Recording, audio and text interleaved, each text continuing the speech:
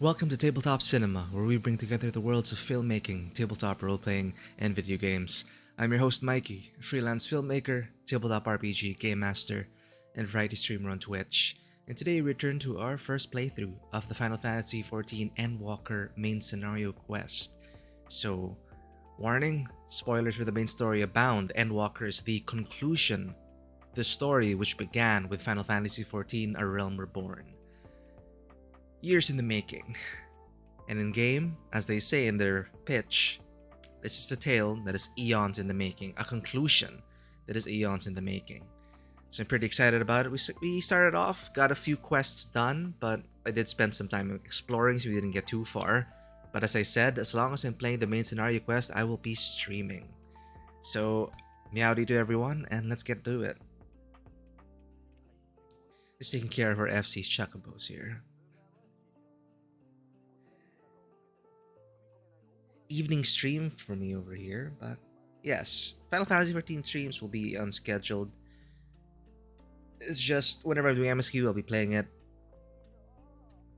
mostly for posterity as well, and to give my thoughts on, well, the conclusion of this epic story. I love it. I love Final Fantasy XIV.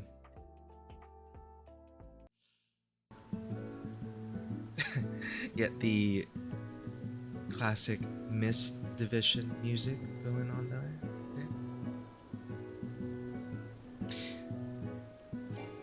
Okay, I already fed a cracker root. Got it. Off stream, after the last episode, I ended up picking up a Reaper just I wanted to try it out. And it's pretty interesting. Even it's just a 70-year rotation, you already have a lot going for it. And I already kind of figured out, well, I haven't figured out the most optimal rotation, but I was just having fun with it, doing the striking dummy. I'll basically be trying out the Reaper and Sage off stream, but MSQ is where it's at for me right now. But I couldn't resist. It's just a cool aesthetic for me. Super edgy, super awesome. Oh, that's the 80 dummy. I can't even hit that properly. It's the 50 dummy. So we have this thing Soul Slice. I guess you kind of begin with this, right? Which immediately gets you to your positionals. Which makes the other positional stronger. We're actually supposed to do this, actually. That's the sign. You'll see this debuff on everyone. You'll see a ton of these debuffs because everyone's playing a Reaper now in some zones. You can have an Enavant style just dash forward. Even faster than Enavant, I think. Farther than Enavant. It's super cool.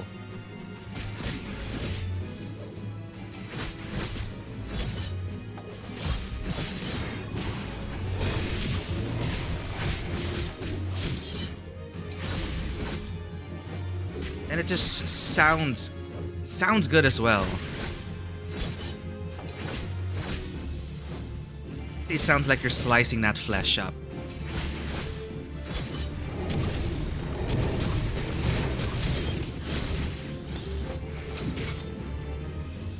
Anyway, I'll be enjoying the Reaper after the MSQ. And the Sage, actually. I actually never mained a healer. My main's actually a Machinist.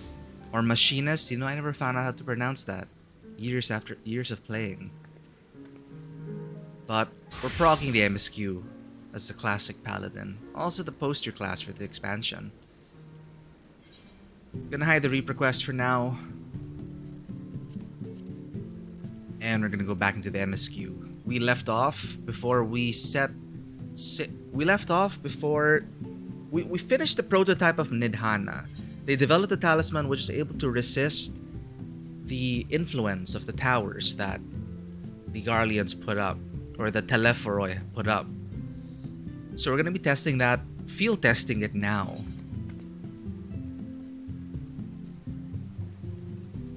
Friend in my SC was saying that the Reaper quest may actually contain some interesting lore bits for Ilsapard, which is where we are right now, apparently.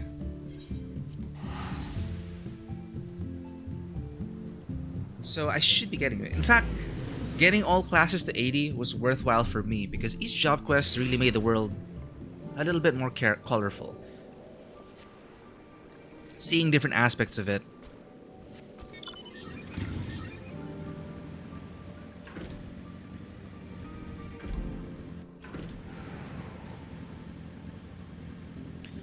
So this motorcycle may not exactly suit my aesthetic right now, but it is the faster mount. Check this out. I'm going to overtake this doggo.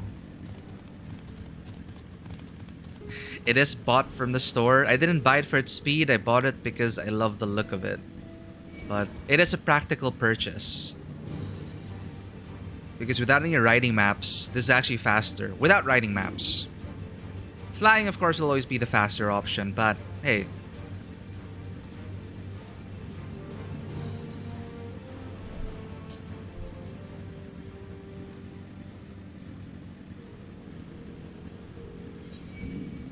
So Zainuha has a sack of giant skull for you.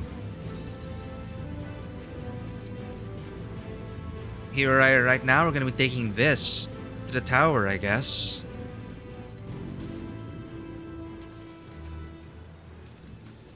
The queue this afternoon had like thousands of people, but tonight wasn't so bad. Like 30 people in queue as normal. The satrap has gained you the use of this boat. May it serve you well. This is a rather fine boat than I had expected, but I won't complain. It is an interesting boat. All that remains is to board and be on our way. Oh, and if I should become corrupted, do not stay your hand. Of course I pray it does not come to that, but you must protect yourself. Other alchemists can fulfill my role, but you and your blessings are one of a kind, and perhaps our only hope for toppling this tower. For all our sakes, do not hesitate to do what must be done, whatever that may be. Well, the longer I draw this out, the more nervous I become. Let's be off. Head to the Tower of Zot. With Didhana? Yes.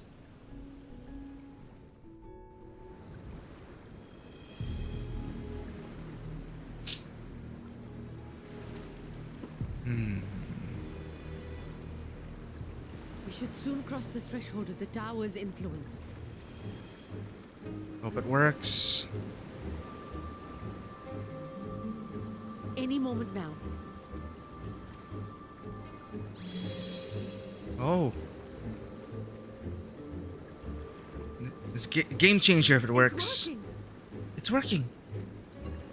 And you are still yourself? Then I'd like to see how it fares closer to the tower if we could. For science.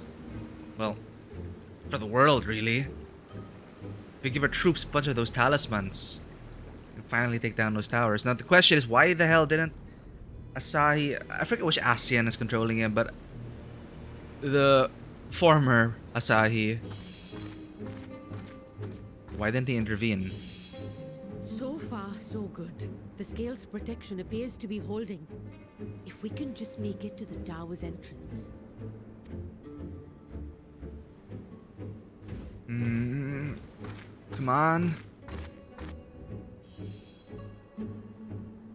Maybe it should be a bit closer to Nidhana. A few more steps. Just in case, you know.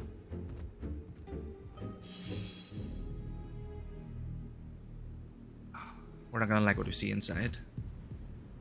Praise be to the sisters, we made it! And the Scale has proven itself to be everything we hoped it would be. Oh man, I have such a bad feeling about this. Now we can focus on production. Once we've equipped and returned with an entire survey team, this menace will soon give up its secrets.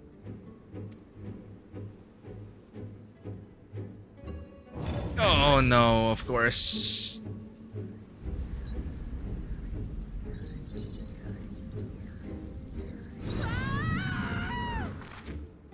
I was worried something was like gonna stab her in the back, but I guess that's just as bad. Okay, now it's our turn to go inside. Ferdola and Arenvald already saw this, but here we are.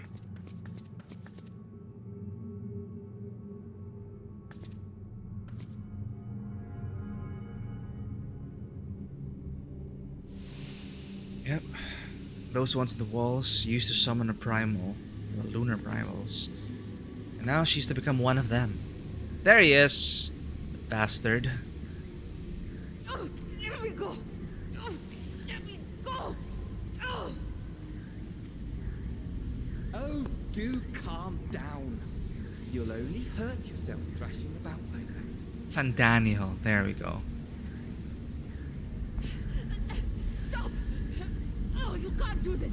Please. My question is if it kills them. Come on, you're a machinist!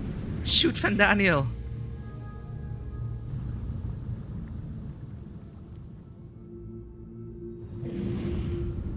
Ooh. I really hope that doesn't mean they're... I hope they're... are they dead? Pikachu face.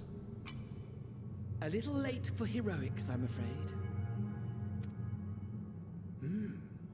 The similarities are striking. You mentioned someone tried to craft something like this before.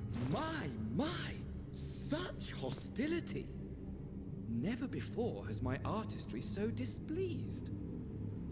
Oh, shut up. My patrons of old would have positively squealed in delight, though, between you and me, I find gushing praise exhausting.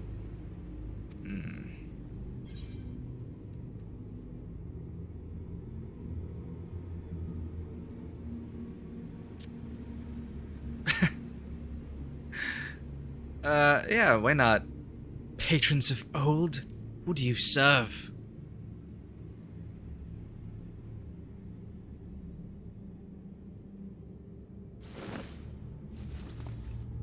Oh, he just chucked it Star Wars style.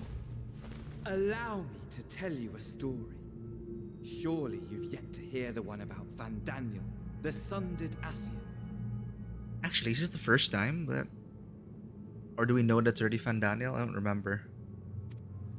Well, backstory time. The position and the soul of the Fandaniel who sat on the convocation in the time of the final days, theoretically speaking. Theoretically.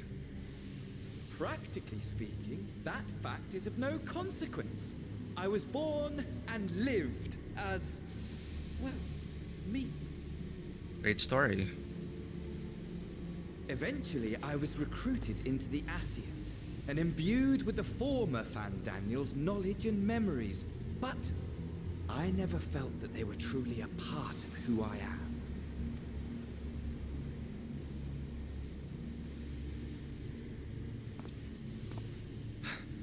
How to explain? Perhaps if I told you who I was before my Ascian embrace, although that chapter too is a past I've long since discarded. Oh. So the Ascians can quote-unquote embrace people? Turn them into an Ascian? I have it on good authority you've poked your nose into an Allegan ruin or two. Yes? Yes? He's generous providing us a story. I'd like to know. I expect you've heard of me. The old me. Oh, yes!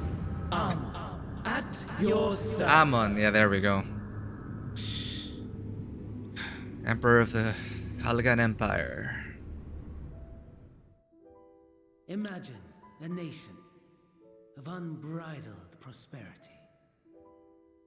Every need met, day after day of unbroken, unshakable peace. Existence fulfilled.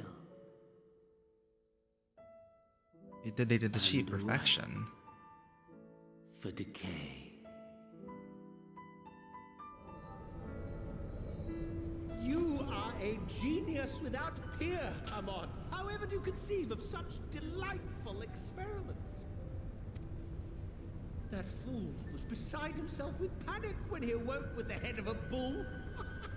Even his cries for help emerged as so much guttural lowing. Head of a bull. Right.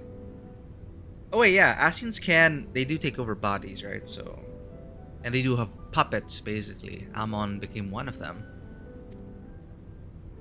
Oh, the memory of it. My poor sides. My friends and I were so consumed by laughter we struggled to breathe. Jeez. No more than entertainment for bored wastrels ignorant of its worth. My all-consuming work. But it was not their only indulgence.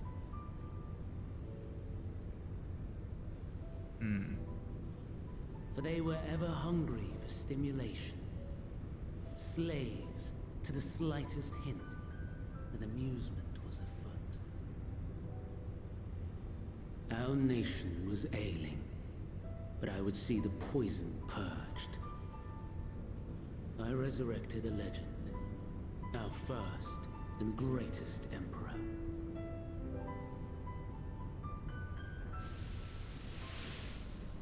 And just as I had planned, he set our wayward empire back on the path of conquest. An inexhaustible ambition carried us onwards, always onwards. Yet, he who delivered to us such glory was not to be satisfied. Heed me, Armon.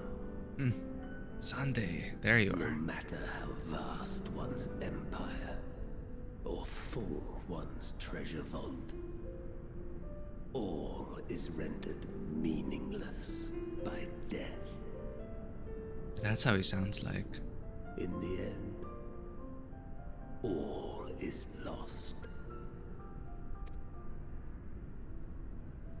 Man. You know as well as I that the Emperor stands to lose this war. And so I have come to claim you. Him itself claimed them. For while your methods leave something to be desired, we cannot deny the results of your work. And as fortune would have it, the seat of Fandaniel, your rightful seat, lies vacant and waiting. Take your place amongst your peers, rather than die a pointless death amidst the ashes of your doomed nation. Send one of your clones to the Crystal Tower that you might see for yourself. Right, See they do what have lies clones. ahead.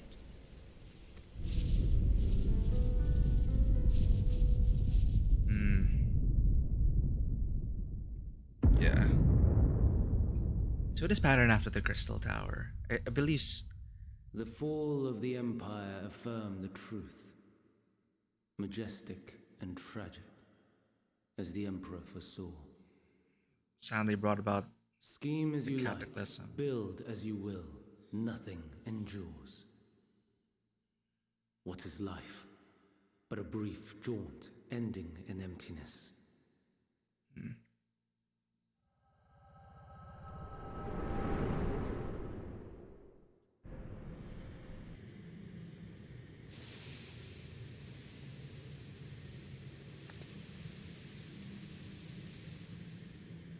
I swear, that echo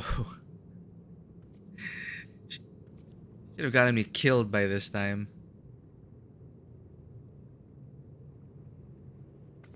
So easily distracted. Why, I almost left without saying farewell. As for your friend, you needn't worry. These pawns are far more useful to me alive as fuel for the primals. If you attempt to pull them free, they will die. So, enjoy tackling that conundrum with your comrades. We shall meet again! Not in one of these minor spires, oh no, but somewhere more suitably grandiose. Your favorite playmate is ever so eager to see. Freaking hate that pair. Why don't they just kill me already? It's all a game to them.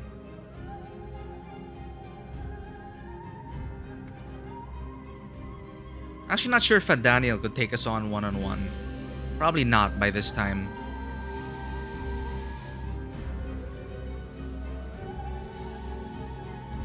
with so much influence and power and so much at his beck and call. He could easily just stop our plans now, but they don't. Is it because we're necessary to help bring about the end, that this clash, this war, or can't they just overwhelm us? Instead, they make it like a... I get some stage play, and we're all here to play a role. I don't know. So far, I'm not usually a fan of... It's not villains failing because they're incompetent or their deliberate choices to keep the heroes alive. I'm not usually a fan of that, but I guess this is a kind of villain. I shouldn't be looking at them as that kind of villain. You know, with quote-unquote human reasons. Well, no, actually, where Fandaniel came from, and considering who he is with its slight introduction, it's too early to tell. Let's see. Maybe they'll grow on me. I'm hoping. These two just weren't my favorite part of the MSQ by far. That is Xenos and Fandaniel. Ah, you returned. But where is Mistress Nidhana? Well, shit. Manusia preserve. Just when we had succeeded in making the talisman. At least we know how to make the talisman now. I must report this at once. Meanwhile, please return to the great work. See, the fact that Fandaniel let us continue on with the research, we could have easily stopped it in its tracks. That provided us an actual chance to defeat these towers. I just don't understand why some villains would do that or let that happen. Maybe it's because, yeah, a fight is necessary, a war is necessary, or something to that level of a catastrophe that has to happen for the world to end and the rejoining to commence. But, I don't know.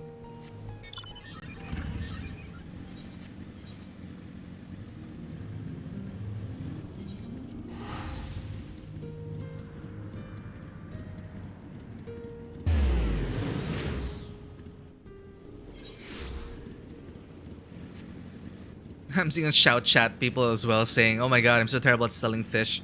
Remember last week? Sorry, not even last week. Well, it was last week, but I couldn't sell any of the fishes. It's horrible. Hey, Orianshi. I remember talking to Orianshi already. Thy demeanor bespeaketh consternation, Karen.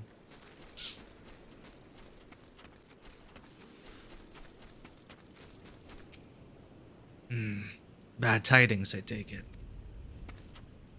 Bad tidings indeed.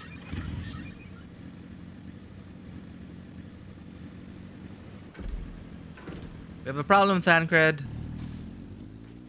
Something's gone awry, hasn't it? What happened? So it was Fandaniel after all. That damn bastard. I'm sure you wanted to do more, but you were right to return here first. We must tread warily lest we endanger Nidhana and the other captives.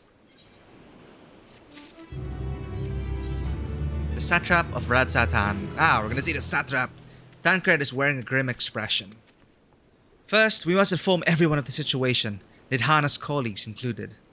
I'll call them together for a gathering, but I think it would be best if you were the one to explain.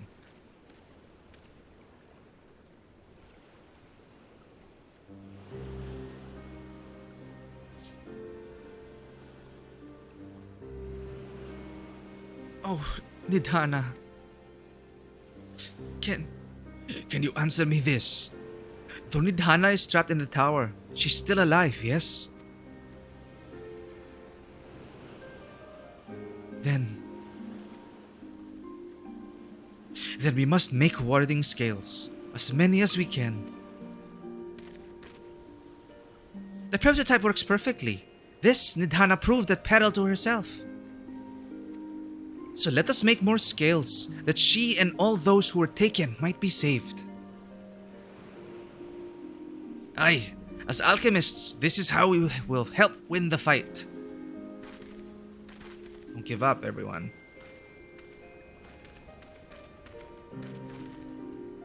My friends, the satrap has been made aware of the tragedy. He offers his heartfelt condolences and reiterates his pledge to provide you with all that you require. To that end, he bade me give you this link pearl, that he might personally discuss the production of the warding skills with you. Ooh, direct line to the satrap.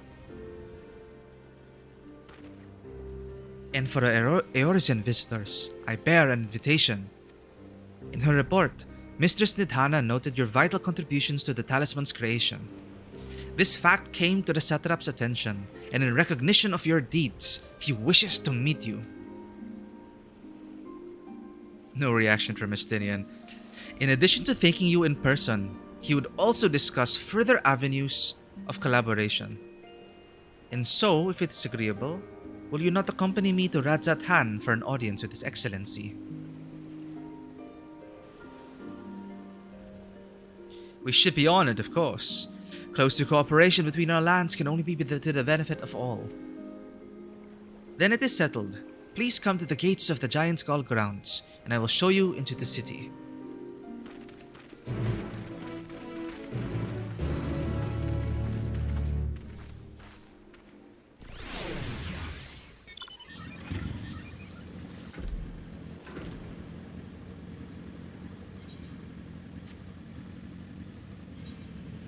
Who's in charge now?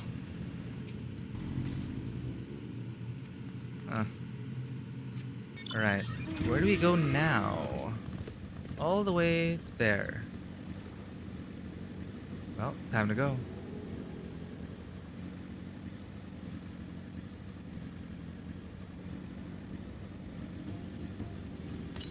Let's check for aether currents as well. In the east, we haven't found a way down here yet. I think we have to go through the city. There's like an invisible an invisible wall preventing us from jumping down there.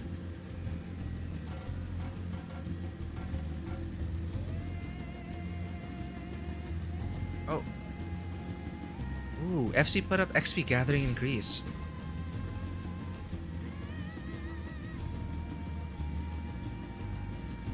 Alright, we can't go down this way. We go the long way around. Crap.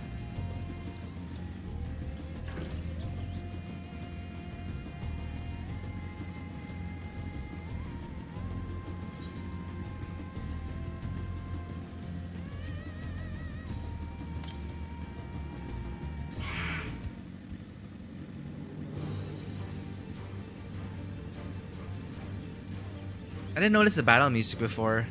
It sounds a bit more classic FF. I will miss the guitar riffs from Shadowbringers. That was jarring at first for me, the Shadowbringer soundtrack, but I grew to love it.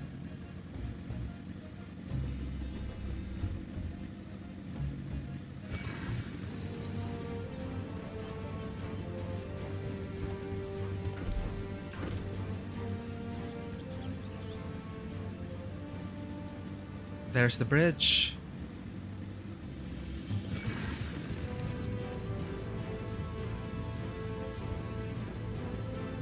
No time for you, Jamel.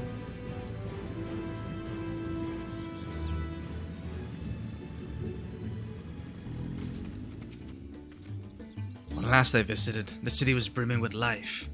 I expect the tower has dampened the mood somewhat.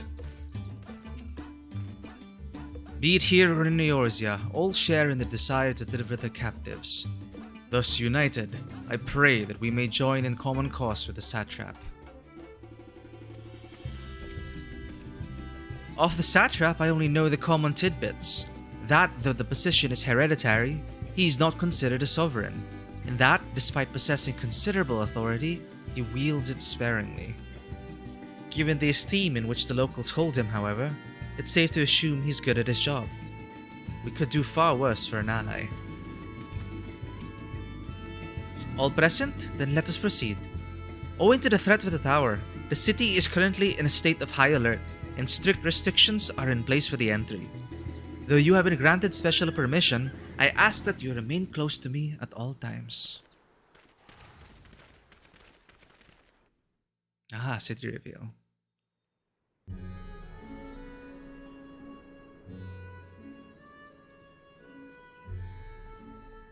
A vast rock squats upon Thavnair, and to its stony surface clings the city of Rads-at-Han.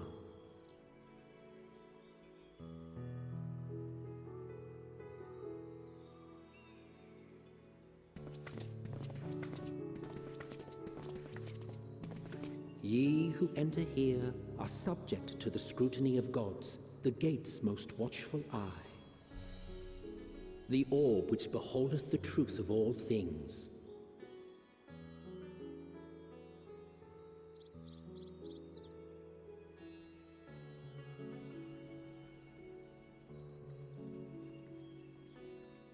Pass beneath its hot and piercing gaze, bearing down like a second midday sun.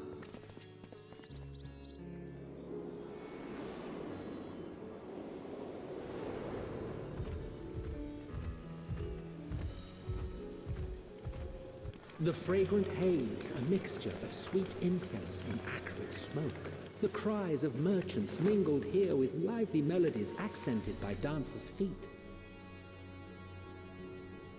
Colorful. Travelers seduced by vivid sound and colors were once swallowed up by patchwork streets.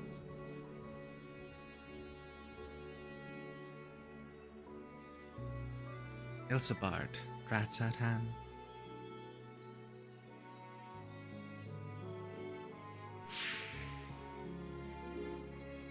But no such scenes to savor now. To what somber present does that divine eye bear witness?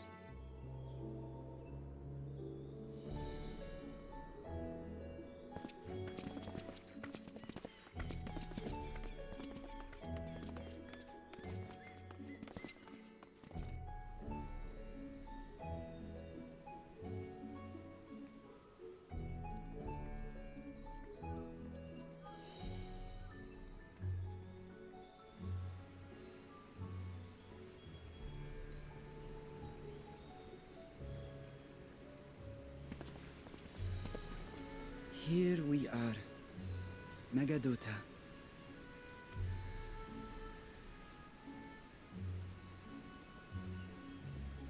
It seems a shame to bring you here directly. Under normal circumstances, it would have been my pleasure to show you the sights. And it would have been our pleasure to see them. Alas, it seems our tour of the city will have to wait. I'm afraid so. Come, we should head inside.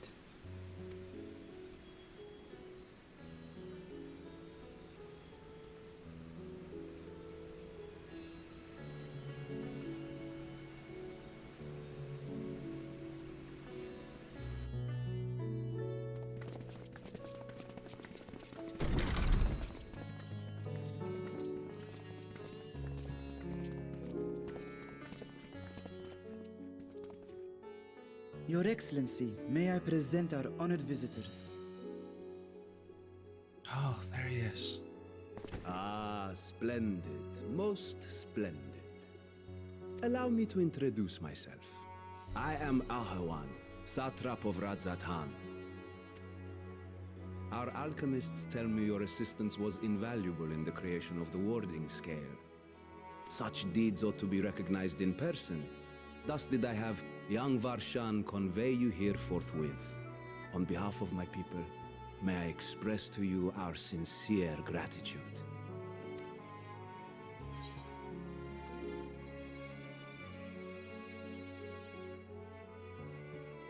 But did Hana? She was taken.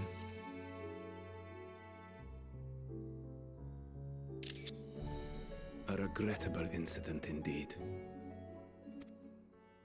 Her colleagues insist that we honor her wishes and trust in the talisman, that it will be instrumental in saving Nadana and the others. I am eager to hear your opinion on the matter, so let us not stand on ceremony. Come, sit. I think not. Why? This charade has gone on long enough. Show yourself. How does he know? Forgive me, but were you expecting musicians, perhaps? Was it a dragon? There are no performers waiting in the wings at present, but arrangements could be made if you'd prefer. Nay. Yeah, We there we have go. the right of it. The time for artifice is past. Raise the curtain. Dragoon. As you wish.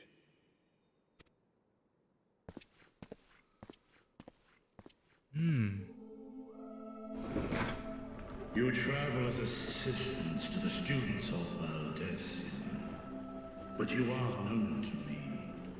So awesome.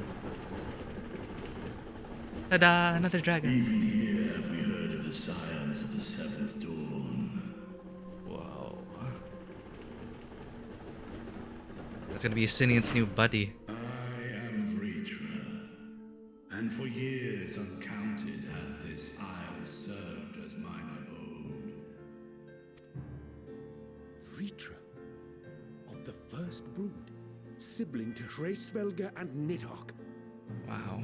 I, mine elder brothers, of Midgard's former spawn, I was last to hatch. Well, isn't this a surprise? We were told Radzat Han had an alliance with a dragon. Not that a great worm sat in the satrap's own hall. A necessary subterfuge, as the true tale of our nation history illustrates most effectively. In the beginning, the rock upon which our city is built was home to Vitra, and Vitra alone. In time, the ancestors of the Matanga came to the island and established a foothold. But never did they dare disturb the worm's lair. Next to arrive were the Aura. Adopting the example of their Akasodra allies, they too treated Vitra with reverence and respect.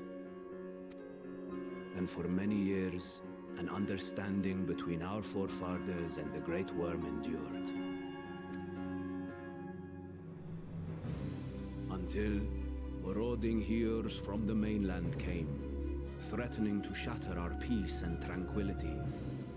When it seemed all would be drowned in blood, Vitra himself came forth and quelled the rising conflict. A peaceful accord was reached, and oaths sworn in Vitra's name. Thus began the dragon's governance of the fledgling state, which was to grow into Radzat Han. But if Vritra is still here, then your position as satrap is just... A charade, yes. And one which my family has performed faithfully for generations. Many envy the great worms their power. Were it known that I ruled here, then the fires of war would burn without end. Shadow, hey, how's it going? Just a chill stream today. I'll be streaming the main scenario quest whenever I'm playing it. So, playing it tonight. I have time tonight. So, just getting into it. Just revealed that a dragon span everything. Huge spoilers, though. Again, this is huge spoilers for Endwalker. I'm not sure if you're ever going to be getting into Final Fantasy XIV, but that's how it's going. Yeah, this is the main scenario quest, so it's going to be... man. Well, if you don't care about spoilers, then... welcome, but... Again, warning, we're getting huge spoilers here. How am I? Well, I'm feeling that I'm not as young as I used to be. Just recovering from a night of drinking yesterday. I could have been playing earlier, but I had to take a nap. So I'm playing starting the evening, playing quite late. But yeah, I'm doing okay. How have you been doing? Well, if you're in Final Fantasy and if you're in the North American data centers, one of the North American data centers, I'm here. I'm loving Endwalker so far, even though we've only done a few quests. But again, right now is a major, like huge, massive spoiler. If that is alright. But this has actually a huge... Well, I mean... Wow. Finally met Vitra. I'm not sure how they pronounce his name. But yeah, one of the highlights for me in Final Fantasy XIV is the story.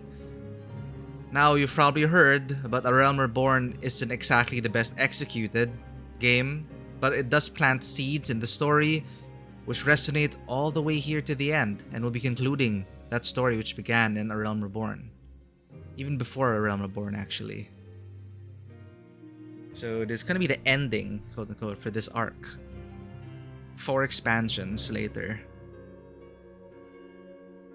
So Vritra has just revealed himself as the actual ruler of this city.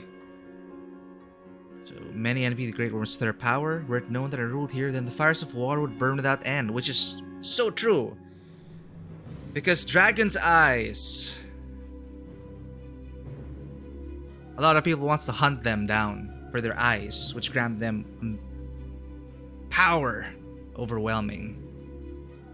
Why we were able to discover him was because Estinian, the former Azure Dragoon, whose specialty was to kill and hunt the biggest dragons, is with our party. But a lot of stuff happened in Heavensward onwards, and we're here now, and this guy could be a potential ally. I would not be the flame which consumeth my people. Those few who joined me in laying our country's foundations were, perforce, sworn to secrecy. Your eye. It was taken. There we go. That's a big question. Oh, who has it? 'Tis here. Oh, Buried within the semblance of flesh. no wonder this kid was sus. And why the satrap was just letting this kid roam around. Thanks for checking in, Shadow, and thanks for lurking. Hope to see you in Final Fantasy XIV soon, if ever. And thank you so much for extending your subscription. If you notice, there's a bunch of other stuff now. I got a bunch of emotes of my cats. So thank you. I'll just say hello there. Thank you so much for that. So, since you continue your subscription, you have access to these emotes. Just a little fun to have. Just to make it a bit more worthwhile. But thank you again. Take care. I'll just be here playing the MSQ for a long time. Until I drop. That's what I said in my tweet. Because I really want to get through the main scenario quest. So take care, Shadow, again. Thanks for dropping by and thanks for that subscription. See you around. Yeah, we are gonna meme together soon. Go ahead. Get some of your guildmates to join as well. Or if you don't have an FC, it's gonna be fun. There we go. Those are all the emotes so far.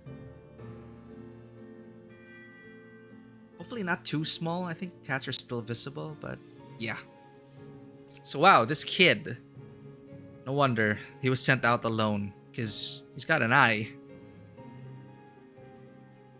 You don't mess with him. The body before thee is but a simulacrum, constructed by the finest artisans of Razatan. Ha!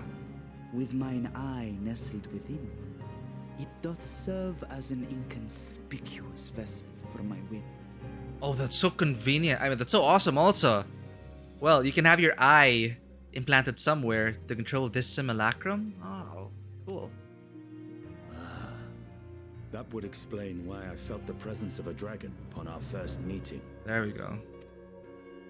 I am woven with words fashioned to deceive such arcane senses. Not too Estinian. Though 'twas short-lived, it seemeth thy fusion with my brother hath left thee much altered. Estinian warm blood. And I really loved that there was that tension indeed. Like, he knew that this was Estinian, but I guess wasn't sure if he was here to kill Vitra or not.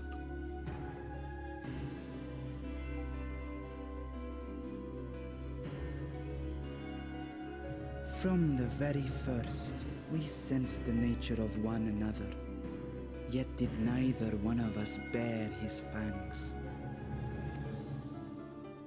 Hell yeah. That is all I need know of thee for now.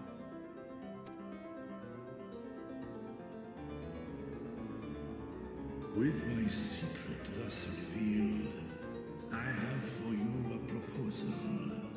Not as a word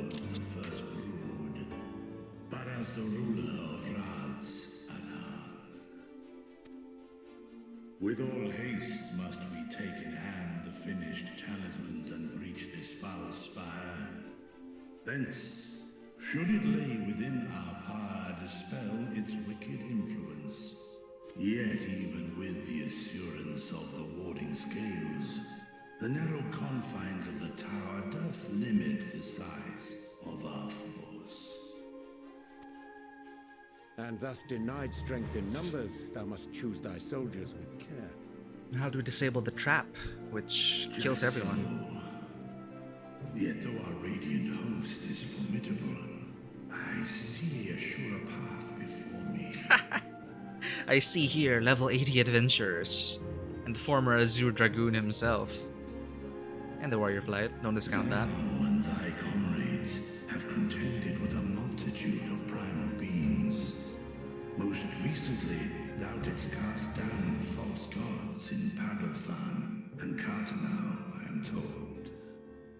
'Tis upon that strength I would call. The Scions have proven themselves the most capable, and I ask that you serve as the tip of our spear. Talismans would, of course, be provided for each of thy companions. And should you agree to this undertaking, more will be provided to make use of as you see fit. There's no denying it's a dangerous proposition, but the rewards may far outweigh the risk. Just think of what we might accomplish if we could equip all our allies with warding scales. I worry, however, that even the four of us may be too few for what you have in mind. Might we regroup with our friends first to discuss the matter? 'Tis no trifling task that I have laid before you. Go, steel your hearts and hone your plans. Such time as you require shall be spent in crafting your protective charms. It seems a quick trip back to Sharlayan is in order. We're going back to Shard. Oh, you're right. We have the second half of the MSQ. Oh, with the second half of the... Oh, huh? Wilt thou not lend thine aid? Oh, why are you just leaving? You're practically brothers. Whether your request be made as a great worm or the ruler of Rads at Han, I see no reason to refuse. Oh. Nor will I. Yeah, it's like, you go back. I'm gonna do work. I am in thy debt.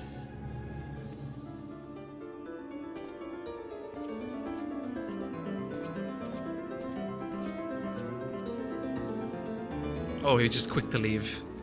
How rude, Stinian. Rude to be cool. My apologies, given that the city is currently in a state of alert, I cannot let you proceed past this point. No, but that guy went through. Probably finished the MSQ already. That we should encounter one of the first brood in such a circumstance. That is awesome. If our course of action is decided, let's not tarry. Look at this bunny. Just leaning like that. Like her glam.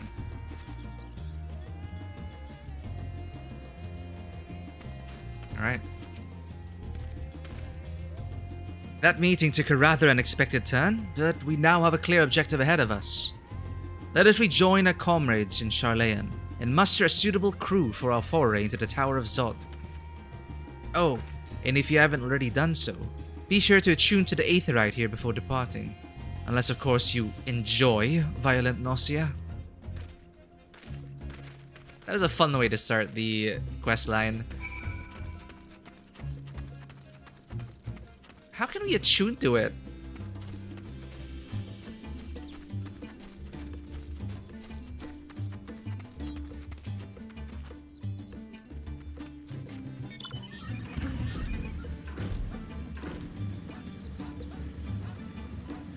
Well, I can't attune to it because I can't get down there yet.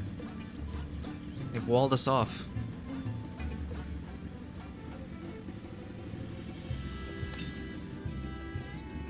Yep, we're pretty much locked for now, so we gotta go back to the main hall. Oh, that's expensive.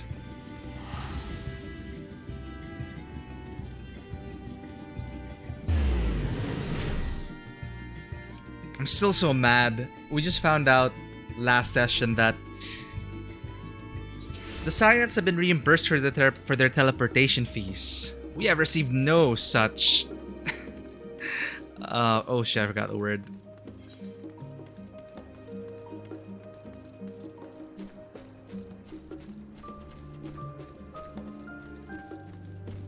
Okay, we're here.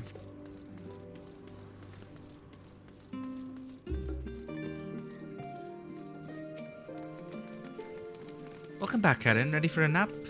Not right now. Thank you.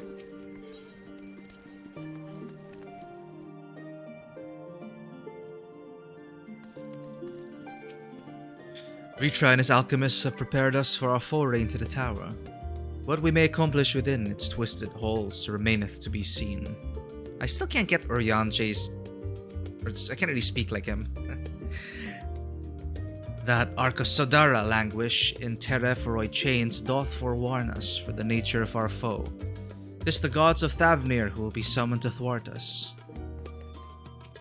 The conflict between Nidhogg and I is in the past, and though they were brothers, it has no bearing on my view of Vitra. Above all else, he is a leader of men, not an enemy. He would hardly dedicate his life to this endeavor if he bore our kind any ill will. Yeah, it seems like a very good guy. Like a dragon. Just as I was getting used to the balmy Thavnair, we're back in chilly Sharlayan. Take care not to catch your death, eh? We need you for the battles to come. Now then, your investigation here remains, but when that's over, we can take stock of all the developments and discoveries. I returned by way of Kit's experimental aetherite, yet I must say it was far less taxing than our first attempt, and apparently we need only ask if we wish to use it again.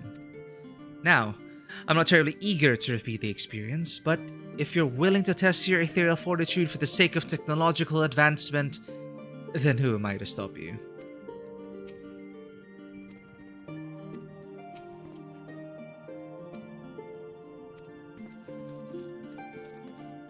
Alright.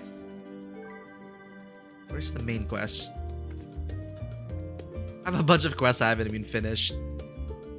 Oh, I should have turned this in already. God. Alright.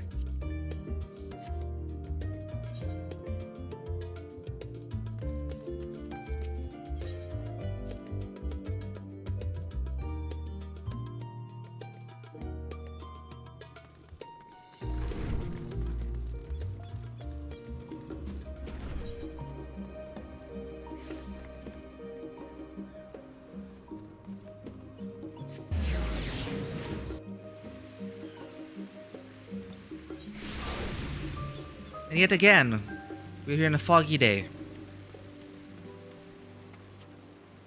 Is she like dressed to be like a student here?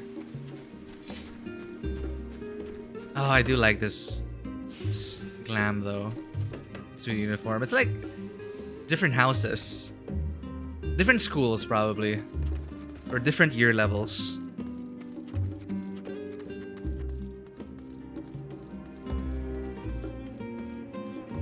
Another person leaning over there. Alright, Kryl. My directions were easy enough to follow, I hope. In any case, you stand now before the doors of Numenon, Sharlayan's grandest collection of books and tomes. This building is actually only an entrance, and one of many at that, for the archives of Numenon extend deep beneath the surface like the roots of a tree. The vast halls of the Great Gubal Library pale in comparison to Numenon's endless ways. Ways? Well, you'll need ways to navigate this maze of subterranean chambers. Any citizens of Sharlayan is free to enter and peruse its shelves. Well, most of its shelves. Only Archons are afforded access to certain restricted vaults. I've dispatched Y'shtola and Raha to investigate those. Interesting how she calls... because she's known... I guess Raha is more of her... You know, one of her peers. Probably... a fellow student about... Well, no. I'm just wondering why she doesn't call Y'shtola Shtola, but she calls Graha Raha already. I guess they go way back, I guess. The more familiar you are with that Myriad companion, the more acceptable it is to use their just Shtola or Raha. I've only heard Yshtola's sister call her Shtola. Or the Tancred also, I don't remember. Anyway. Meanwhile, Alize and Alfino will help me continue my research through the stacks open to the general public. Your status presents more of a problem. As a non-citizen, you are only permitted to browse the first floor here at the entrance. Even so, there should be a number of books which touch upon Sharlayan history or foreign policy. Your task will be to find and study the relevant publications. I promise you, a working knowledge of those subjects will make it far easier to spot the sort of clues we're looking for. Let us be about it, shall we? I've told the others to meet us at the stone benches over there. Once you've found some promising tomes, happy reading.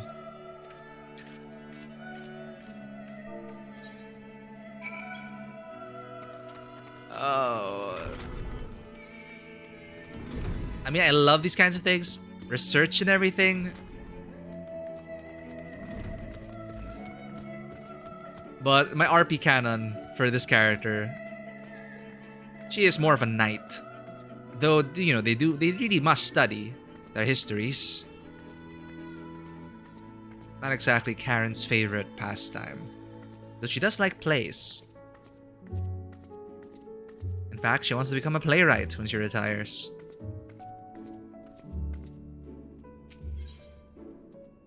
The faded title on the spine reads, Stewards of Wisdom. Read the book? Yes.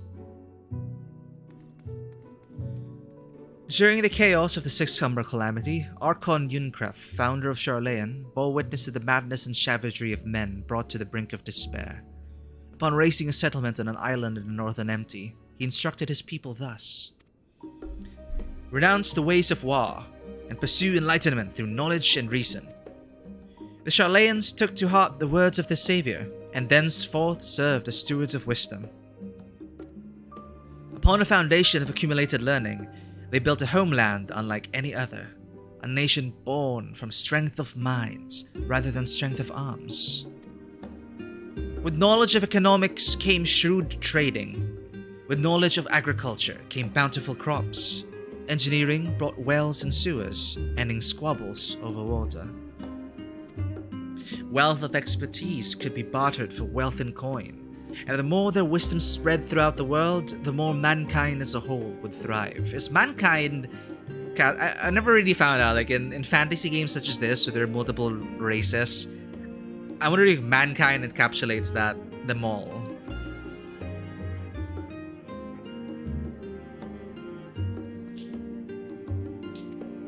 And so it was that no matter the trials and tribulations of the age, the citizens of Sharlayan would live by their founder's teachings. For the sake of a better tomorrow, for the sake of a brighter star, they would eschew the tools of war, and with knowledge, deliver the world.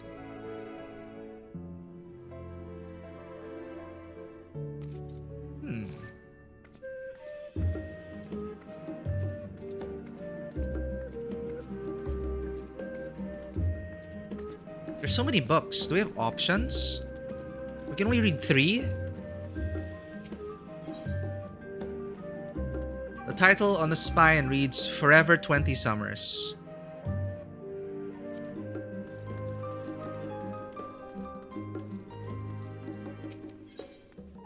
Introduction to the Heavens. Ah, interesting. Read the book. Have you ever gazed at the skies above and contemplated the mysteries contained therein? I speak not of shifting cloud patterns, but of the vastness beyond, of the sun and the twinkling tapestry of the night. Some think the dome above us to be a finite space, yet amongst the leading thinkers of our age, one scholar's depiction of a boundless sea of stars has firmly taken root. Alas, this heavenly sea remains an unreachable, unknowable destination. There are few indeed who can explain, in satisfactory detail, why our own star is believed to revolve around the sun. It was the technologists of Alag who came closest to understanding the laws which govern that starry abyss. It was they who launched Dalamud, and sought to expand beyond our earthbound existence. Having read of their ancient ambitions, I wonder, has your interest in this field of study waxed or waned? What if I were to tell you that the eternal constellations were arranged differently in the distant past, that their positions continue to shift almost imperceptibly but measurably as we journey into the future? Would it shock you to learn that the stars drift further and further apart and may indeed do so forever? Are you eager to learn more? What a tease! This book is on the wrong subject. Search for works which contain details on the forum or mention the history of Sharlayan. Oh, sorry, Kryle. So if the book's not appropriate to a research, it's not gonna... I'm gonna read everything then. Forever 20 Summers. It sounds like a romance novel. My beloved seekers of knowledge, have you ever put learning before your health and neglected to feed and rest your body as you should? I too once engaged in such foolish practices, but one night, engrossed in philosophical study, I had an epiphany. For all the world's mysteries that drive us to reckless abandon, we have so very few years to live. We have so very few years of life in which to achieve our goals. Thus do I share with you this mantra. I am forever 20 summers young. Forever 21. The number itself is unimportant. You could be 19, or 23, or 40. Whatever age you are when you discover this manual, let that be the age you aspire to remain. Through mindful, healthy living, will you extend the time available to spend upon your chosen research. Another day, another moon, another summer to grasp the greater truths you pursue. In the pages that follow, we will explore the secrets of maintaining one's physical condition from biological, ethereological, and arcane viewpoint. It's a workout book. This book is on the wrong subject. Come on, I'm reading everything. But look at that. Ooh, so many levels.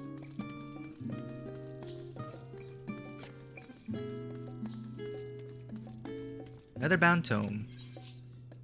The voice of a growing city.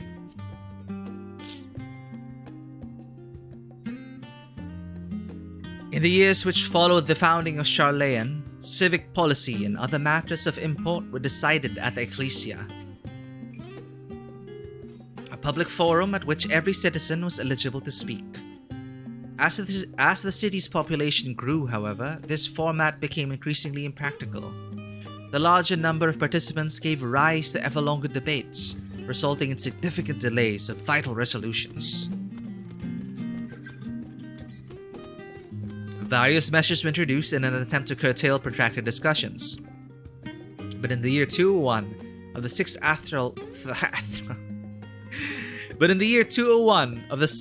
astral era, it is ultimately decreed that Sharlayan would transition to a new form of governance. The nation would now be led by a body of 99 members, citizens chosen from amongst their peers by means of a nationwide vote.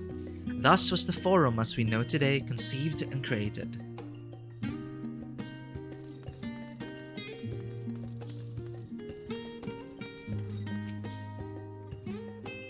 I am rather in the middle of something, so if you wouldn't mind leaving me to my research, thank you.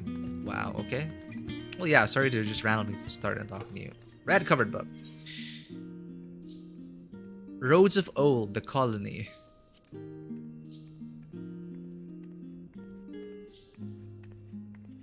Many years ago, on the banks of the Thaliak in the Dravanian hinterlands, a Sharlayan colony once thrived.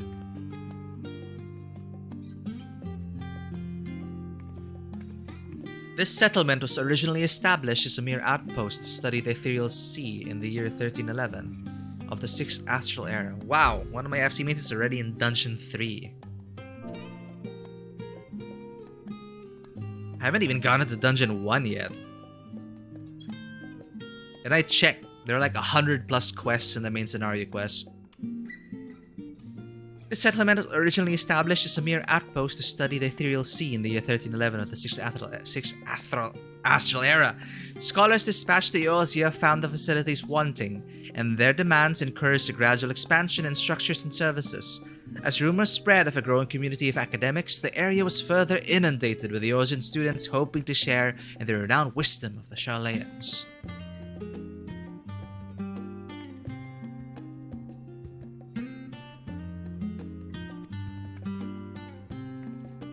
"50 years later, the Forum passed a motion to recognize what had become a flourishing town as an official Sharlayan colony.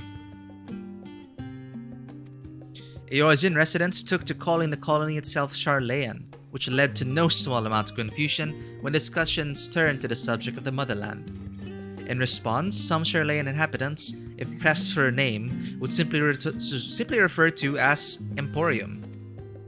Following the Great Exodus, however, goblins and treasure hunters claimed for themselves a corner of the abandoned colony and gave it yet another name, Idleshire.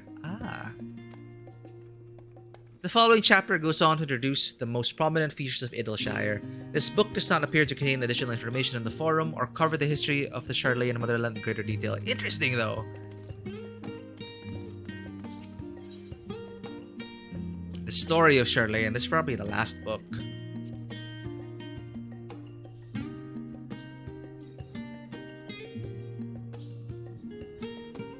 Long, long ago, on an island in the Northern Sea, there lived a Rogadin man by the name of Yunkref.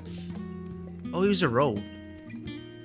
Yunkref was a student of astrology, and he divined that a flood of terrifying proportions would soon sweep over the lands of Eosia. So it was that he built a gigantic ship, assembled a crew, and set sail for that imperiled realm. The flood arrived as foretold, and to their horror, the strangely churning waters drove the people towards the ocean. It is there, however, that Yunkref's crew hauled them aboard his ark, but the danger had not passed. A towering wave approached, threatening to smash the vessel to pieces. With only moments to spare, Yunkref wove a mighty spell of teleportation and shifted the entire ship to safety atop Abalathia's spine. Wait, that's a ship, that's the ark. Refugees from the surrounding regions huddled there alongside them, but it was not long before disputes over the dwindling supply of food led to violence and bloodshed. Saddened by the sight, Yunkref gathered his crew, and his grateful passengers, and abandoned the ark to those reddened peaks. They journeyed to the coast where they built a new ship, intent upon returning to the northern seas. That's the white and black mages, I think. Was that the time? They landed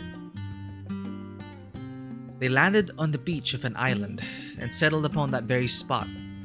That settlement prospered and grew, and in time, it became the city of Sharlayan we live in to this day. You've gathered a fundamental understanding of Sharlayan history and the foundation of the Forum. Head outside to rendezvous and wait your companions.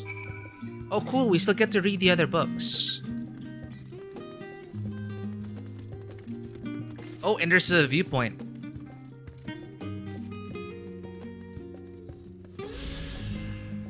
Let's do our with the machinist.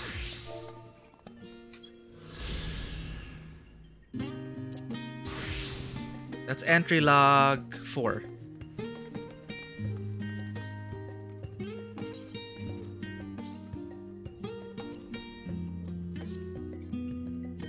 Numenon, the pride of the studium and parent institution of the Great Cabal Library. This massive collection of scrolls and tomes is the largest of its kind. Knowledge from every corner of the world is collected here, and efforts to compile the Bibliotheca Historica, the ultimate repository of wisdom, is an endeavor without end.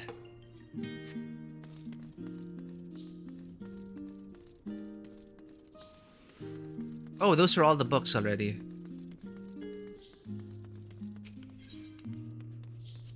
We read this already, right? Yeah, we did. Alright. Reference page. We apologize for the inconvenience, but the reference desk is currently experiencing an unusually high volume of requests. Please stand by until this issue is resolved. Of course. Jajaba. I'm assisting my colleague in his hunt for research materials, specifically a thesis of by Munbrida, but it's difficult to find any one tome in a library of this size. That's why you go to the librarian. But it's down, I guess. The system is down, you can't check for the book. They don't have a manual system.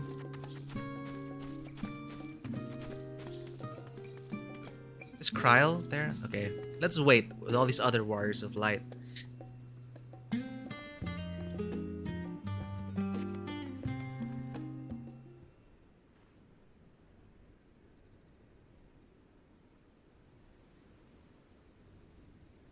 Right, what have we bookworms put together? Sorry, were you waiting long?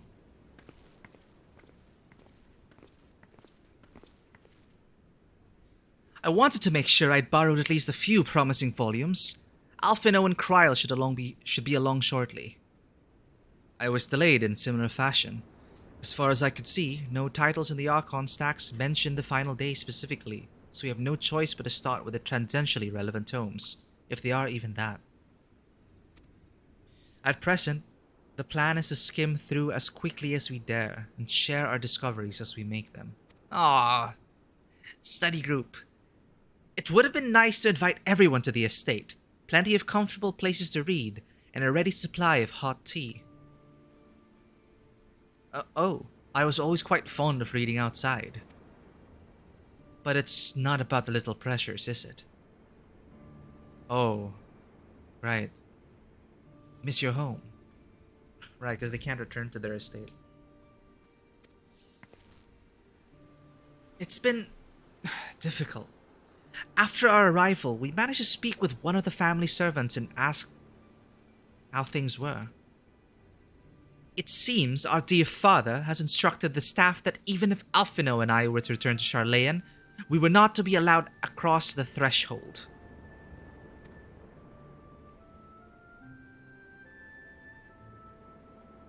A harsh measure indeed. I hope that our efforts to understand this position, and that of the Forum, will perhaps lead to a reconciliation. That's the optimistic version of it. I was thinking that he did that to quote-unquote protect his children from some even larger threat. But it was still a really shitty thing to do. We'll mend this rift one day. I'm certain of it, and Alice, being Alice, will not give up. And what of you, Garaha? Have you been to visit your family? Or do they not live here in the city? Yeah, where did this catboy come from? Tribe of G. Where's the G tribe? Well, my situation is also somewhat complicated. I was raised in Sharlayan, yes, but I was born rather further away.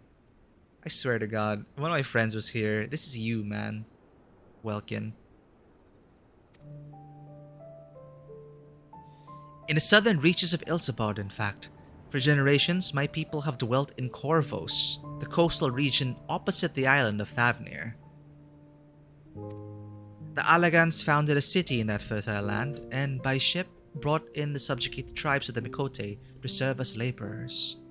Oh, Graha backstory. So, since the time of the Alagans.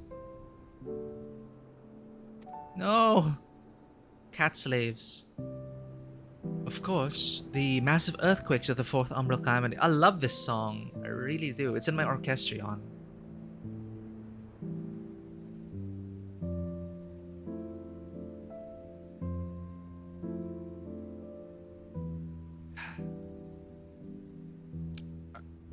I don't recall the name right now of the song, but this is one of my favorites in the whole game. Of course, the massive earthquakes of the Fourth Umbral Calamity brought an end to the Empire's reign. And when the Fifth Calamity froze the sea solid... this is the Mikote story. And when the Fifth Calamity froze the sea solid, many of the tribes still living in Corvos braved the journey back to Eorzea. My ancestors, however, chose to remain, that they might prevent the remnants of Alagan technology from being misused. Isn't Corvos under Garlean rule? For the past 50 years, yes. Some semblance of local culture remains, as is the case for most imperial provinces, but Garlemald renamed the region Locus Amogus. When I was a boy, a nearby town came under the jurisdiction of an illustrious imperial family, the nobles of House Darnus. Wait, Nail? Okay.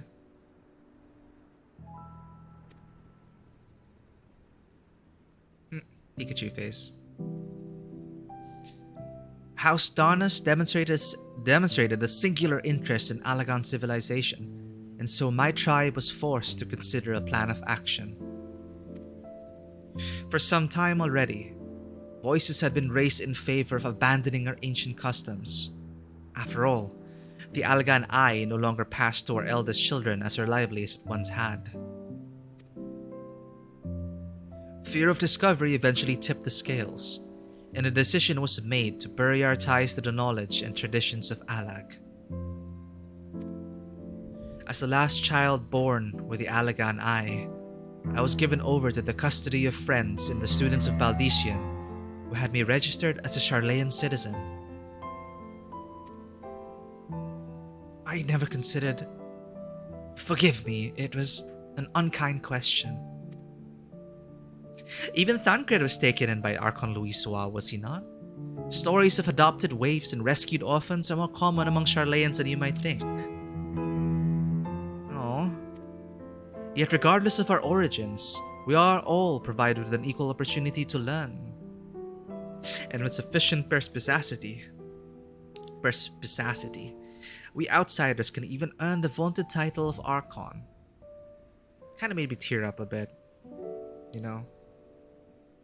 It's always been near and dear to my heart. People getting education they need.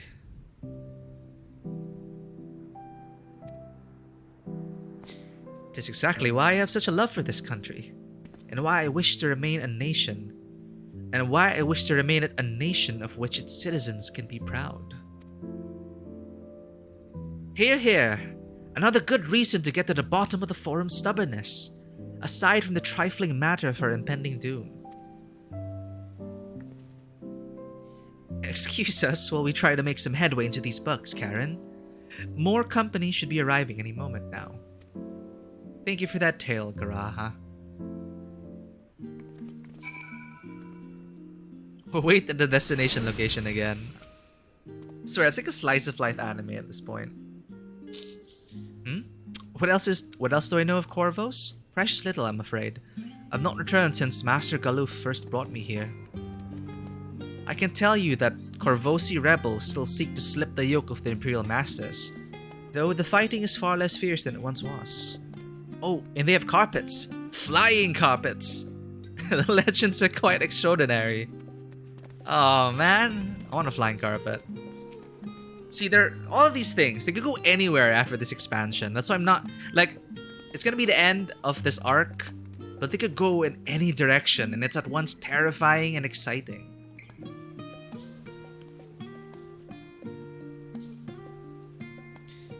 There are others better suited to poring over old history books, so I thought I'd try my luck with more recent events. If I can find anything to better inform the forum's baffling behavior.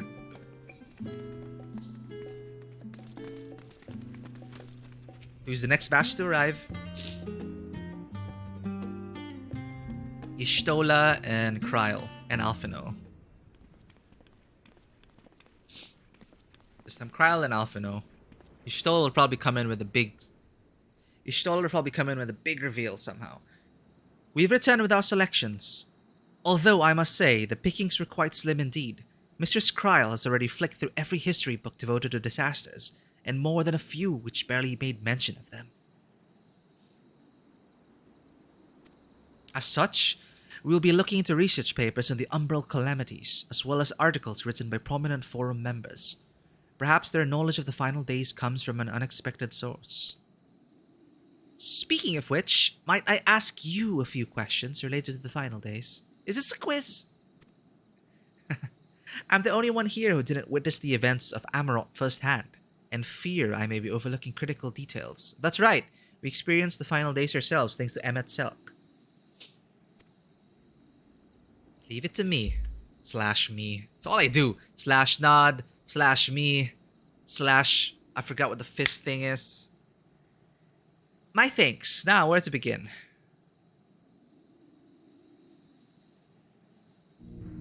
First things first. What kind of phenomena did the ancients encounter as the final days drew nigh? Oh god, it is a quest.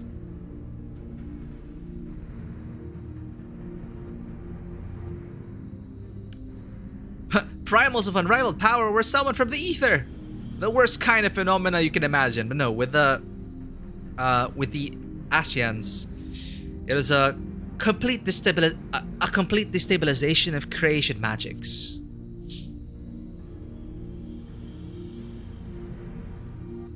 Yes, the unfolding catastrophe wrought havoc on all manner of life.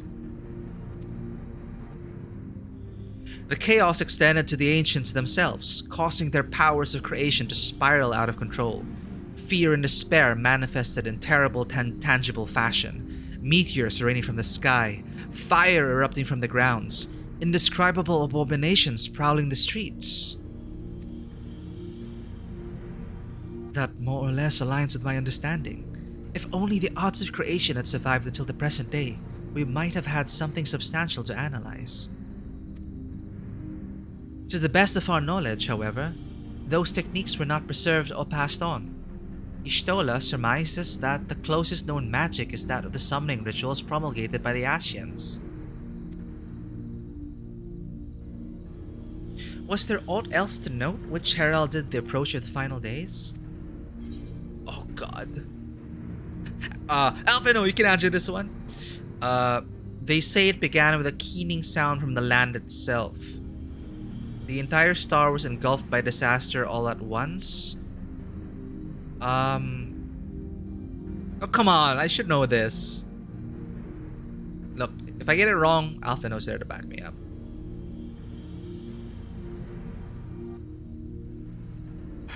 I don't remember what this is a reference to, though. But I have a feeling this may be the right answer. Like... No, because it is with Hydaelyn, and Hydaelyn was there, and then Zodiark. Anyway, they say it began with a keening sound from the land itself. Ah, yes, the Amarotins spoke of it, didn't they? We never did hear the sound ourselves, of course, thrust as we were into the midst of the madness. But it seems that each and every one of the catastrophes was preceded by this ominous noise. Eventually, it resounded all across the star, and not even Amarot was spared. Like a death toll. So the ground was crying out, you say? To be considered the harbinger of doom, it must have been quite distinctive, and probably quite loud.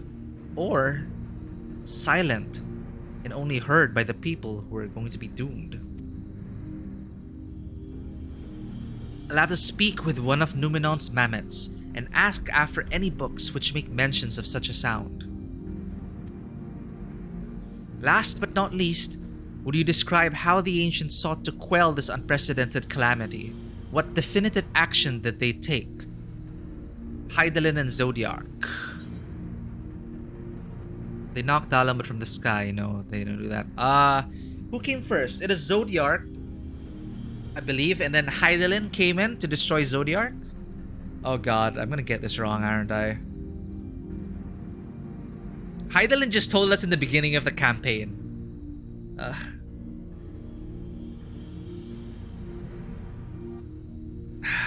think it was they put up Zodiark to stop the calamity, but Zodiark went out of control, so they needed Hydaelyn to balance. Either way, it's Hydaelyn to balance Zodiark, Zodiark to balance Hydaelyn. Let's go with they summoned Zodiark.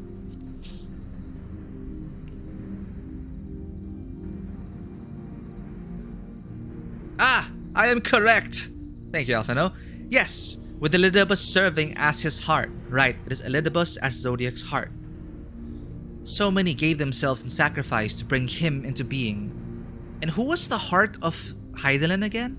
I need to... Okay, maybe Alphino will say. So many gave themselves sacrifice to bring him into being. We do not know exactly how Zodiark brought salvation to the star, only that by his godlike will were the laws of nature set aright. Then, once the balance was redressed, the ancients offered up a further sacrifice to heal the ravages of the final days. Life sprouted anew, and it was these fledgling souls they intended to render unto Zodiark, a trade that would have allowed them to resurrect the shades of loved ones absorbed by the primal. Or might have, had Venat and her followers not manifested their opposition in the form of Hydaelyn. There we go.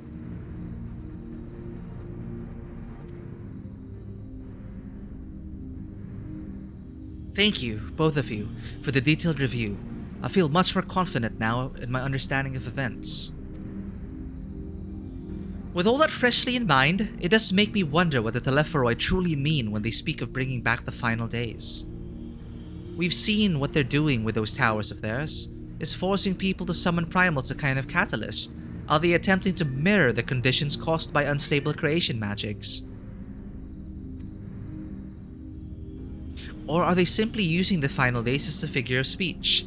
A convenient metaphor for the scale of destruction they plan to unleash? It could be that, right?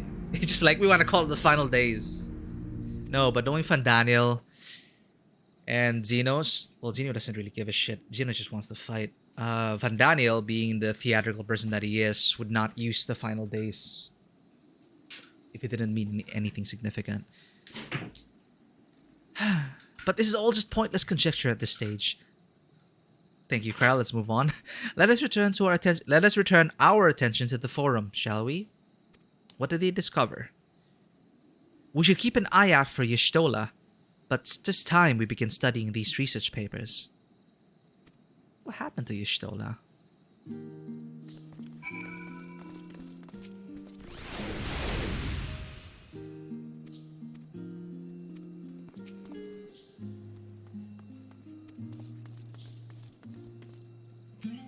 You're not even sitting down. Well, Alice is. It really is comforting to have all these dedicated assistants on hand. Right then, enough chatting, more reading. Yeah, Kryl's always been alone. Like, up to this day, she's a Scion, but she's mostly been on the periphery, and I think this is like the first time she has like the full team. She was also left behind when we went into the first, along with Tataru. So I'm pretty sure she's super excited to have like all the Scions with her now. Many forum members are also researchers and or professors. If they know aught of the final days, then that knowledge might surface in their writing. That is my hope, anyway. Of course, if they really wanted to keep things a secret about the final days, if that is their intent, then they would have hidden or banned these books. So let's see if Y'shtola found anything else.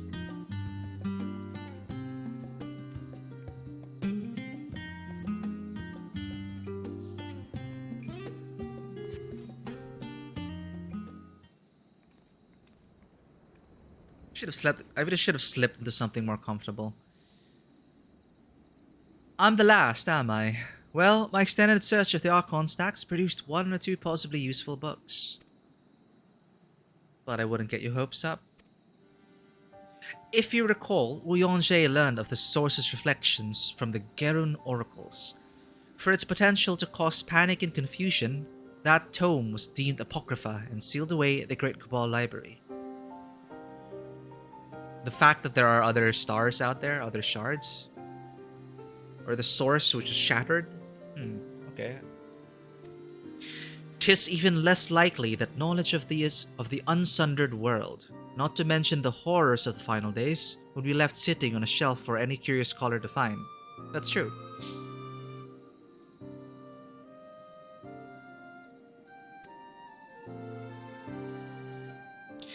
It stands to reason then that my colleagues, be they Archons or Counselors, should perforce be largely ignorant of the subject.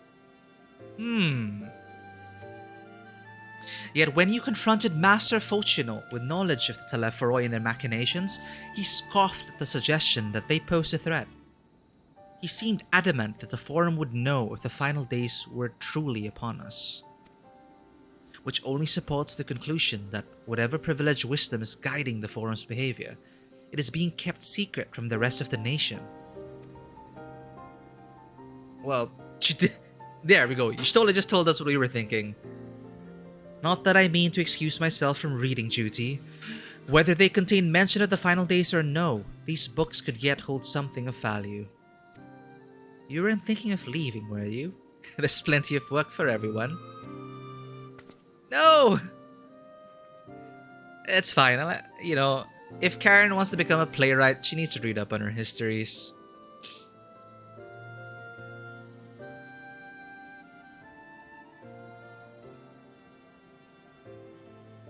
You labor for what feels like an age as Y'shtola's research assistant.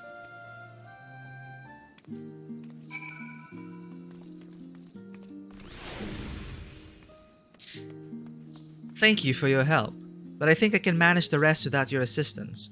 If I were you, I'd steal a few quiet moments for myself.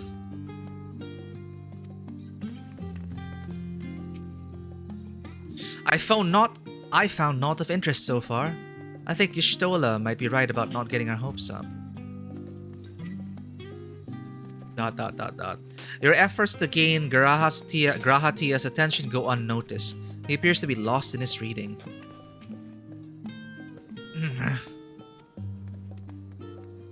He's probably reading about something unrelated, this boy.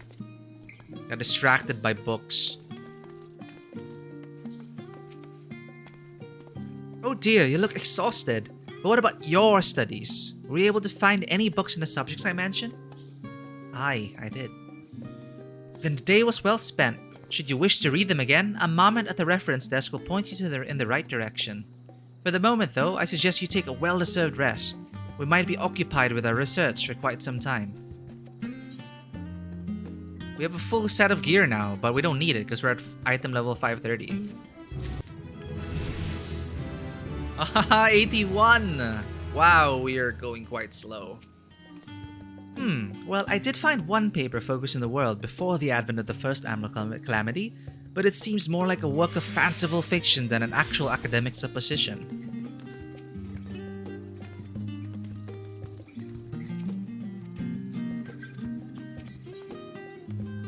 A seat at the last stand. Alice appears in desperate need of a study break. Ready for a tea break, Karen? I know I am. You said tea. I love tea. Okay, let's go. Honestly, my neck and shoulders are going to calcify if I don't stretch my legs and walk around for a bit. You know the last stand down in the harbor, don't you? Come and meet me near the outside tables and I'll treat you to their coffee. It's quite good. Oh, Alice has a crush on us. But it's not gonna be a date, Alice.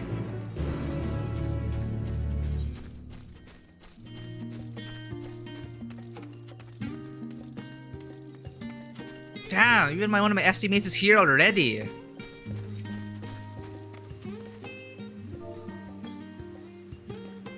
She's in a cutscene though. Maybe we'll see in my chat.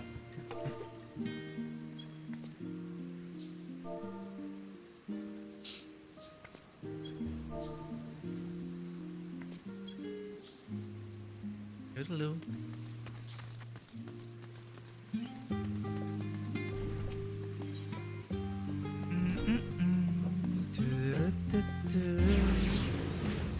Let's slip into something more comfortable, shall we?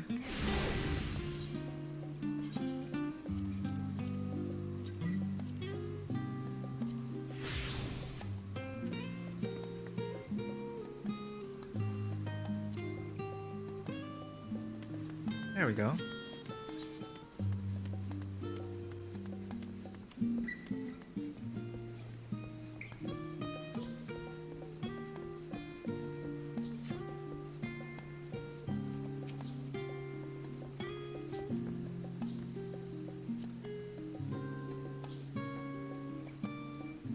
A lot of people online in the FC tonight.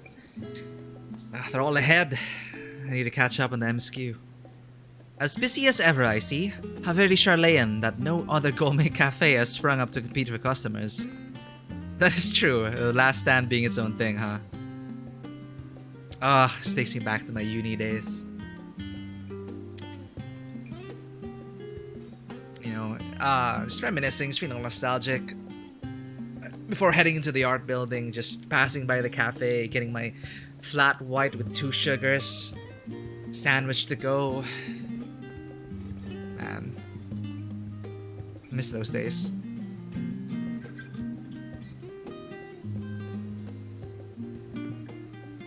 But Karen here, Karen Halimir, loves tea, so Alize hit the right note.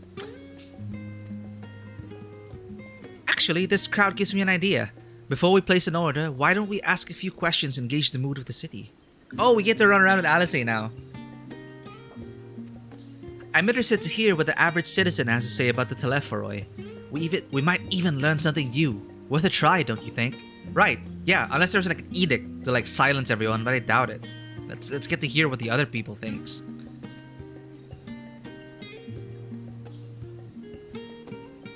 Alice is now accompanying you. Keep her at your side in order to proceed with quest objectives.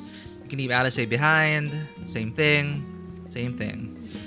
Yeah, I love this feature. Do we have any bonus conversations? No? Alright, let's talk.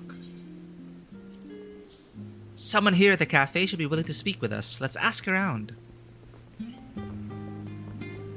Why do you have a... Ooh, what is that? Oh. What? What is it? Can a man not enjoy a moment of private respite? If you're looking to share a table, then I respectfully request that you look elsewhere. Well, yeah, RPG logic. Just run up to the person and the NPC divulges blah exposition to you. No, not here. You misunderstand, sir. We were simply wondering if you knew of the Telepharoi. These enemies of peace have promised an end to all we hold dear, and... Wait. Oh no. You're that House Leveluger, right? Aren't you? And this woman with you is obviously a foreigner. Huh. I'd heard you were disowned for helping outsiders indulge their barbaric whims. And here you are, giving truth to the rumor. Jesus. I'll thank you to leave me be. I've naught to say to the likes of you. Well, I must apologize. It was foolish of me to expect an ounce of civility from one so enlightened. Come, Karen. Jeez. Did I not make myself clear? Away with you, and let me die in peace.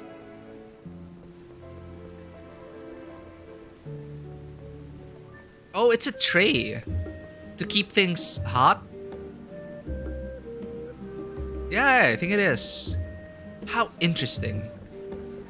What else do we have here? Okay. Yeah, I think it is. Well, I don't know what it is. Oh, is that a pretzel? Anyway.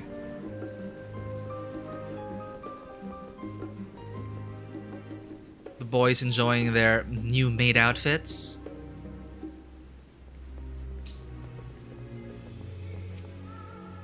You must try the Zurek. It's amazing. Best shared with a loved one if you ask me.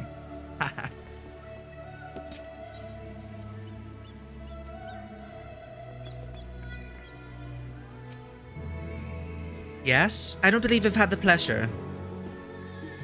Pray, excuse the interruption, but we were hoping you might share your thoughts on the Telepharoi and their unconscionable plans. My goodness, if it isn't the young Miss Levelier. My apologies, but I work in the offices of the Forum, and if word reached Master Foshinal that I was helping you... I see. We're sorry to have bothered you. Damn. I do not wish to give offense, but your companion is a well-known figure in the city, and you never know who might be watching. Oh, man. So sorry, Alize. Well, the customers have been decidedly uncooperative. Maybe the staff would be more willing to answer our questions.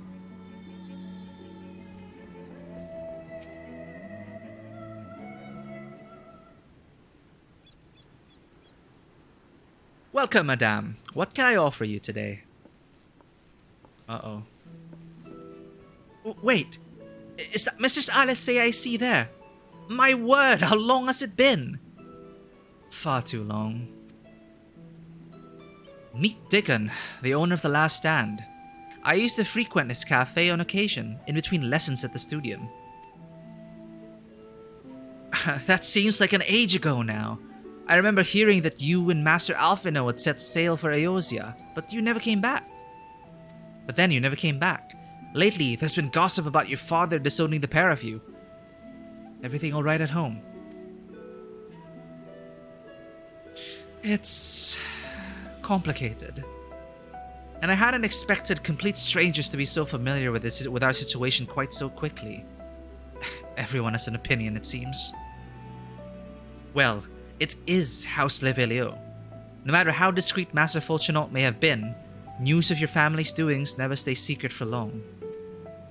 Things being what they are, what brings you back to the city now of all times? We have questions, and only Sharlayan has the answers. Tell me, Master Dickon, have you heard anything about an apocalypse called the Final Days? What? Like the end of the world? Nothing like that, I'm afraid. And what's that? And that's what you're here to find? Information on this apocalypse? Yes, whatever we can learn. Unfortunately, your patrons appear to be unwilling to speak with me. I wish there was more I could do to help.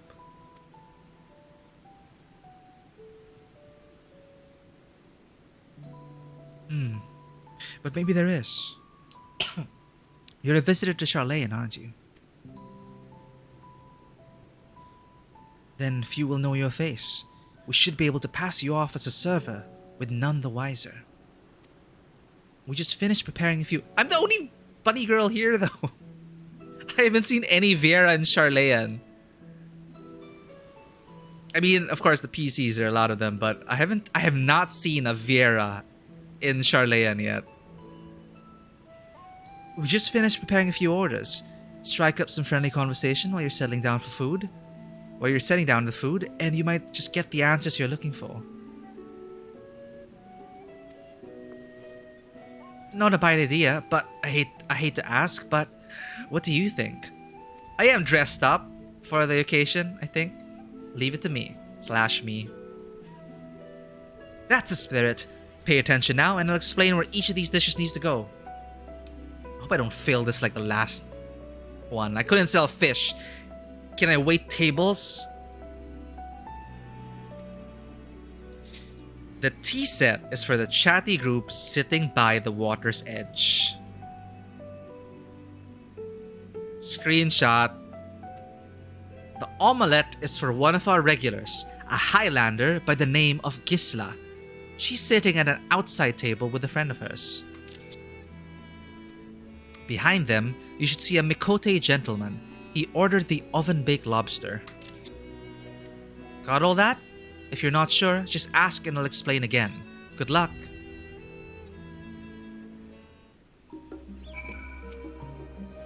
Any troubles? Remember, the tea set goes to the group by the water. Tea set to group by water. Omelette to a Highlander. Last but not least... Oh, sorry. Omelette for Gisela, Highlander Roman sitting outside with their friend. Last but not least, our famous lobster goes to the Mikote man seated directly behind those two ladies. Where's Alize?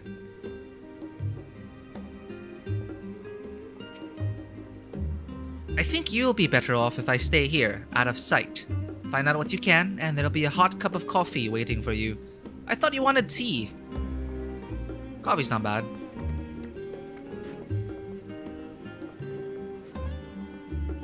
What's this person sitting there for?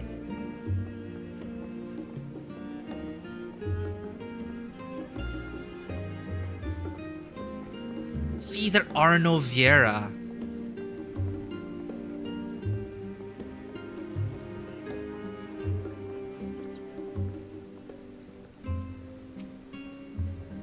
You work here, don't you? I'm still waiting on that charming little tea set. Oh, they tell you what it is anyway. Let's check the items. Oh, it's not in our key items. Oh shoot, I should do this before Tuesday. I forgot. Chloe's journal. Oh, my tea set. Lovely, thank you. The Telepho who? I'm sorry, I've never heard of them, or their final days. My friends and I are somewhat uninformed when it comes to current events. Now, if you wanted to hear about ritual arcane practices of the 6th Umbral era, common or esoteric, then I'd be happy to talk your ear off. I want to learn more about the arcane practices of the 6th Umbral era. I always like to order this when I'm discussing arcane theory with my peers. It's my favorite treat. What do you have to say, sir? Oh my god, look at this. Look at this guy. Are you a bunny boy? Okay. Did I not make myself clear? Away with you and let me dine in peace. I guess I'm well, I'm in blue, I guess. I'm not in their uniform.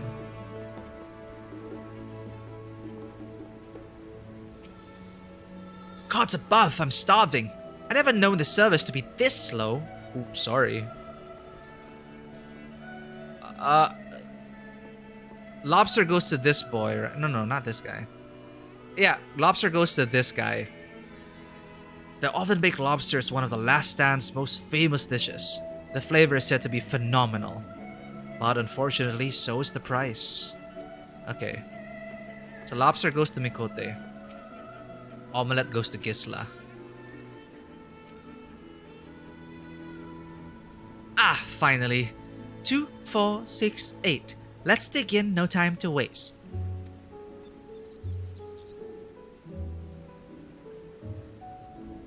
What? The Telepheroi? Yes, I remember seeing the name in the latest gazette. That and some grand claim about the end of days. Some same old senseless warmongering. When will those fools grow tired of spilling each other's blood? Best stay out of it, I say. The Forum made the right choice, and I fully support our decision to remain neutral. They're probably not even given the full story. The Last Stand really does make the best omelettes in the world. The fluffiest egg, the tartest sauce. I could eat it every day for a year. Exactly a year, right? Gods, the anticipation. I've had it melt in your mouth like the most succulent roast ever made. Here you go, Catboy. Got your... What's this? What? Oh, no. I want to click this because it sounds so fun. Urbane banter with a smile. You know, I feel like just clicking this for fun.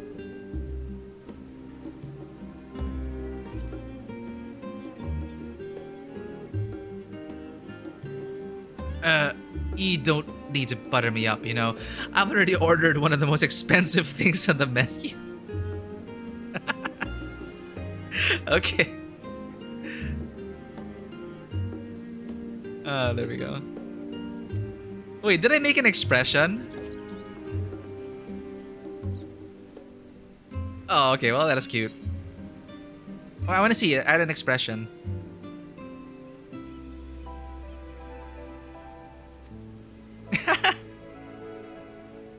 Disappointed. Okay. Ooh, look at that. Now, I didn't look at the other dishes. Oh, I didn't get to see the dishes. Oh, there's the omelette. Oh, look at that. There's more detail than like the other props. At last, the oven-baked lobster is mine. You have no idea how long I've scrimped and saved and suffered to afford this heavenly dish.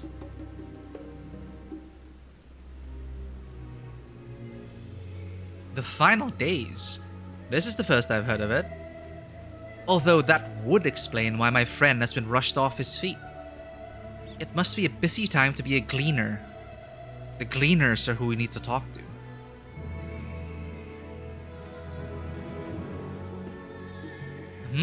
You don't know what a gleaner is? They're collectors of a sort. Travel the world procuring things that we haven't got here in Sharlayan. Priceless books, unusual life specimens, and so forth. So named for those folk who trail after the reapers in the field.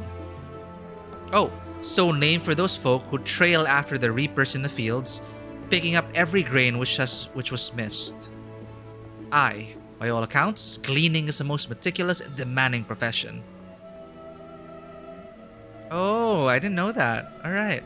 So gleaners actually go out from the reapers and they pick up every grain which has been missed. Cool, cool. Let no grain of rice go to waste. If these Telepheroi make good on their audacious threats, then many uncatalogued rarities could be lost forever. Why else would the gleaners be buzzing about in such a frenzy? Yeah. Watch the harbor and you'll see what I mean. The carting loads in from the docks all day. It's never been this hectic before. Not like this. Thank you. I've wanted to try this meal ever since I saw it served at another table.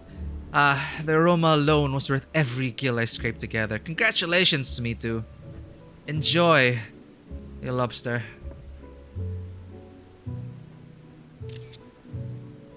What, your friend's just having a pretzel and tea? Guess. Okay. The sun just lighting up these dishes. Look at that omelette. Okay. It's like omurice. The tea set. How did the tea set look like?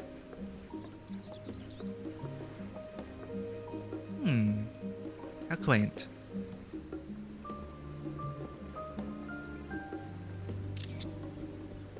Alright.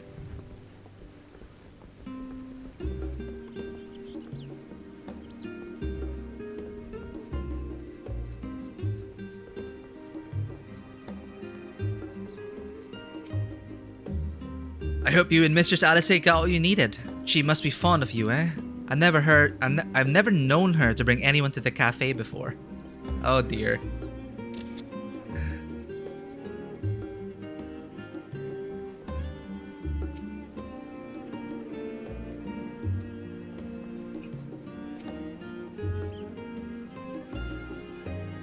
Any trouble with the customers? Were you able to get anyone talking?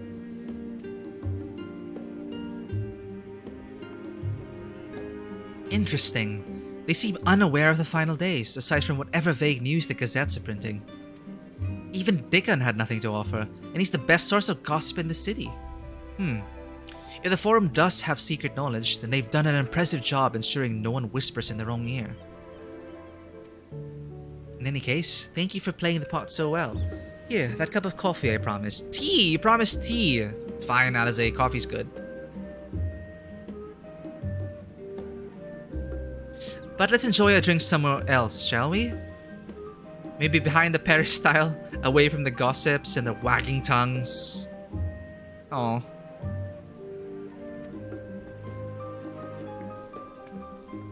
Man. Just a kid, and now the whole city's like against them.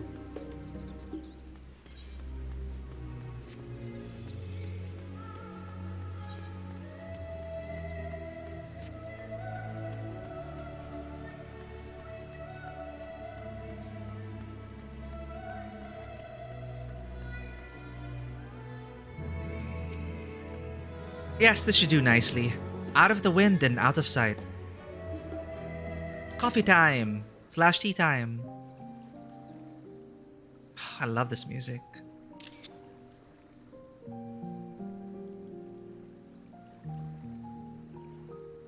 Oh. When our father disowned us, I couldn't believe what I was hearing. It wasn't until much later that his words began to sink in, that I began to feel the weight of what it meant.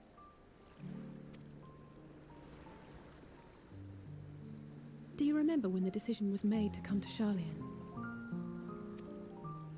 Graham said that the Forum was determined to keep us in the dark, and that Father's venomous performance was part of that strategy, to keep us at arm's length.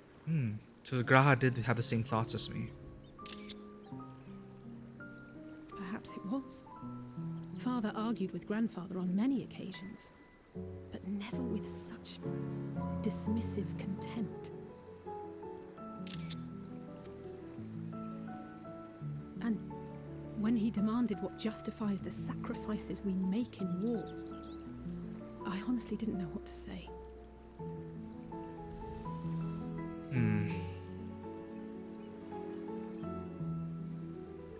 Neither did Alpha know, I know, but never for one moment did I believe we had made the wrong choice. So all I could do was fume silently.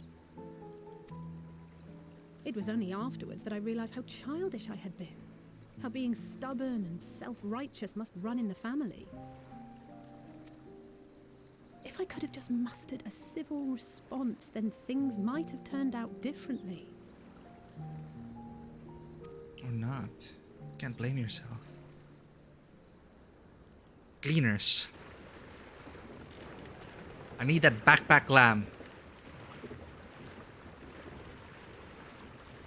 Someone in Shout Chat mentioned backpack. Okay, you gleaners, what did you find? They must be ferrying goods to Labyrinthos.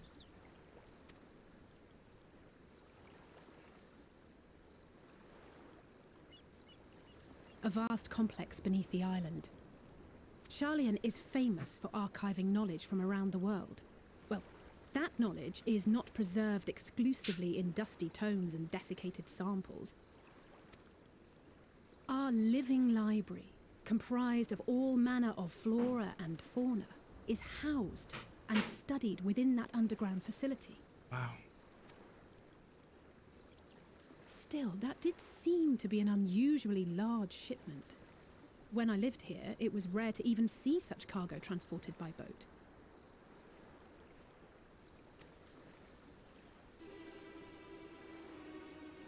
Are you studying the tower? Didn't you hear something in the last stand about the gleaners coming and going more than usual? Yeah, well, they're a lobster cat. Well, I think they're the ones we saw manning those boats. And gleaners answer to the forum. Oh.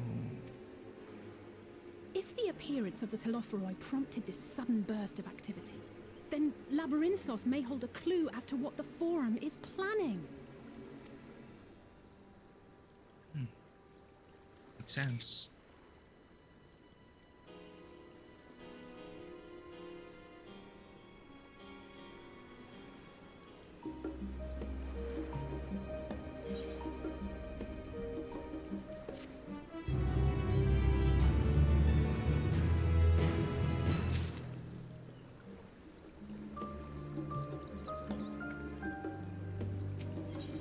A labyrinthine descent. Alice is excited to share your revelations. We should tell the others what we've learned about the Gleaners. Go on ahead to Numenon, and I'll join you in a moment. Master Dickon will want his cups back. Let's go!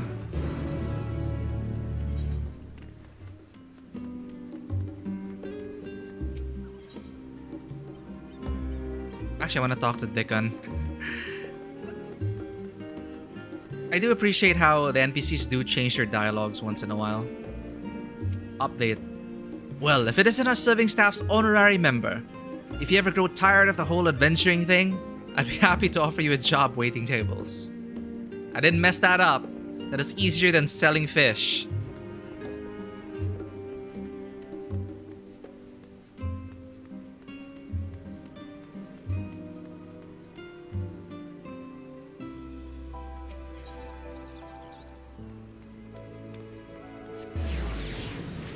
The new map is so much more convenient.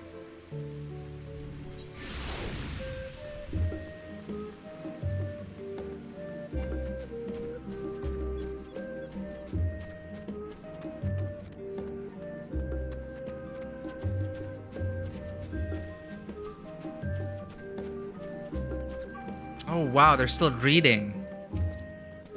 Where's Alice? I thought she was with you. Is that coffee I smell? Did I miss a tea break? Oh, Garaha. We should have brought takeout for them. Oh, so tiny. Look at that. Ooh, it's another bunny boy. I still think it's super cool that they really did make the bunny girls taller in general. Because bunnies! Female bunnies are larger. My loyal assistant returns. There's a lexicon on the first floor that I need you to... Ah, you found something, haven't you? Admit it, Ishtola. I was a good assistant.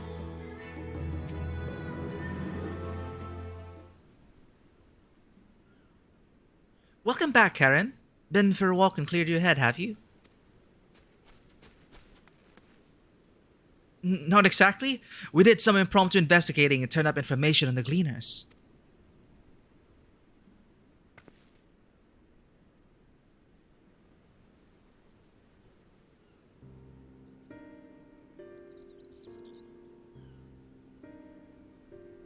It makes sense. The Gleaners take their requests directly from institutions and bureaucrats, but as you say, they ultimately answer to the Forum. A sudden and significant increase in Gleaner activity and in cargo, in Gleaner traffic and in cargo. It certainly gives the impression of an overarching plan being put into motion. Let us see what theory we can build from the facts. As Y'shtola observed earlier, Numenon's archives appear to contain no information concerning the final days. Coupled with what Karen and Alice learned at the last stand, we can be reasonably sure that most Sharlayans know nothing of that particular period of ancient history. Yet my father and his colleagues are not only familiar with the final days, but are also somehow certain that the destruction being perpetrated by the Telephoroi is wholly unlike these apocalyptic events.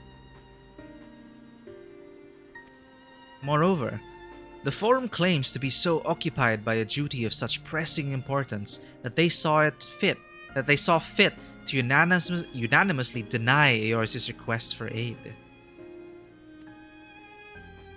And now the Gleaners, official agents of the state, have been mobilized on an unprecedented scale.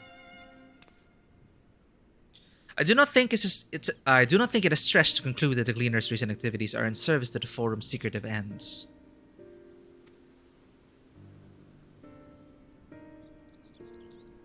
In which case, our next course of action seems obvious. We visit Labyrinthos and assess the situation for ourselves. If we're lucky, the Gleaners will be far more receptive to our questions. Anything would be better than bringing my head another dusty book. What should we expect to find there? A fine idea. What should we expect down there?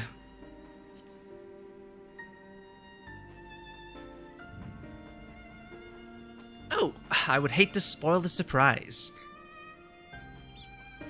As for myself, there are a few more subjects I should like to research. I may join you later, but feel free to leave behind your borrowed books and be on your way. I'll see to it that each is returned to its proper place. That would be a great help. Thank you, Raha.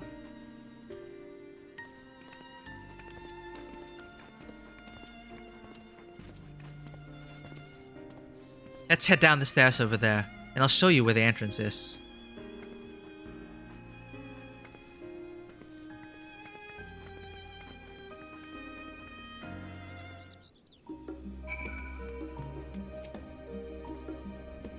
Watch your step in Labyrinthos. It's rather more perilous than a simple storehouse, although that will likely make the experience all the more attractive to an adventurer like you. You are also an adventurer, Graha.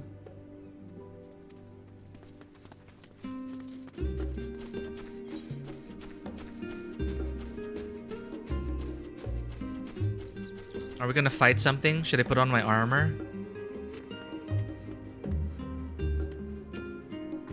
Ready? Labyrinthos is not too far from here, but you may find the path a bit disorienting. I'll take the lead, so stay close. Follow Alice and try not to fall behind. Off we go then.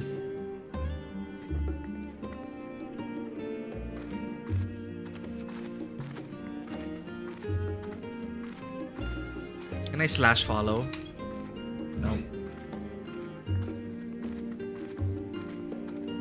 Damn it. It's pleasant here amongst the trees. But we really should move along. Damn it, I walk faster than her. Isn't this always a problem in video games when you're faster than the escort? Now we run. Try to keep up.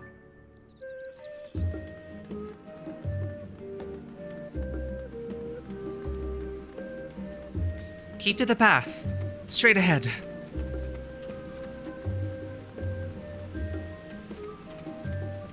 We cross this bridge.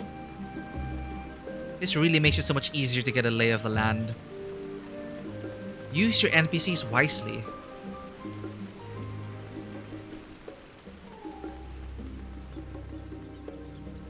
Up here.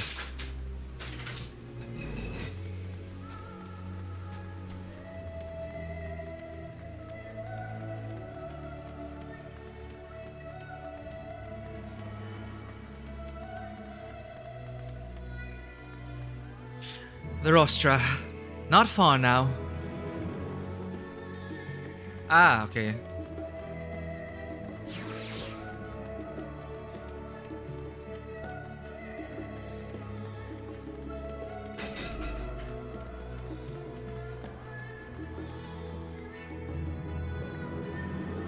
Here we are, through this door and down the stairs. You did remember to attune to the shard back there, didn't you? They intentionally made Alisaie's path go near that aetheryte to remind players. That's smart. You did remember to attune to the shard back there, didn't you? It'll make your life much easier if you need to come back in a hurry. Otherwise, we should keep moving.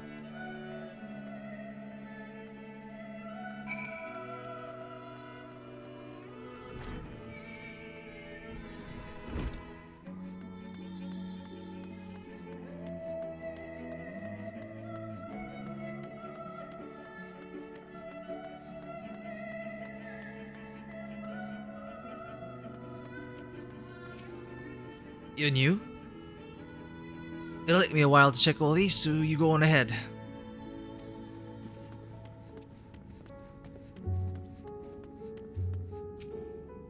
Well met, traveler. May I interest you in a chocobo porter?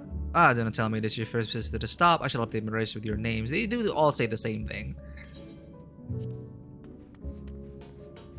Nilazozo. I'm sorry, madame, but the lift is presently out of service. I apologize for the inconvenience.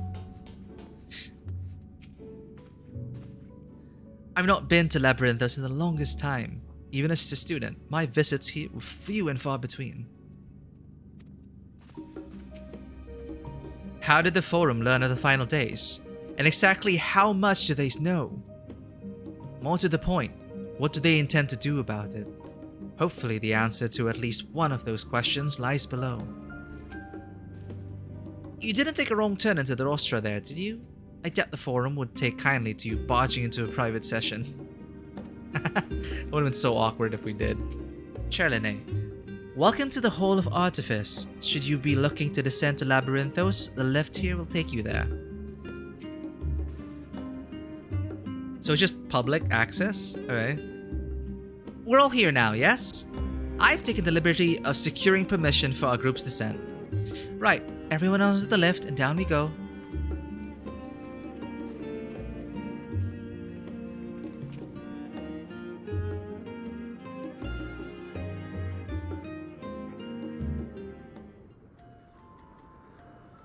Ooh.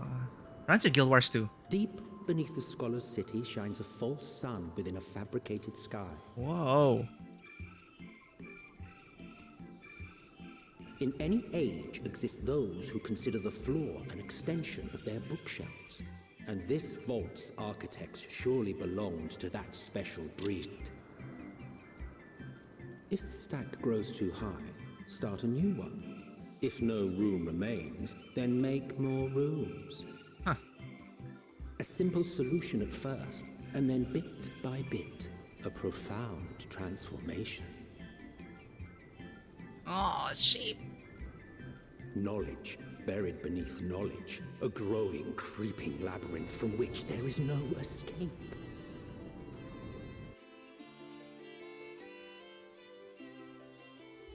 The Northern Empty, Labyrinthos.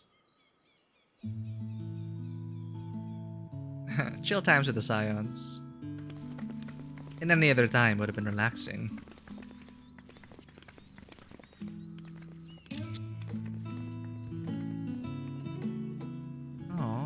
Not what you expected. I must admit, the artifice is very convincing. It is. But I assure you that we are beneath Sharlayan itself. The breeze you feel, the flowing waters you hear, all created by the hand of man. The island is volcanic, you see, and once upon a time this great hollow must have been a reservoir for magma. It was discovered some 400 years ago, at which point it was repurposed as a storage facility for scrolls and samples and such. Renovations have continued, with nigh on no interruption to this day, with the lower levels still undergoing expansion. Endless until they get to the core of the earth. Aren't those people gleaners? I need the Gleamer backpack. Aye, judging by their dress. They are said to work alone as a rule, but 'twould seem that rule is being enthusiastically broken today. It may be as you suspected, that they are engaged in a task apart from the norm.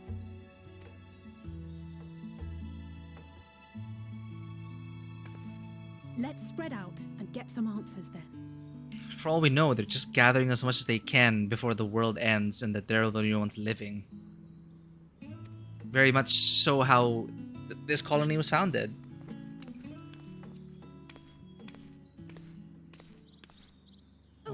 Oh no, your echo!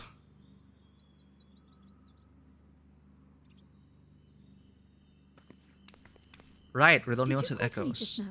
Oh.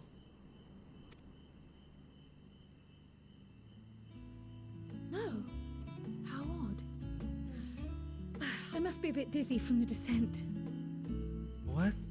What's happening? I'll be fine, I'm sure. Let's get to work, shall we? No, is that a death flag?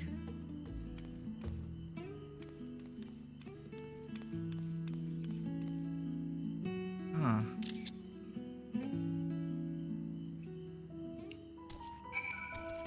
Well now, how interesting.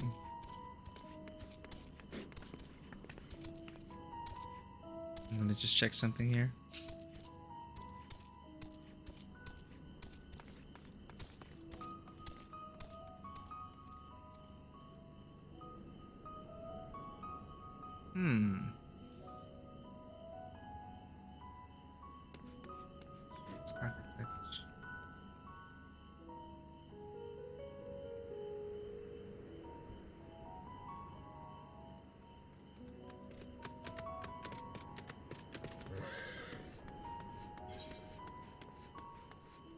Man, another zone, huh?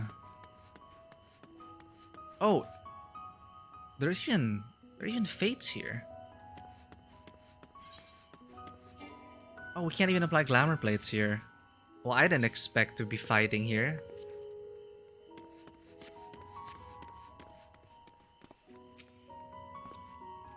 You want to know what I'm doing? Holding books and ore and fauna. If it needs hauling, I haul it.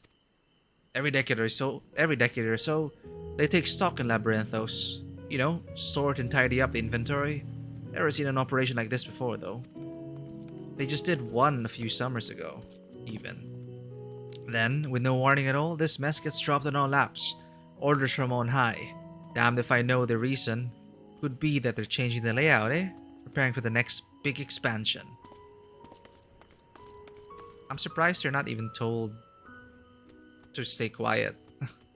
Your exchange with Dobbin has taught you about taking stock in Labyrinthos. Soon as the guild ship sent out the summons, I knew this would be a rough job.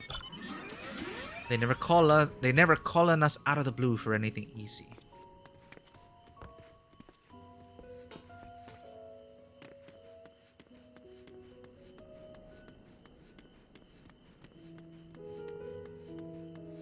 Steve. Let me think. The Rhea seed should be item 1058, cumin seed 1059, snurmbleberry 1060, or with a 1061. My head feels like it's stuffed with moko grass. Why more loads to take out than carry in? What? Why do all this at once and risk mixing it up? What if someone mistakes the Kurithas carrots for the Girabanian carrots? What then? That would be a tragedy. And I think there's a callback to like the botanist quests and the job. Ooh. Hey, he's pushing that. I don't think I've seen that NPCs do that before. Oh, look out. Your exchange with Teve has that's taught you about large shipments coming in and out of Labyrinthos. Huh? So 2023 was Lanosian topsoil? Then 2024 was from Thanalan? Or the Shroud? I don't blame her. The UI here isn't exactly the most intuitive. I will get lost. I probably get the wrong soil as well.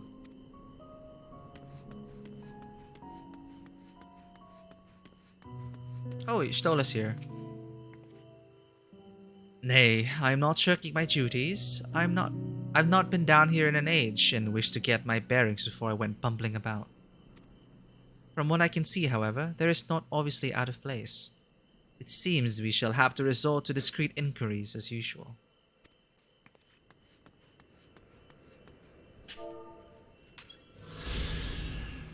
Shoot, wrong class. Should put on a machinist. Entry 15. The Path of Artifice. The massive lift is one of several which connects the surface of Old Sharlayan to the subterranean research and storage complex of Labyrinthos. At the end of its descent, the mechanism opens up onto the hub of Upper Akrinthos, from where passengers or cargo continue onwards toward other facilities. Kryl is here. Most of those gathered here appear to be gleaners. Why don't you wander around and try making small talk?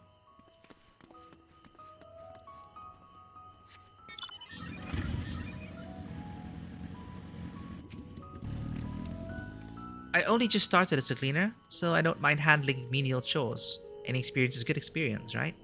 I'll do whatever it takes so that one day they'll trust me with those veteran requests that take you all over the world. Must be fun.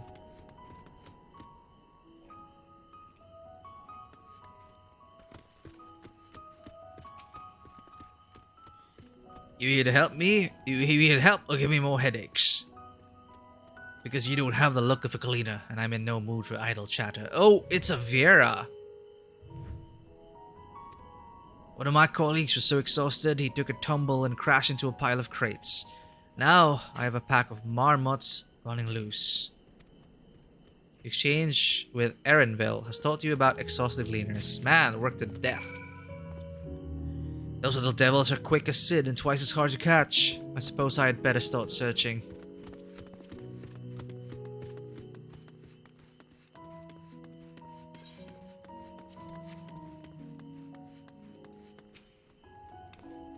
Any luck, Karen? What tales did the gleaners have to tell? Notes concerning the massive inventory operation that is currently underway in Labyrinthos. Notes concerning the large quantities of cargo making its way in and out of Labyrinthos. Notes concerning exhausting work causing accidents, such as a gleaner inadvertently freeing a pack of marmots.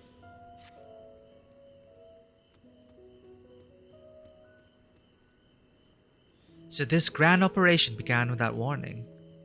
And for every item they bring in, they're sending more inventory somewhere else. That would explain the haggard faces I've been seeing. We were right. The Forum is definitely up to something, and they're turning Labyrinthos upside down in the process.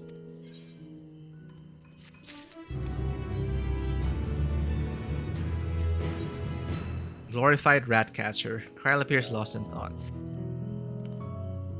We would do well to learn more of what specifically the Gleaners are being tasked to do, as well as who has tasked them to do it.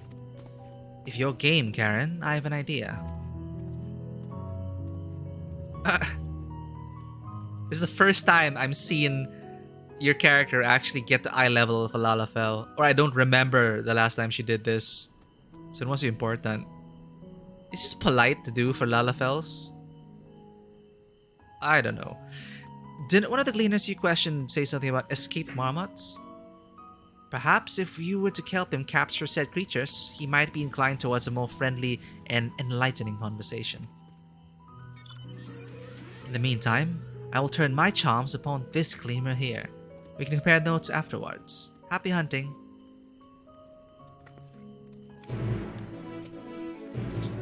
Terribly sorry to disturb you. I need to submit this report of mine, and quickly. It's a bit overdue. Could you remind me if the approximate date the guild ship was enlisted to help facilitate this most recent operation? Ah, deception skills.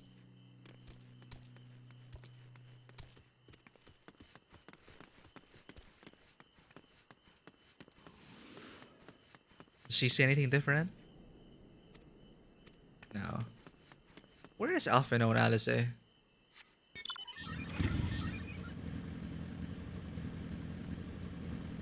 I don't think I've seen them around. Oh, there's Alphino.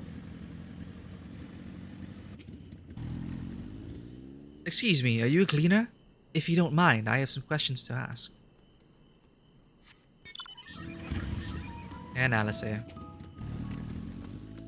Fascinating. But could we go back to what you were saying earlier? They're surprisingly talkative. The forum didn't tell them to shut up. This is for Aporia. This is for Thavnair. Huh.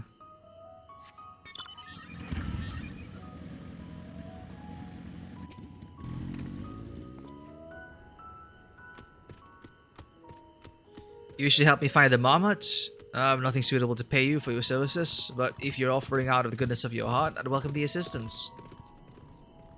/ me. The name is Erenville, friend. Specialist in the collection of live specimens. That said, the capture of these Nagsian marmots is a trial I've no desire to repeat. Grizzled mice, they call them. For a mercy, there are no other marmot species on this tier at present, so there should be no mistaking our little fugitives. If you happen to catch any, stuff them in this sack. Gently, of course. Where to begin, you wonder?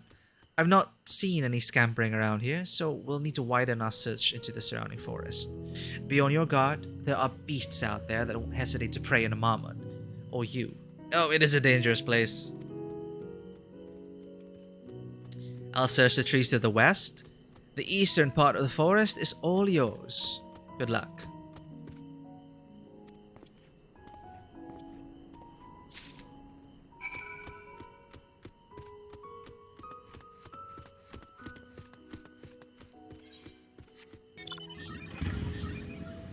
Are there Aether currents here? Ah, there are Aether currents.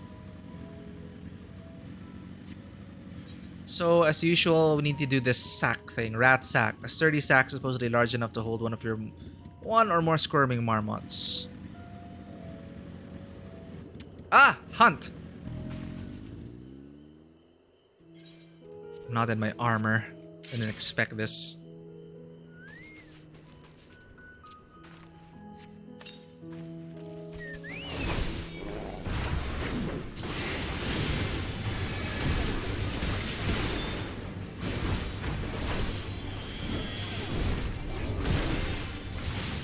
I don't even know my rotation anymore.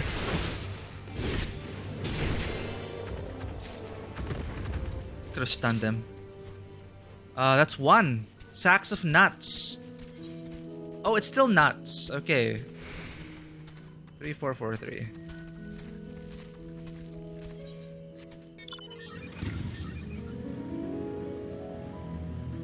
There's one. Grizzled mouse. Oh god, look at that.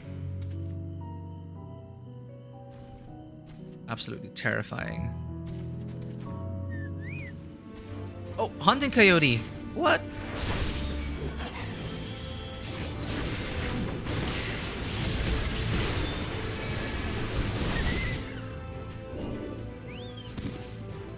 Oh, more of them.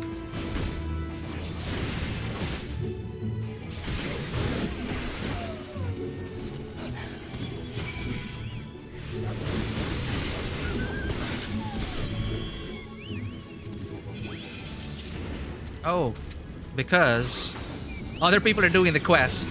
May as well.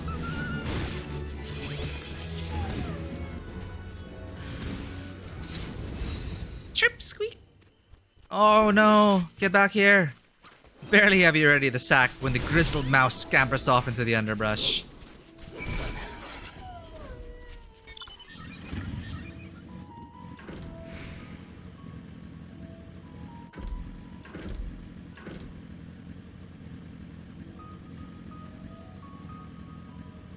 Actually, I could just look for the other PCs. Oh wait, no one's here yet. I guess we're all on the same quest step though. This marmot!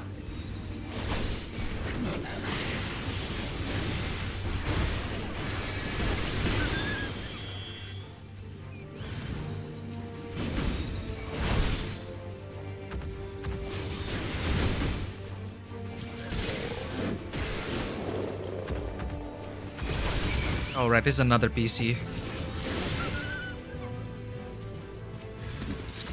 Squeak! Into the rack, into the sack. It's not safe here, little mouse. What? The rodent nimbly evades your grasp before once more disappearing into the trees. You're gonna get yourself killed!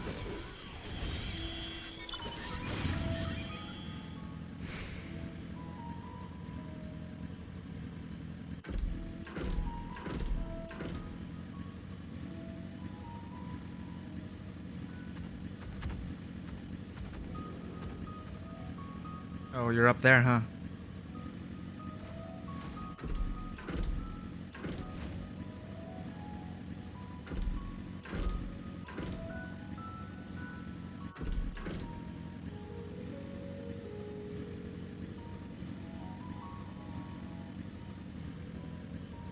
Oh, look at them.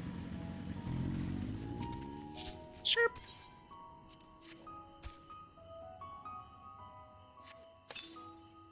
Squeak, squeak. More prepared for its speed this time, you succeed in closing the sack over your elusive quarry. Oh, success. Just one marmot. I hope he was luckier. We what, lost a crate of marmots? 125 yalms to the east. 111 yalms to the east. 53 yalms to the northeast. Is it in here? The Aether Current? 64 yal... Oh, 64 to the northwest. What? Is it up there? Huh.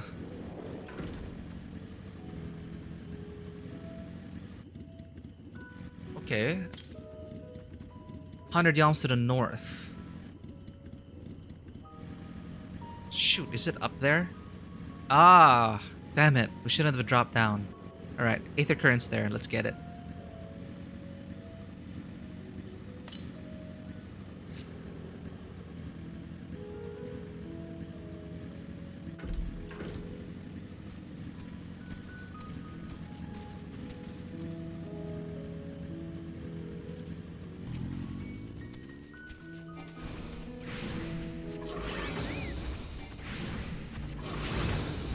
What?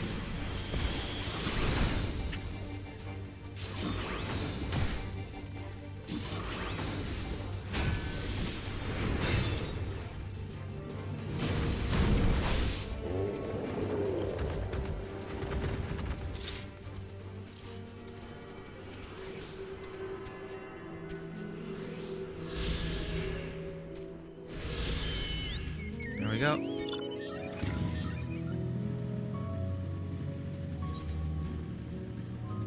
The next one is all the way to the southwest, so let's progress a bit further in the quest.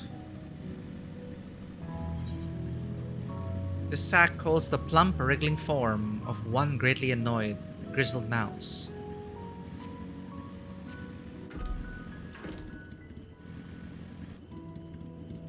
Someone actually named Ishtol Raha.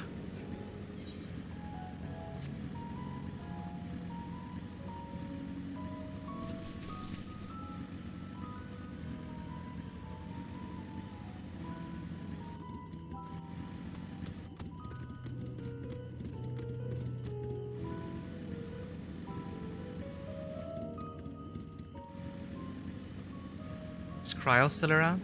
Or Stola? No.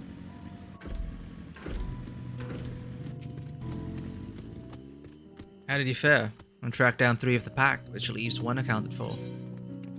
Wow, we got 3. You are a gleaner. Ah, there's the odd marmot out. Wait here a moment while I put our friends in a holding cage.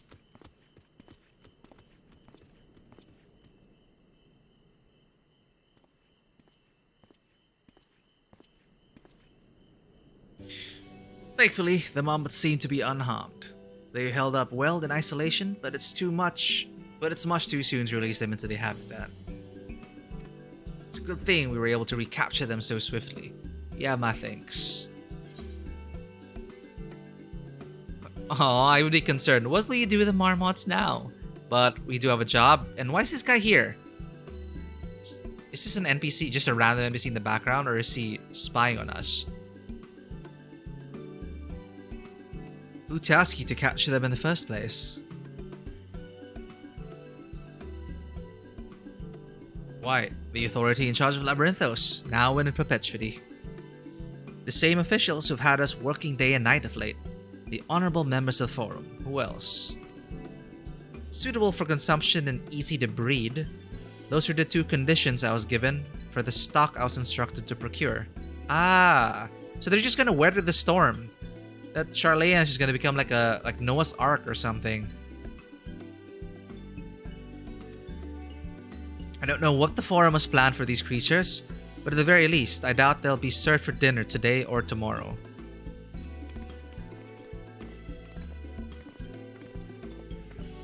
There you are, Karen.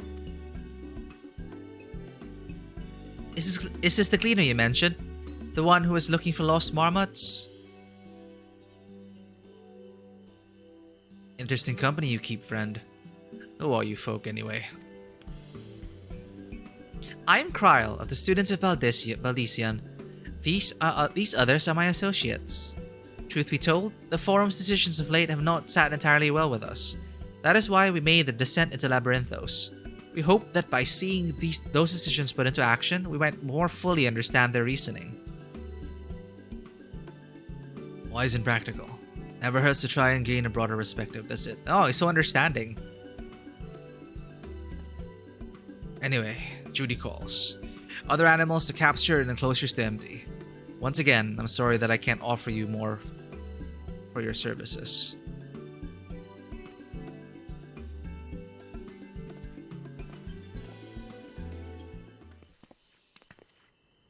Did you learn anything new from your friend there?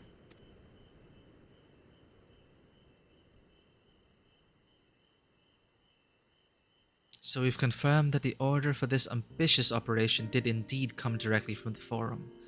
However, the Gleaners have not been informed of its purpose. I'd say that fits with everything we've heard thus far. We also discovered when the operation was begun. The Forum contacted the Gleaners' guild ship and put their people to this great work some 4 days after the Telepheroi made their chilling declaration. As seasoned travelers, the Gleaners keep abreast of news from every corner of the world out of necessity. Thus, am I inclined to trust that their calendar of events is accurate. Altogether, it gives the distinct impression that this understanding was a sudden and unexpected development. Undertaking was a sudden and unexpected development. Yet I find it hard to believe that such a comprehensive restructuring of Labyrinthos and its archives could have been planned in so brief a window. Nay, this plan was long in the making. They were but awaiting the right time to put it into effect. They knew it was coming? And the Telepheroi's declaration was what set it all in motion. Seems likely, but let us not leap to conclusions just yet. For the moment, I suggest we conduct a wider investigation of Labyrinthos. The more facilities we visit, the more pieces of the puzzle we stand to find. In that case, how about we head to the Archeon? From there, we can reach the lower... Oh no. There it is again. Kryl! What's wrong? I'm fine, truly. The sudden descent has left me with a bit of a headache, that's all. Nothing that'll stop me from soldiering on. Let's be about it then. At least allow me to take the lead. I'm fairly certain I remember the way to the Archeon. We follow the path east through the forest where you were chasing after the mouse. Or Marmot, was it? Anyway, 'tis the trolls you need to watch out for.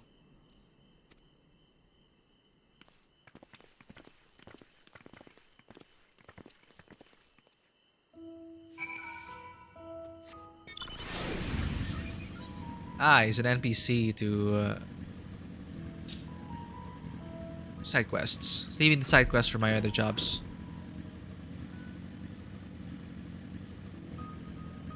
I wonder if those side quests will even be available, or will they change after we finish the game?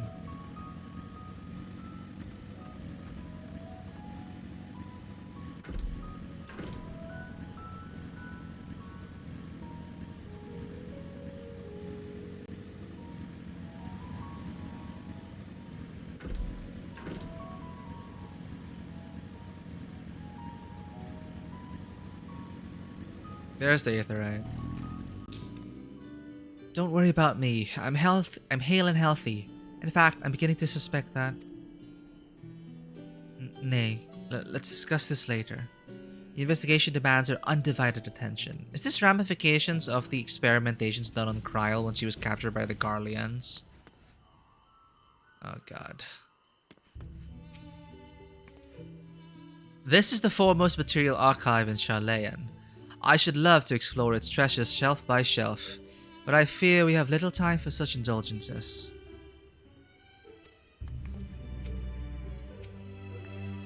Were you caught in mist? Oh, were you caught in mist on your way here? The sprayers keep the air humid, so the habitat feels as close as possible to a natural forest. Oh. I thought they'd use like crystals to help manage the temperature. Guess it helps. Behold, the Archaeon. As Numenon serves as Sharlayan's literary archive, so does this structure house the city's wealth of material data. The architecture too is similar. This building you see is merely the upper entrance, an access point to the vaults carved into the cliffside itself. Within those vast rooms are stored countless samples and specimens, as well as the detailed records which describe them. In a manner of speaking, the Archaeon contains a physical history of Sharlayan's unwavering dedication to the accumulation of knowledge.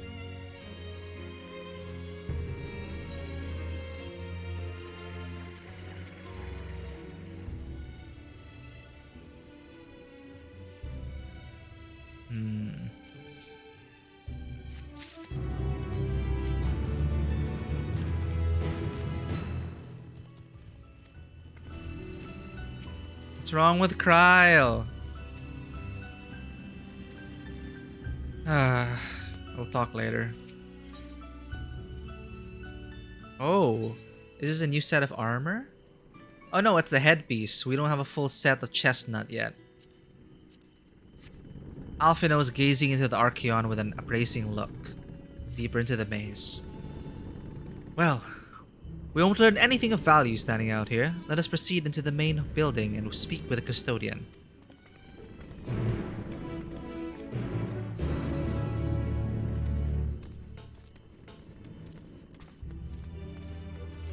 Gemstone trader. We should trade gemstones. A few gemstones because we're full up.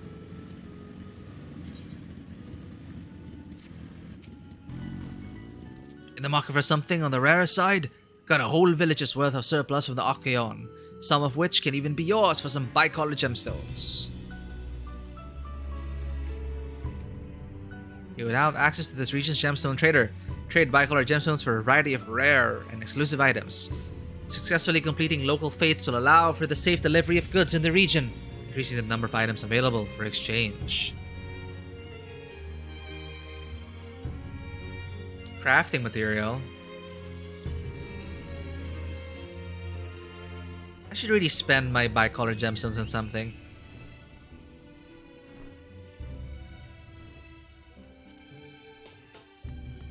Oh, you a waste to cap out. Chatbert. That's a tune.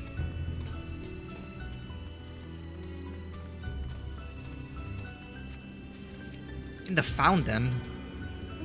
You get wet when you tune to this, or teleport from it. Alright. And I'm gonna be right back. Gonna use the bathroom.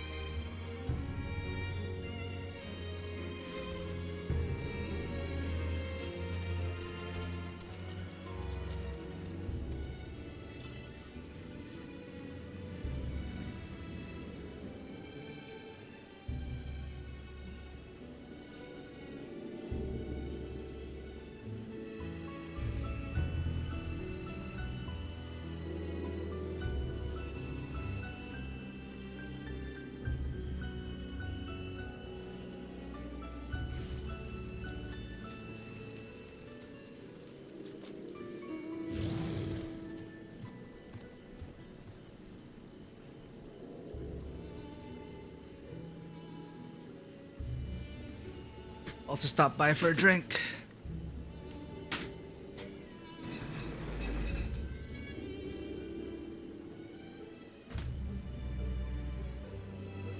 One of my favorite drinks, Calpis soda.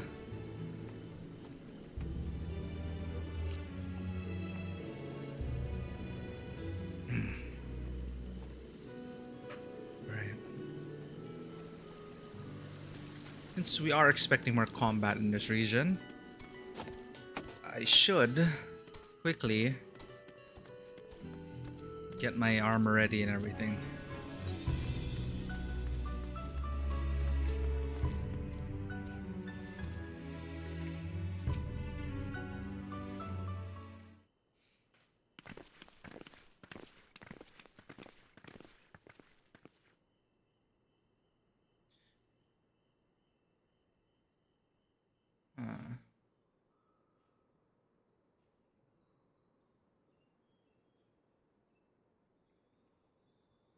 Greetings. We are here to peruse the Archaon's vaults.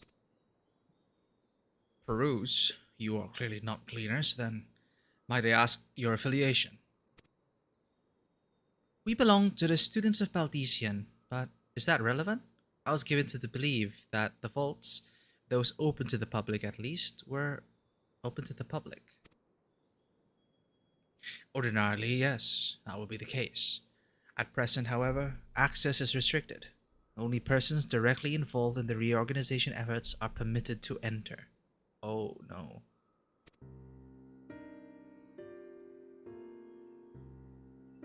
Not us then. I suppose we had better move along to another facility. This building has a lift which connects to her middle tier, yes? Might we at least make use of that? That service has also been suspended, I am afraid. For the time being, priority has been given over to the conveyance of inventory. What? So, this is as far as we can go? I apologize for the inconvenience. Please come again after our restructuring operation is concluded. Oh, by that time it'll be too late! We were so close to getting answers. We need to rethink our approach. Let us step outside for the moment, shall we?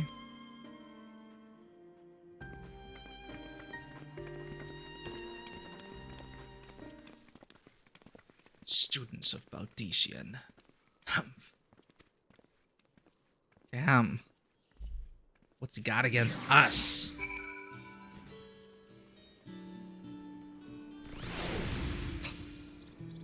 Oh. Oh, it's ice. Sorry.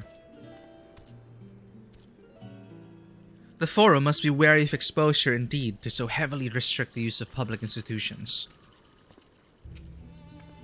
If they're going to close off facilities, then they ought to announce it. The students must be furious. Labyrinthos is constructed in the shape of a mortar. This upper layer is called the Outer Circuit, and the medial circuit lies one tier below us.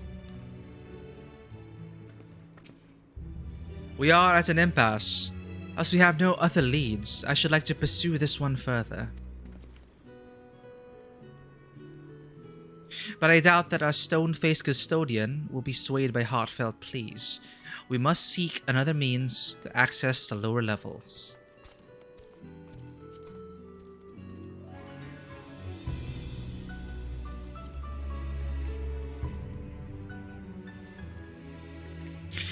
Tis likely that the people in this area are involved in the restructuring in one way or another. If we were to ingratiate ourselves, they might allow us to accompany them on the lift. Let us ask around. Surely someone is in need of a few strong backs to lighten the load. Ooh, someone's gonna lose their job.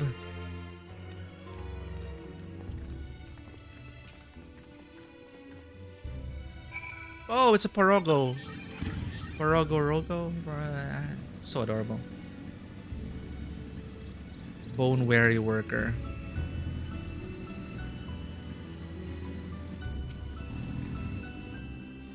What's that? Take you down on the lift with me? Sorry, but not a chance. I've been up and down all day, and only now have I finally found a spare moment to rest. I did see a gleaner fellow heading out the gate there, though, shouldering a large pack, engaged in some manner of task. Maybe he'll be headed down below after he's done with it.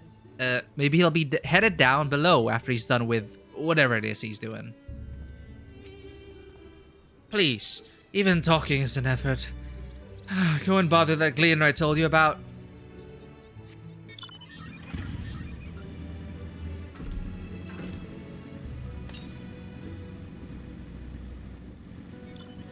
Ah, let's unlock this Chocobo Keep. Well, my traveler might receive a Chocobo Porter. Do people even use Chocobo Porters anymore? Burly Researcher. Shushu Tabi. Yes, can I help you? Oh, you're the guide here. What do you do here? I am an archivist at the Archaeon. I inspect all that is sent here to be stored, and judge the threat they may pose. From cursed relics to disease-bearing creatures, we house some extremely hazardous materials. Such specimens must be kept securely sealed. What kind of place is this?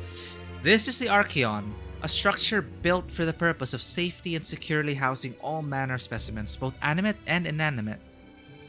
Together with the literary archives of Numenon, it houses much of Sharlayan's gathered knowledge, a veritable treasure trove of mankind's accumulated wisdom.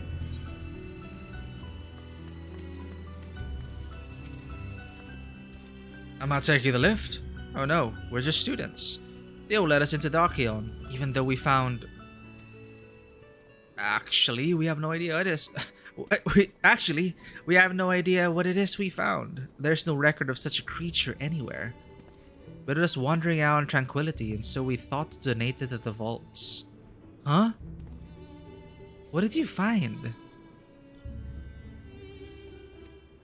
Oh! Squeal, squeal. Honest little squeal, don't you think? Anyway, I suppose we'll have to take care of it until the Archaeon is open again. What? Is there a bunny in there? A loporit? Cypress, please move out. Thank you. At first, we thought it might have escaped from one of the research laboratories, but when we reported our find to the studium, they were just as dumbfounded as we were. If it truly is a newly discovered species, we could have our names appear in a gazette. Squeal, squeal, squeal. Probably is a loporet.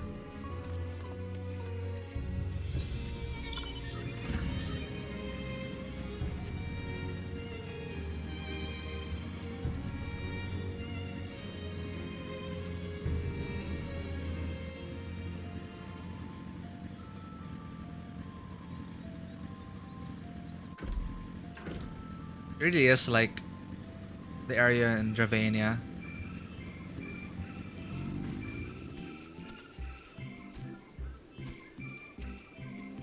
Quiet. You'll frighten it away. Oh, it's Aaronville again. Ah, it's you again. I don't mean to be rude, but I'm in the middle of another task. The Cloudkin I need to capture is close. Very close. Slash me. You should help me with this too. You spend your time in unusual ways, my friend. Still, 2 hunters are generally better than 1. Very well. The canal here is a common gathering spot for birds of all kinds. But the one I'm after today is the hornbill. Its feathers are green, and its cry a distinctive caw. Single it out and shoot it with this sleeping dart. Oh, I'm a machinist. I can do this. The effects are short-lived, so I'll lie in wait down by the riverbank to claim our quarry. Be sure to hit the right one.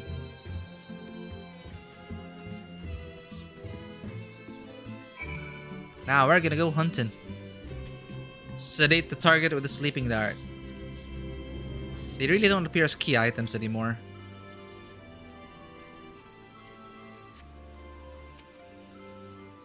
Search your surroundings for the hornbill. Ah, it's because of this. You may move the camera as well as zoom in and out, target the hornbill, use the blowgun with mouse 1. Let's put our machinist skills to good use.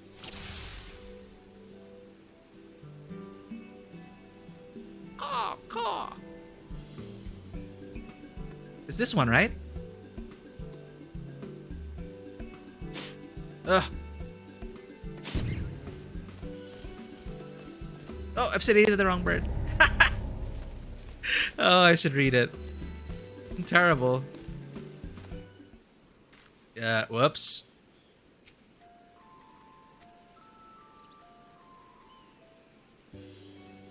So much for being a machinist. Help Erenville capture his quarry. Look for the green bird which caws and sedate it with a dart. Objective failed if the wrong bird is sedated. Hit the right bird. Oh, cool. There! Caw! No. It's a green bird. Large green bird. Is that the one that caws? Probably, right?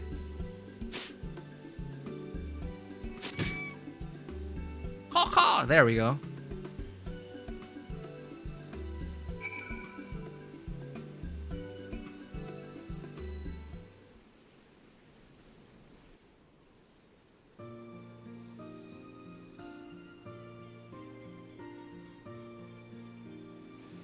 I was just talking about how I didn't see any bunnies in Sharlayan, and now here we are, hunting with one.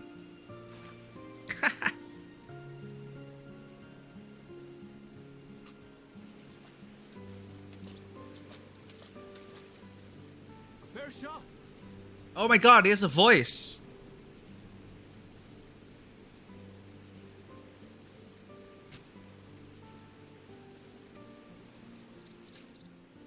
Nicely done.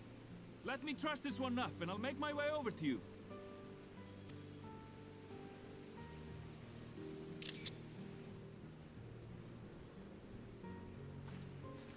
Could we go on like hunting together with Erenville?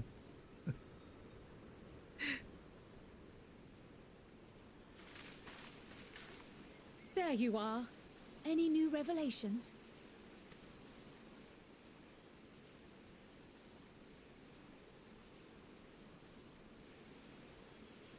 So you met with that gleaner again, this time to capture a hornbill.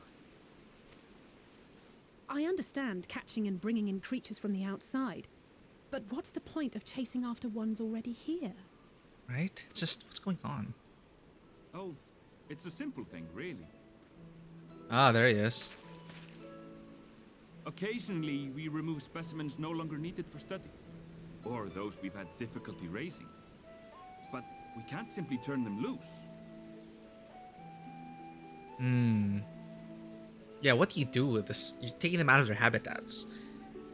What's his accent? I guess it's the Viera accent. It's also kind of Icelandic, right? Or something.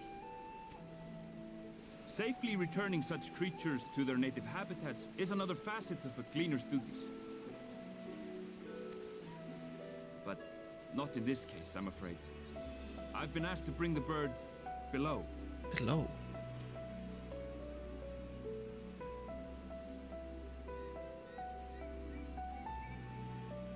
What are they building? The restricted section in the lower levels of Labyrinthos. Open only to a select few researchers handpicked by the Forum. What are they trying to do? Restart the world after the end of days? The projects down there are the subject of rumor and hearsay. Forbidden magics. Advanced technologies that can never be allowed to fall into outside hands. Even Archons are not privy to the truth. Of course. Those who are, the researchers involved in this secretive work, are not permitted to walk freely in the city, and are instead required to live in isolated quarters. Damn, it's a tough life. What could a facility subject to such strict security protocols possibly need with a hornbill? An experiment? Possibly. I wasn't afforded an explanation. But judging by the requisition list given to me and my colleagues, I doubt it's for any kind of advanced research. I'd be more inclined to believe we were making preparations to migrate to the south. Mericidia or thereabouts. Oh yeah, Mericidia is to the south. The dragons continued on to Mericidia in the past, I think. Yeah, so it is gonna be like Noah's Ark. What? Why would you say that? Because they were collecting the marmots because they're easily breedable and maintainable. My brother and I were just talking about this. Why if an apocalypse were to happen, what kind of animals would you want to get on board your ark? Coincidentally, my brother was just talking about that, and he said the same thing. Something that is easy to maintain and breedable. You can eat it as well. What? Why would you say that? Much of the flora and fauna we were asked to procure there we go. could serve as reliable sources of sustenance. They're comparatively hardy species too, able to endure harsh climates. And among them are specimens known to be effective in improving soil quality and purifying water. Oh man. Sharlayans are preparing for the apocalypse. They're preppers. When you put it that way, migration does sound like a reasonable assumption. That's all it is, though. An assumption. Through our tasks, we gleaners glimpse only bits and pieces of the Forum's plans. Our prime concern is that our requisitions, be they living or otherwise, are properly preserved for the knowledge of future generations. Now, I really must be going. I regret that I cannot reward you as you deserve. It's okay. Perhaps you might reward us after a fashion then. It is imperative that we reach the lower levels. Uh-oh. You're gonna lose your job. Seeing as you are already set to descend with your assigned cargo, mayhap we could accompany you as your assistants. I'm afraid that won't be possible. Once the animals have been prepared for transport, we send them down separately via the lift. Makes sense, makes sense. I will of course follow after to make my report, but I can hardly pass you off as porters when there's nothing left to carry.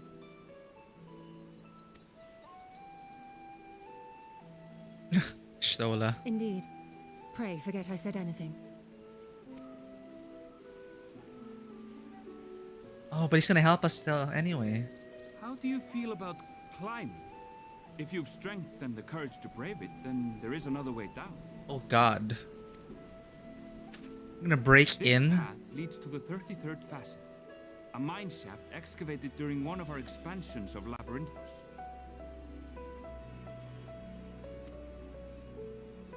While I cannot guarantee that the passage is safe to traverse, it should provide access to the medial circuit below. What's with our games on the stream and mine shafts? Every game we played featured a mine shaft at some point.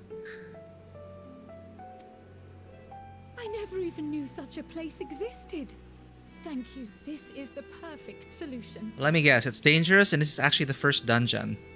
And the reason why a lot of people ended up in the first dungeon first is because they chose this route first?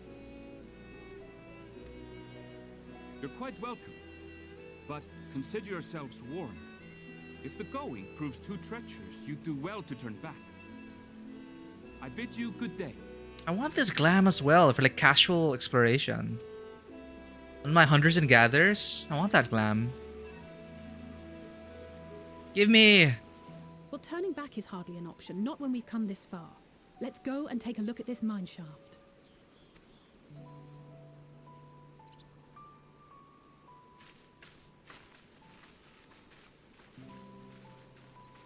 I wonder, is that gonna be a dungeon? Let's see. It'll be our first dungeon, and oh my god, I'm so worried about tanking. Tanking new content. It's been so long.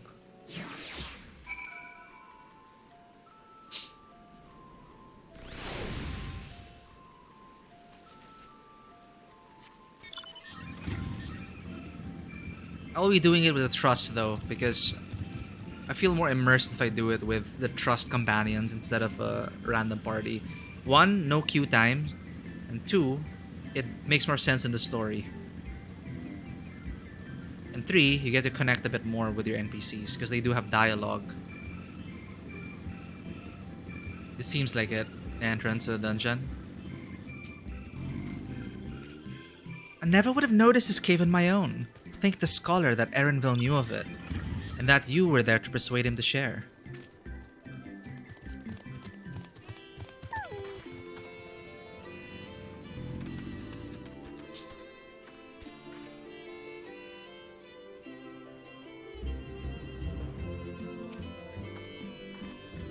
I took a quick peek inside, but it's awfully dark in there.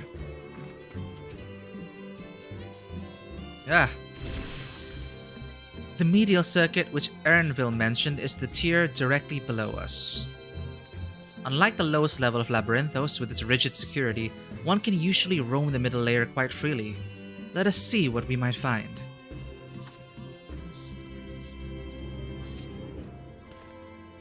This must be it. The entrance to the mine shaft. 'Tis faint, but I hear something moving within. Creatures homed there by the researchers, you think? Well, slavering beasts aside, we will need to watch our footing. We should tighten our straps and such before we continue.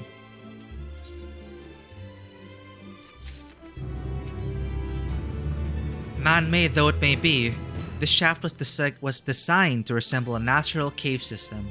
Heed Erenville's warnings and do step carefully.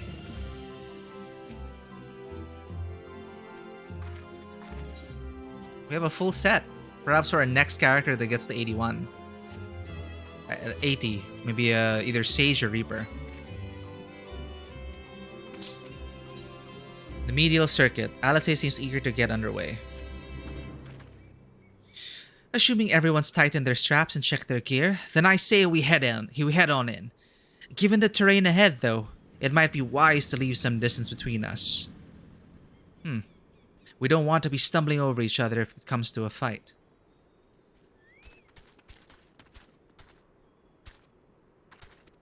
Take it slow, and don't forget to check your surroundings from time to time. We can meet up again at the other end of the tunnel. That seems dangerous.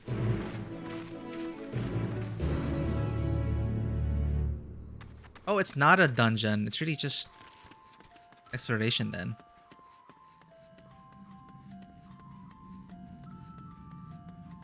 Can I even take my motorbike in here? Doesn't seem safe at all.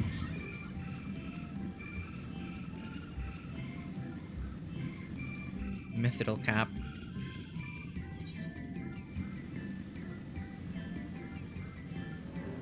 This mount is always so cute for me, especially when it's if you're a Mikote, it's like scruffs you.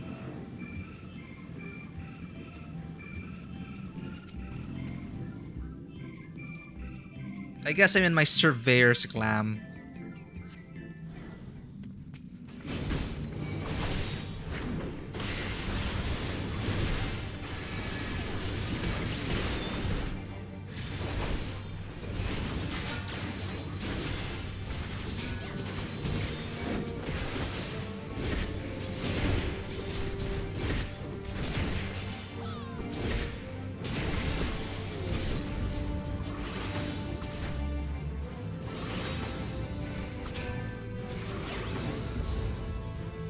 Alright, this person helped me out. My bike's faster than your peloton.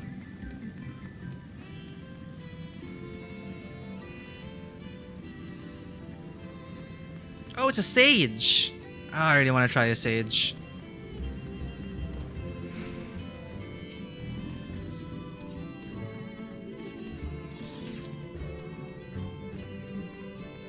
Oh, is she gonna fight with me?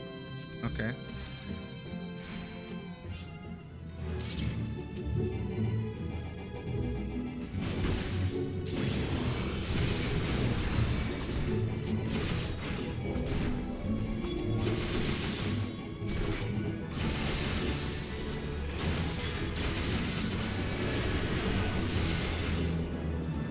Oh, did a bit of tanking there for them.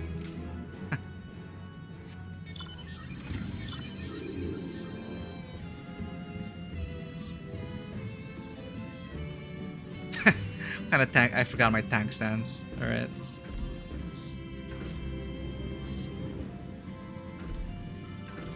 And we're free.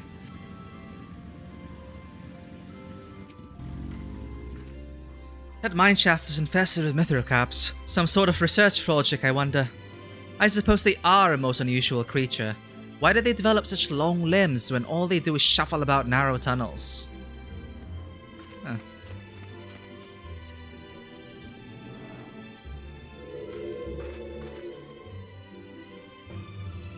To reach something in the tunnels, maybe?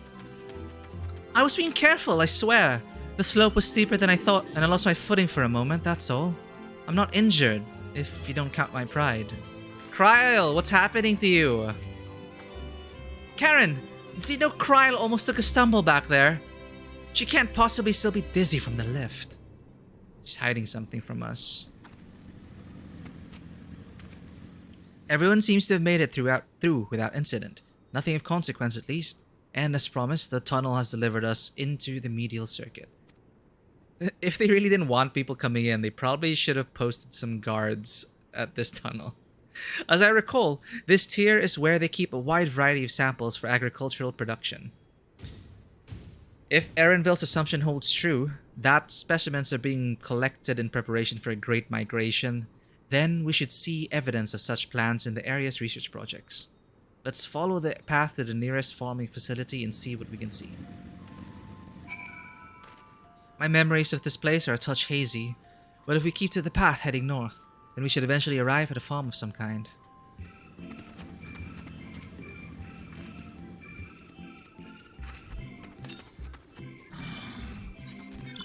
Oh, crap. There was a aether current in there. Let's go get it.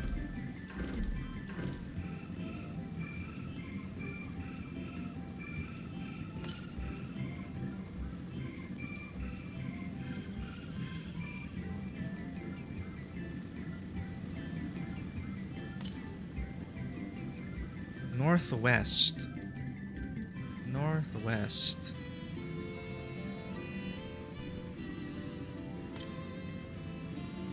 Southwest. So where is it? The other tunnel?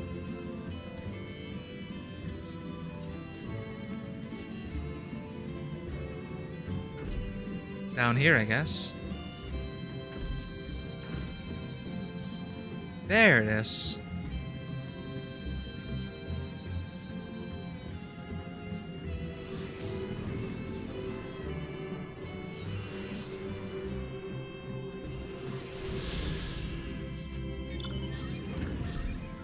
Splat.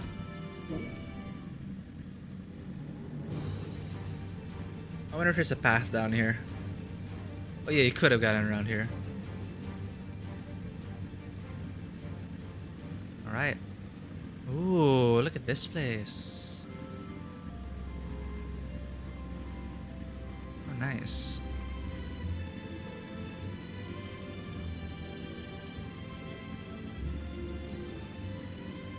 Where did we come from? Up there, I guess. 3,220 yalms to the north.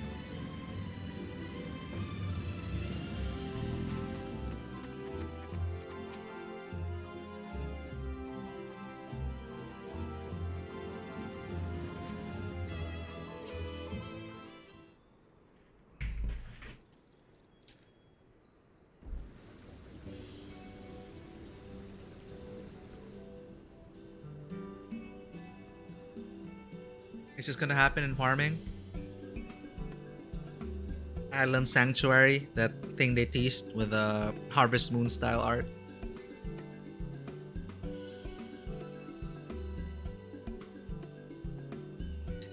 Oh, I love Kalpa Soda. Aha! Now I know where we are. This is Mariel Agronomics.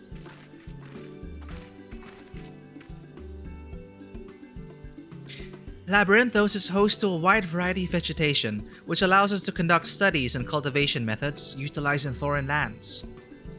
And it is this facility which coordinates and oversees those efforts. The fruits of their research go to feed their Labyrinthos colleagues, or so I hear.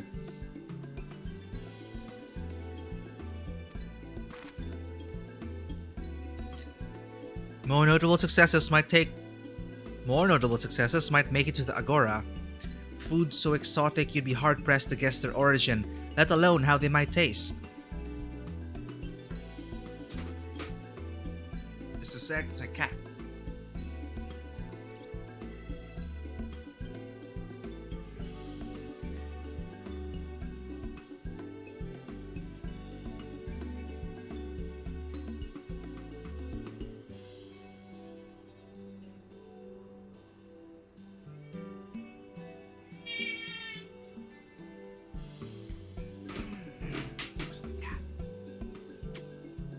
Hey, Maya, we're playing Final Fantasy XIV. little mitotes.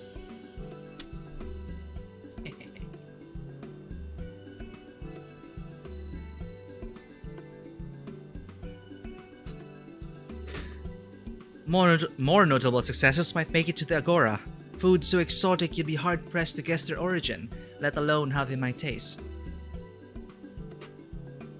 Indeed, mystery vegetables without a name, only a list of nutritional benefits scribbled on a cod.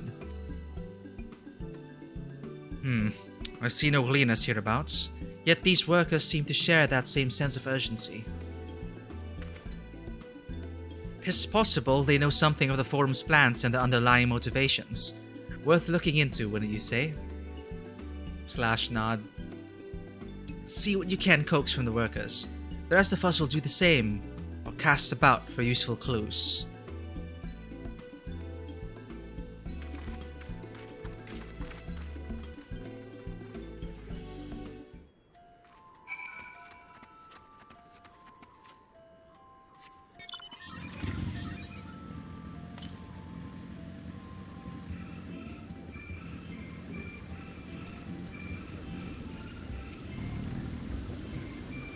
Oh, hello there.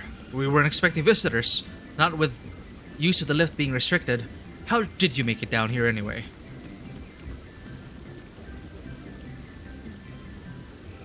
The mineshaft, you say? Well, you're much hardier soul than I. Under normal circumstances, I'd reward such tenacity with a guided tour of the fields. But I'm afraid the forum has us filling order lists a mile long. Whoa! Oh, those are the sage stuff. Oh, they look so cool. What? Okay, I'm gonna get a sage after this. Massive yet detailed requests. Literal wagon loads of crop samples, and hardly any time to put them together. When I first heard of this grand reorganization, I assumed we would be shuffling around old stock to make room for the new. Then came the orders for ridiculous quantities of seeds we've already thoroughly researched. Passing strange, eh? So they're gonna build a seed bank or something and restart the world. I pressed for an explanation, and was met with vague assurances that all would be revealed in due course. Not the most satisfying answer. Definitely not. Visit us again when the lift is back in normal operation. I should hope we'll have all new crops to show you by then, but we probably won't.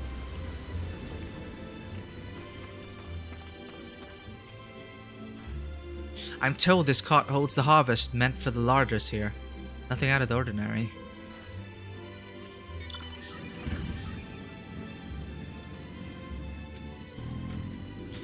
The gourds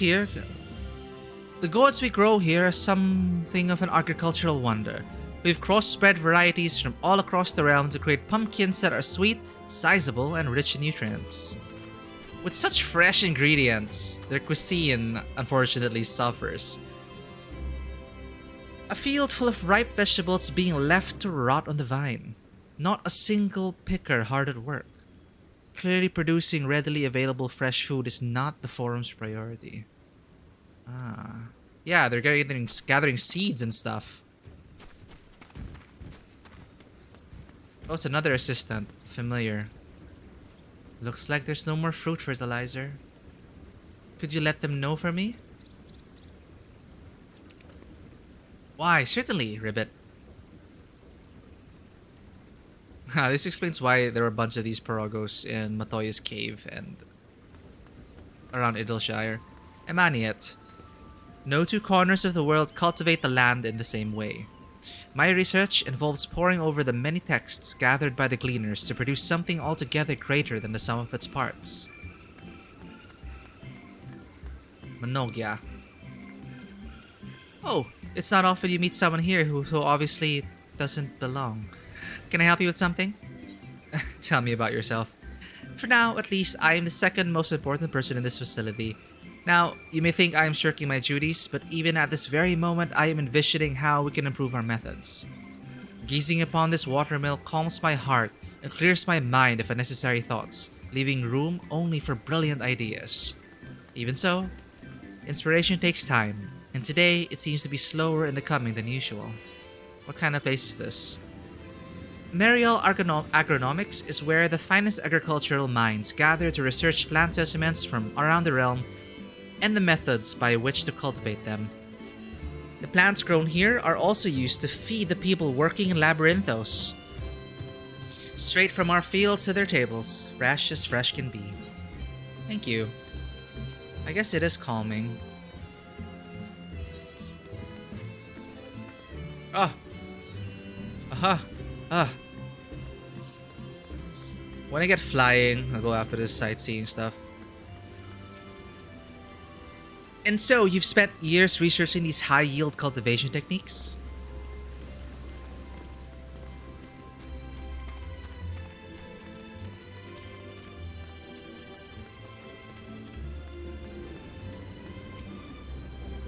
I am from the Studium, here to gain practical knowledge of how to cultivate fungi.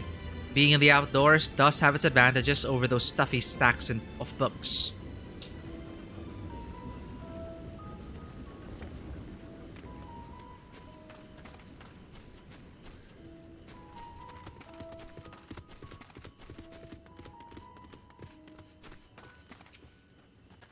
For many years, I have poured my energies into developing more bountiful crops.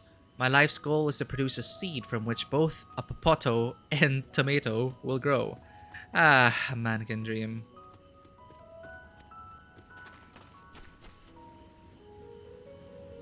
Oh, there's a day-night cycle here. Ruba Epokan. Of course, the light of the artificial sun is not so brilliant as the real one. However, it allows us to grow crops without having to worry about inclement weather or changing seasons, making the results of experimentation much more consistent.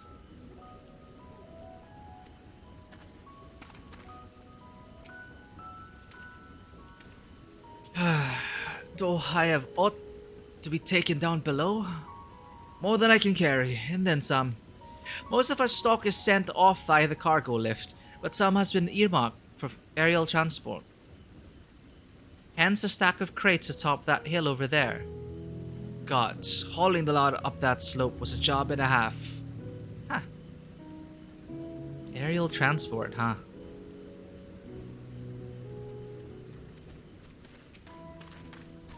Right, back to it then. Once I'm done here, I think I'll take some fresh fruit to the last stand and have them whip me up a dessert. Sounds good.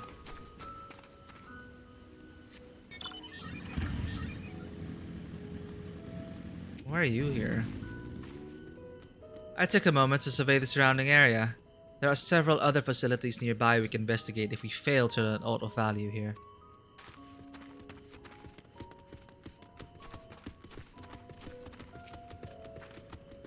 What crops are we raising? Well, as you can see, this one is a variety of grape.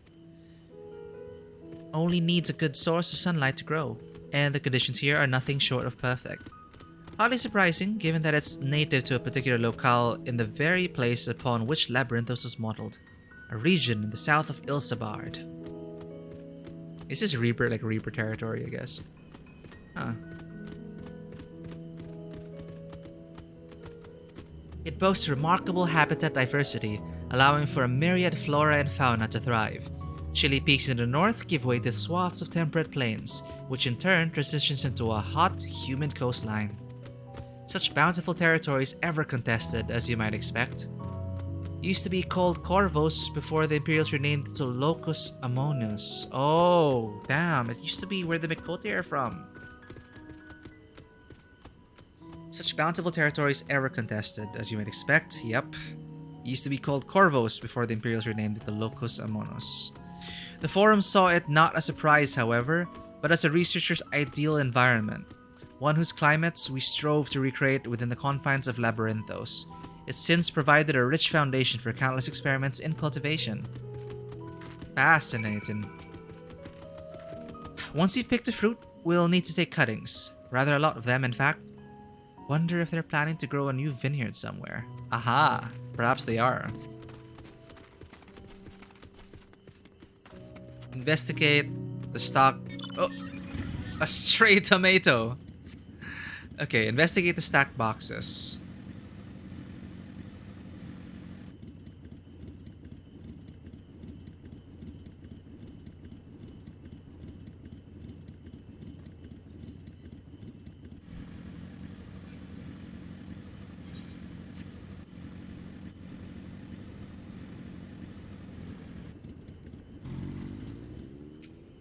You're all here like warriors of light, staring at the boxes. The labels on these crates tell the story of their contents, bundles of common seed and saplings accompanied by sheaves of reports.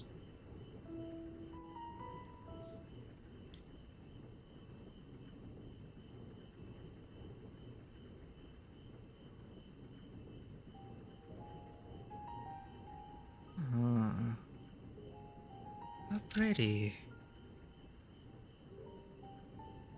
Oh. Hard to look away, isn't it? Who you? But they're more than pretty flowers. Heart blooms are attuned to ambient emotion. Oh. I also did the same emote.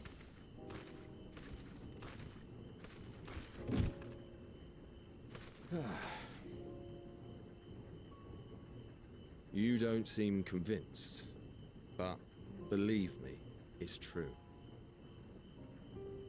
Mood flowers?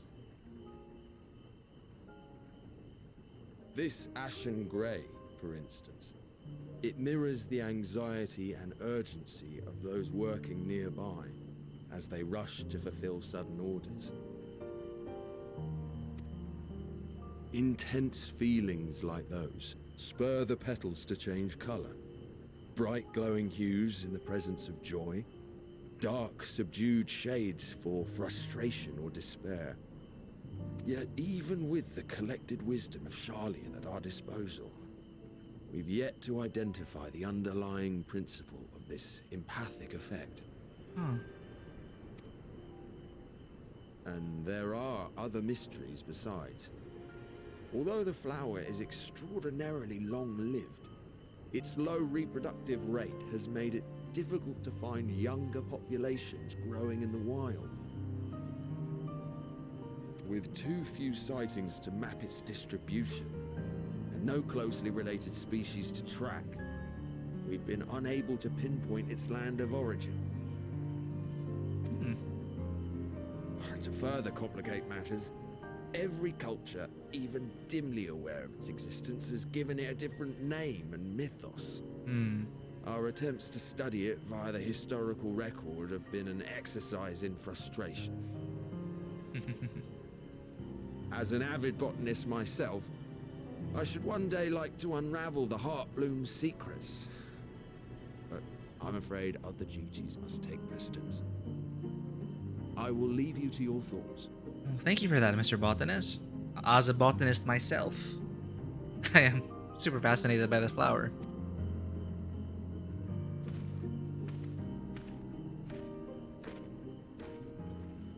Level 80 botanist, let's go. Oh, Matoya's cave music?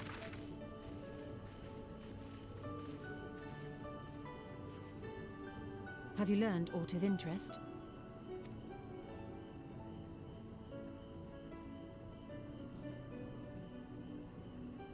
A flower that reacts to one's feelings? Strange. I must say, I have never heard of such a thing. It's good that they framed Kryl right here, so you can still see her.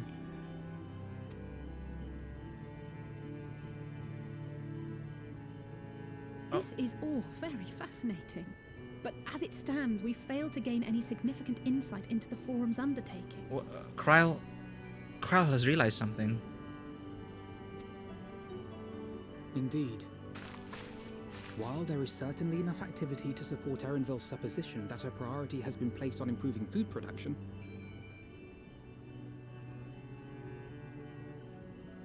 unfortunately for our investigation, these workers were never informed as to how their duties serve the master plan. If only we could interrogate the Forum members directly.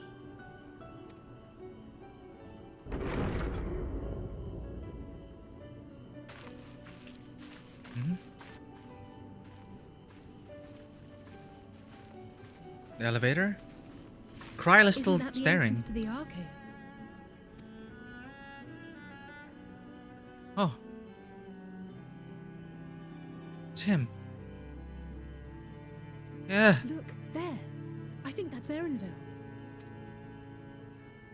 A little difficult to tell from here, but I think you're right. He did say he was coming down to make his report. Erenville receives his orders from the Forum. Would it not follow, then, that the superior to whom he reports is a Forum member? Or at least a close associate? Or someone just a messenger. You mean to eavesdrop on their conversation? What of the risks? Ours alone to bear. We won't interfere with Erenville's work, nor will he be implicated as an accomplice. Or Erenville. If you're not comfortable taking part, I can do this alone. Ah! Are Mikote naturally like quiet, like actual cats, and silent and stealthy? Nay. I said myself that I wished to know Father's intentions.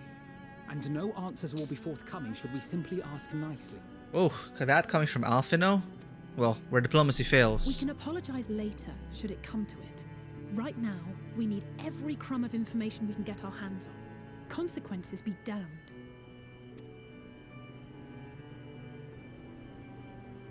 It might be best if you came along as well. In fact, we should all... Kryl? You're still staring. Is it her echo? Kryl?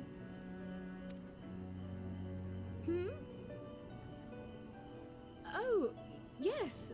That certainly sounds like a plan. What? I'm glad you agree.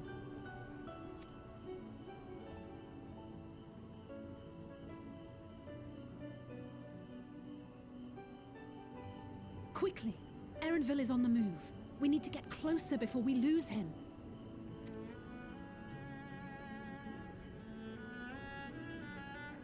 What's going on with Kryl? Almost. I can almost reach you. Reach who?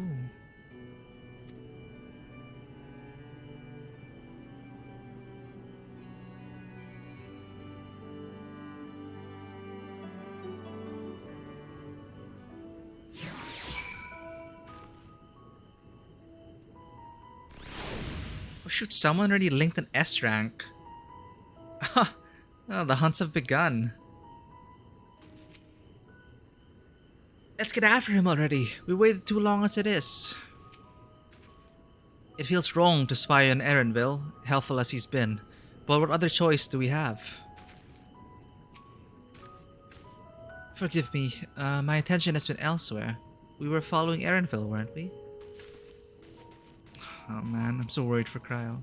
Look, she's still staring at the flowers. Is Kryl still feeling unwell? I've never seen her so distracted. Keep an eye on her, but keep moving too.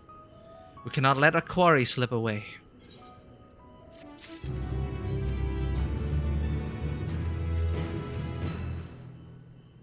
Did you see which way Erenville went?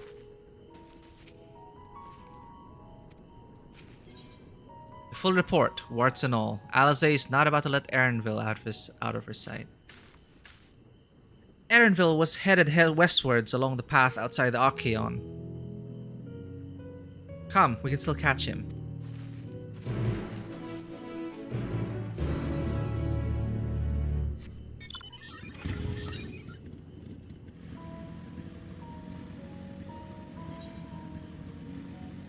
There's supposed to be an aether current. But maybe it's up there? Did I miss it?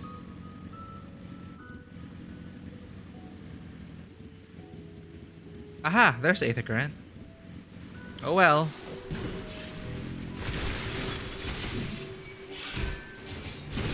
Oh my god, I'm gonna die. That fall.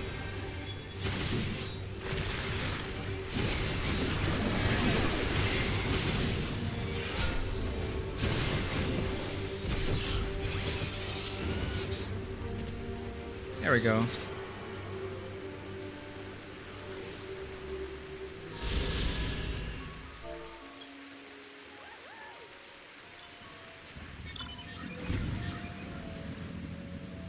get out of here, Sylvie.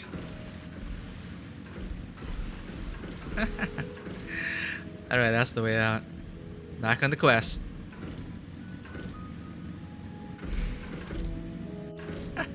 Goodbye, random cat girl.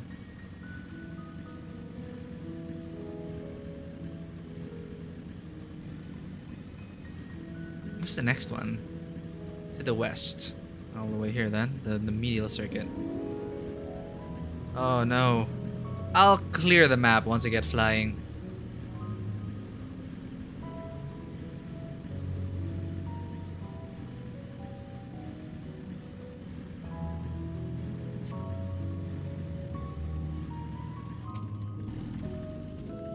It seems Y'shtola wishes to have a word with us. We've fallen too far behind, and this damned mist won't help matters. I can still hear it. What can you... Kryl, what's happening?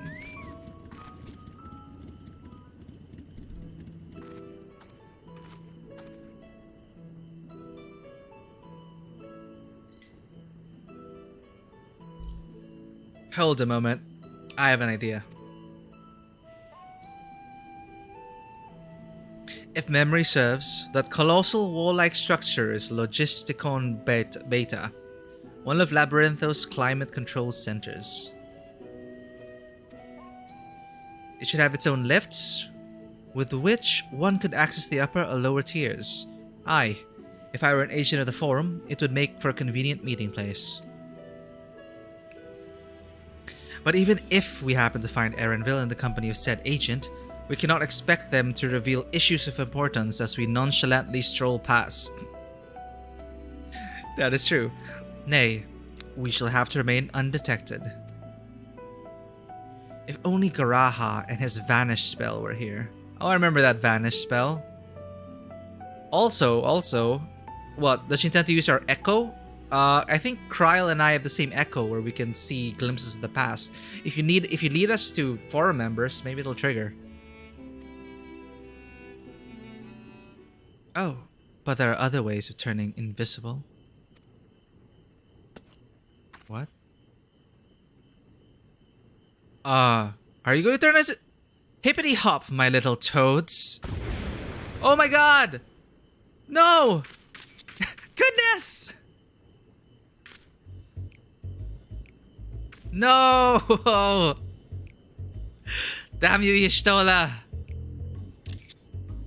Unaccustomed to transfiguration? Worry not. It will wear off with passage of time. Could have asked us first.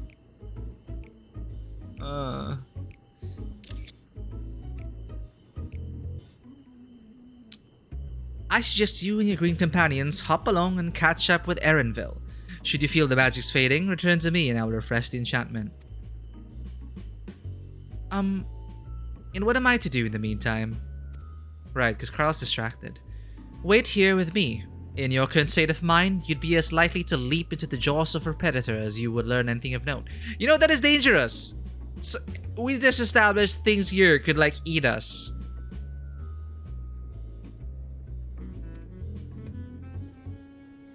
Oh.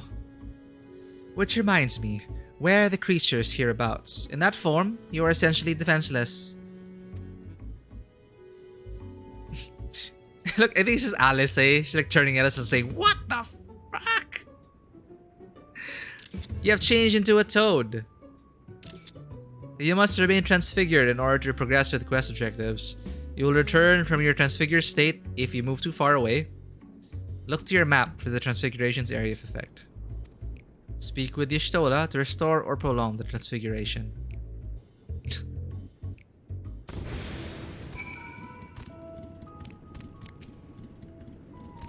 I would have enjoyed being a toad for a little while, if only for the change of pace, but Y'shtola's right. I am too preoccupied with other matters. Stand still, then I shall recast the spell. The transformation should last long enough to allow you to find and spy upon Erenville. Corporeal form has been altered, inhibiting use of actions. Ribbit, ribbit? Ribbit, ribbit, ribbit.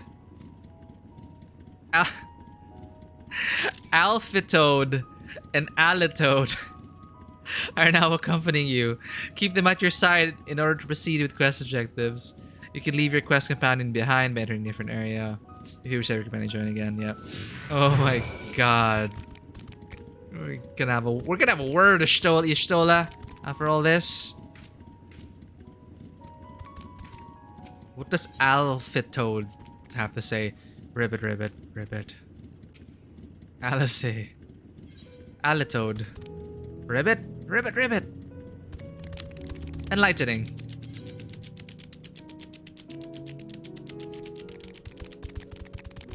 My Gaily kitten is just like flying along with us. How adorable is this?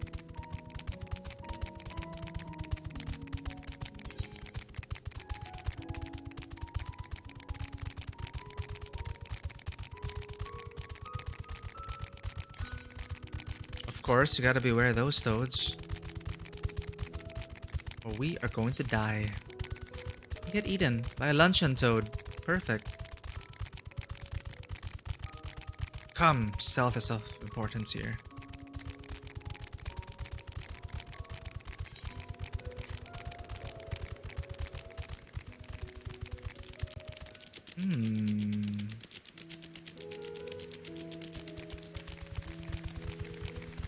It's a fellow frog.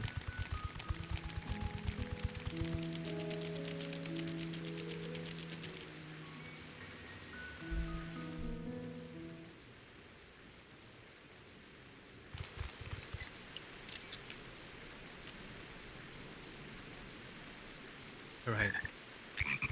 Nice. Let's do this. Save the bushes at least. I trust you will find your compensation to be more than satisfactory. We wish to make clear that we are pleased with the efficiency and thoroughness of your work. So much so that we have come bearing new tasks in need of your competent hand. Uh-oh.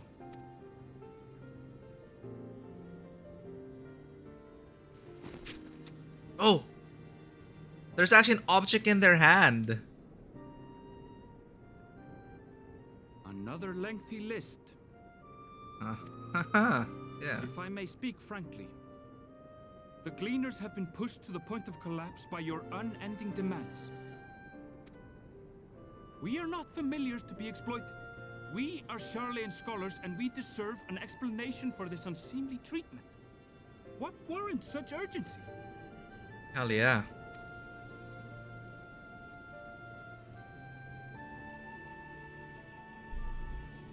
In an age long past, Sharlayan was charged with a momentous duty.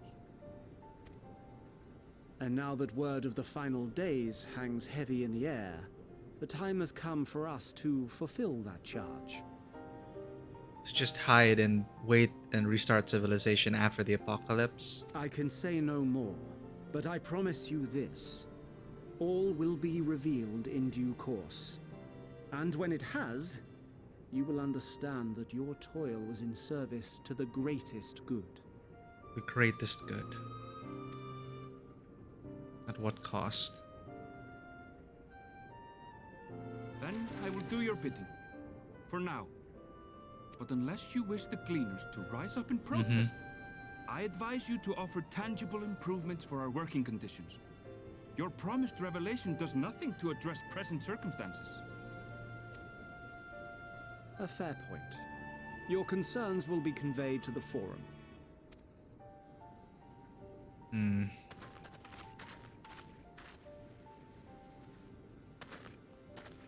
Erenville knows we're not native to this place.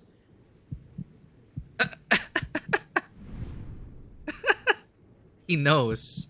Just nod.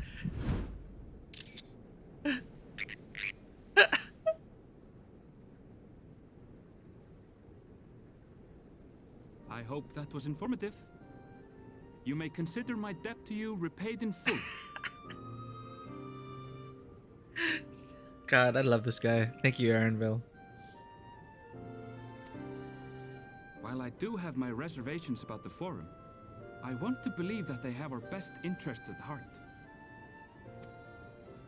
Which is why I'm reassured that you're busy sniffing out the truth of things. We can ill afford to place all our eggs in one basket, this master plan of theirs, without first understanding the risks involved. Yep.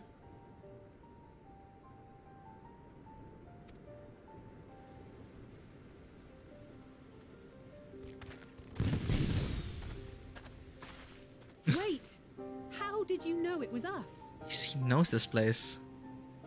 Frogs didn't belong there. If you mean to impersonate a toad, try studying the real thing. And don't try to fool an expert. Oh my god, tell that to Y'shtola.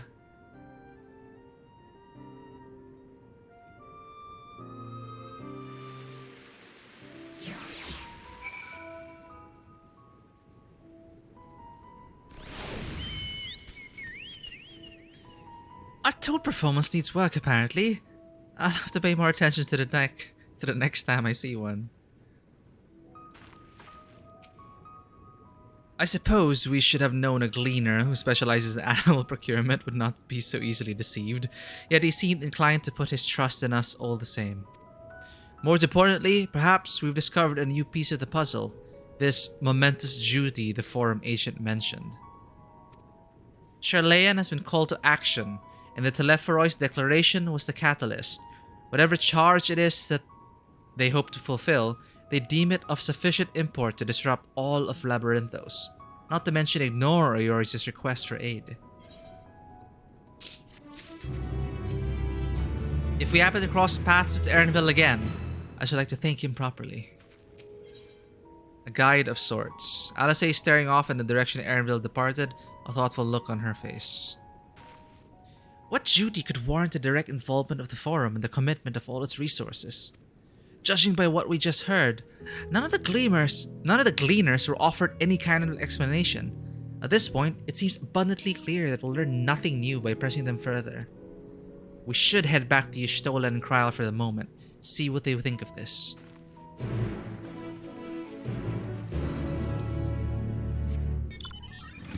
I hope Kryl didn't like disappear somewhere.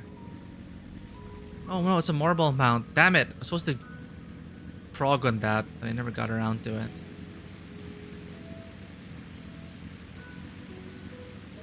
Oh, maybe there's an aether current. Southwest.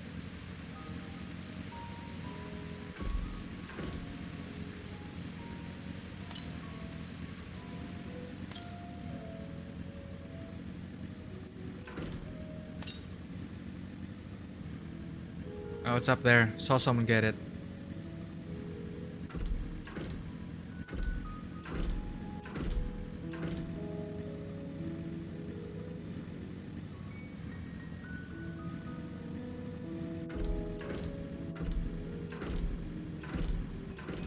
Ooh, nice view.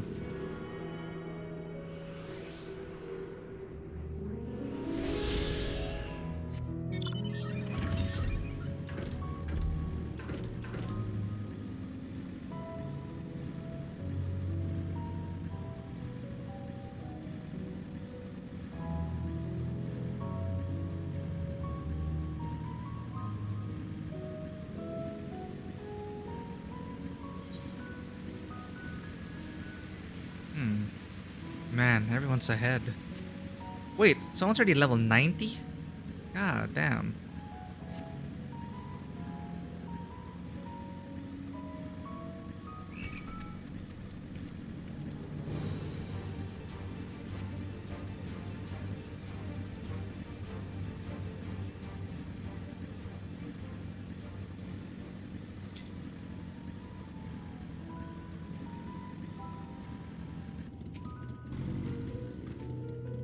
It's funny how normal the forest seems now. As a toad, it was all so much more ominous and threatening. Where is Kryl? Ah, well, there we go. Where is Kryl? She did disappear.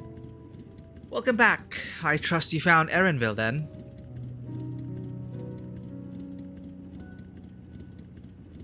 Interesting. I had a feeling you would learn something important, even if that something was simply a confirmation that no one knows much of anything. True. We should share this with Kryle, then discuss how we'd like to proceed. Assuming we find her back at the farm, she was still behaving oddly, so I bade her return and rest there. Perhaps not the best decision in hindsight. Would you mind checking near those flowers she was so entranced by? The rest of us can survey the more distant areas just in case she decided to wander.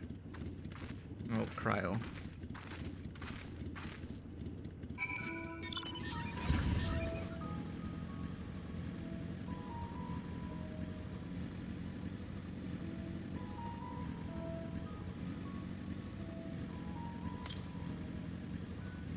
To the west. Ah, but it's down there. Oh man, can we gather here? Oh, it's level 85. Gatherer's Boon. Oh shoot, they changed up Gatherers. Look at all my skills that are gone. When gathering, there is a chance of triggering the Gatherer's Boon effect, which will grant an additional item during the gathering attempt. The higher your perception rating, the better chance you have of triggering this effect. Oof. I have a 1% chance of gathering this. And I can't use Leaf Turn. Oh, I can do this. Wait. Increase the chance of the items of gathering by 50%. Wait, I really... Oh, wait, no. It's 1% chance for an extra item. My bad. Well, let's just get iceberg lettuce. Let's add it to the log. Dark hemp. And dark rye. Let's get a wind crystal out of that.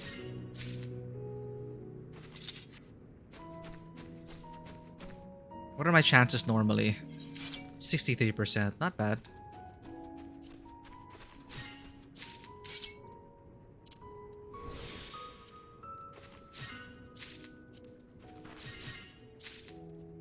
I wonder what sells for more. Will this even sell on the marketplace? Let's get iceberg lettuce.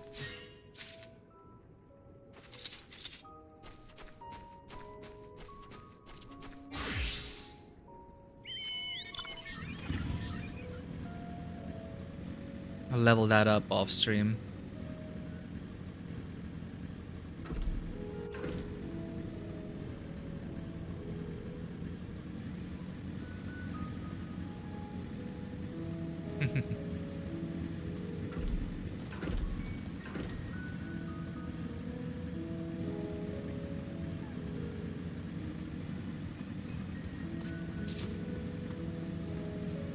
For an Aether Current? Lost a little troll. The distracted archivist seems troubled. Oh, dearie me. Hi. My sweetest Shaggles. One of the Archaeon's precious samples has fled. You have no idea what I'm talking about, do you? My apologies. I am Noelhi Tia, an archivist. The Archaeon is home to various samples collected from all across the star, and one such specimen has just escaped. A young troll, to be specific. Oh, I hope he hasn't been set upon by the local predators. Listen, I promise to compensate you, so could you please help me retrieve the specimen?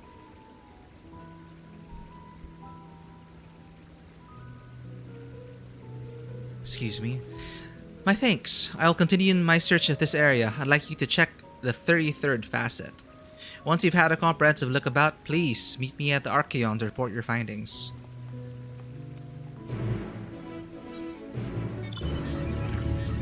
Where am I supposed to search? Where's Lost Little Troll? Ah, Lost Little Troll's there. Well, let's find Kryle first. How do I get up there normally? Can we get on the wheel? Oh, nope. Kryle, you were... The flowers. Where were the flowers? Up here, right? Yeah.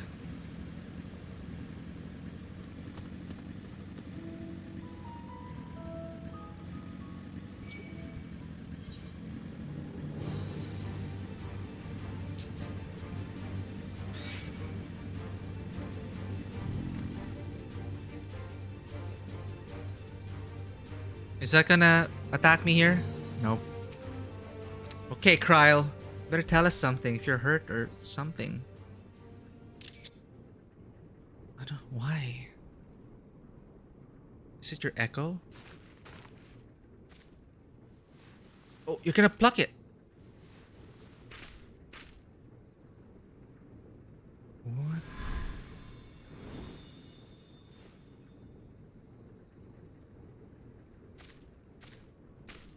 For you. The spell will keep it from wilting. Oh shoot, I forgot to take off my helmet. She said you would need it for the journey ahead. She? Damn it, I forgot to remove my helmet. Will you speak with her now? I cannot hope to match Minfilia's clarity, of course, but...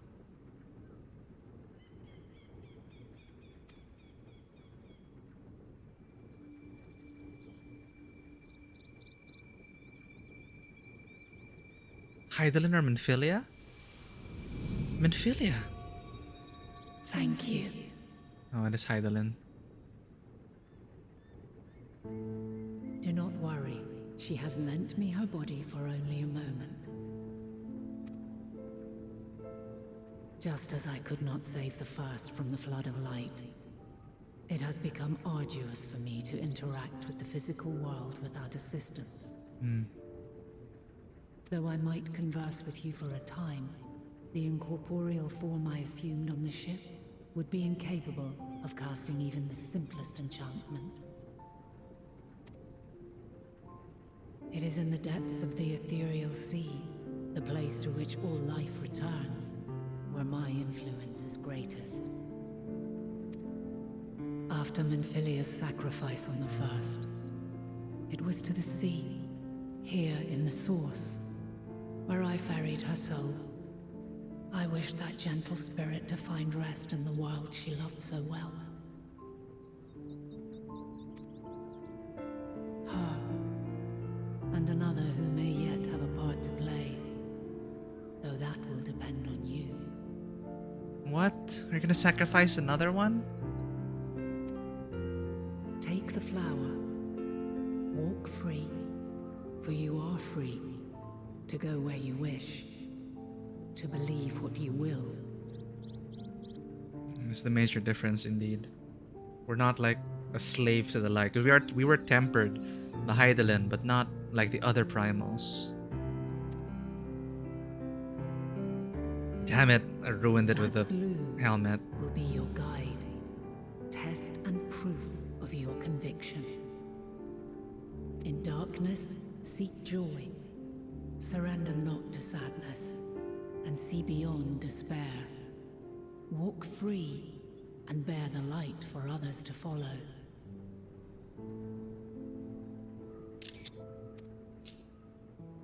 Together, raise it aloft and let it shine, till the end, blinding and radiant.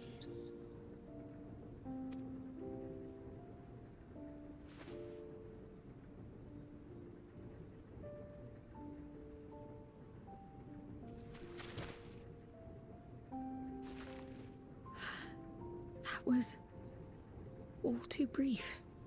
Already she seems so far away.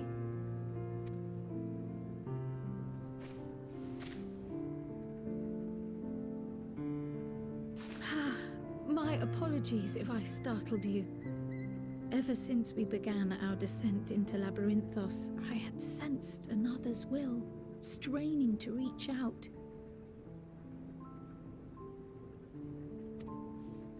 Even with my particular talents, though, I was unable to make a connection at first, so weak and tenuous it was. Once I took hold of that wispy thread. Imagine my surprise to discover it was Hydaelyn herself. Needless to say, it seemed wise to learn what we could before letting go.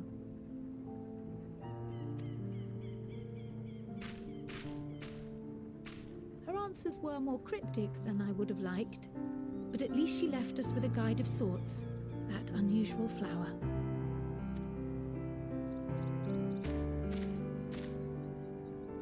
Yes, we are definitely making progress. How will the flower help us? You can't be serious. We've done nothing wrong. Shit.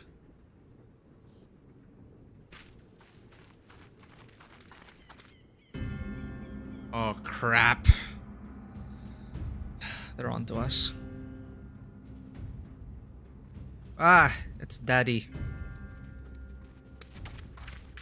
Master Fortuno, what business has the Forum with us? Obstruction and suppression, apparently. Mistress Baldessian, our records show you facilitated the Scions' entrance into Sharlayan by claiming them as assistants for your organization.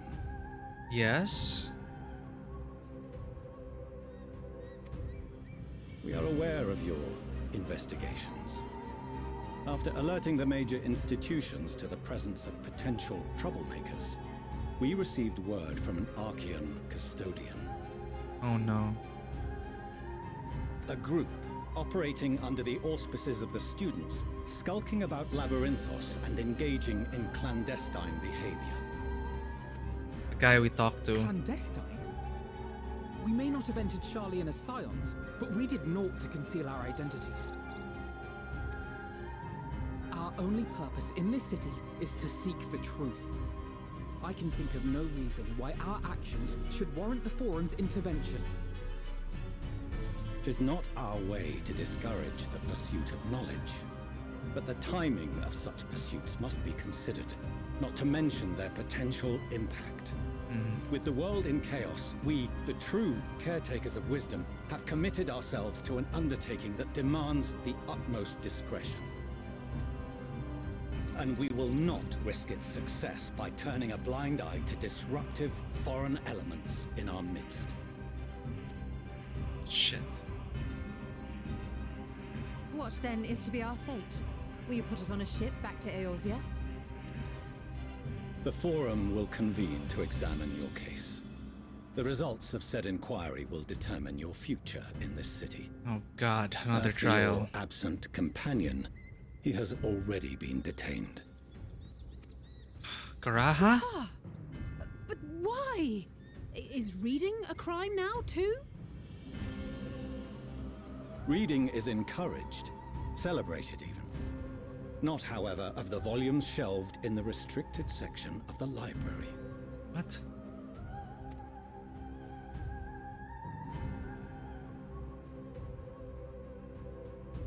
Refusing to comply will only make matters worse. Let us instead treat this as an opportunity to open a dialogue with the Forum. God. I remove the goggles. Silence is often one's best defense. I would advise against prolonging the proceedings with frivolous discourse.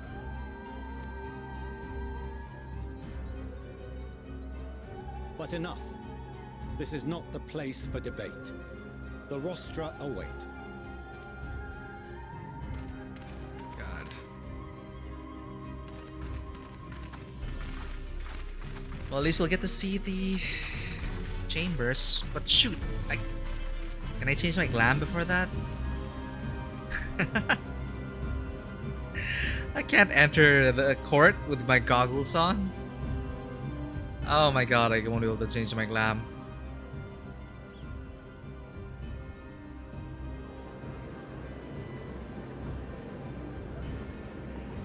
Damn it, I'm gonna go through this important cutscene in goggles. Oh, it's gone. Thank God. Good, they decided to remove helmets here. Forgive me. I was careless. We would have been detained regardless. This way, at least, we managed to stay together. Oh. I trust your time within the Forbidden Archives was well spent. I hope so. Yes. The Forum will come to order. This inquiry is now in session. As Speaker-elect, I will be presiding over the day's proceedings. Oh, Kryl also has her hood down. Master Fortuner, would you be so kind as to restate the matter which compelled you to summon your colleagues with such urgency?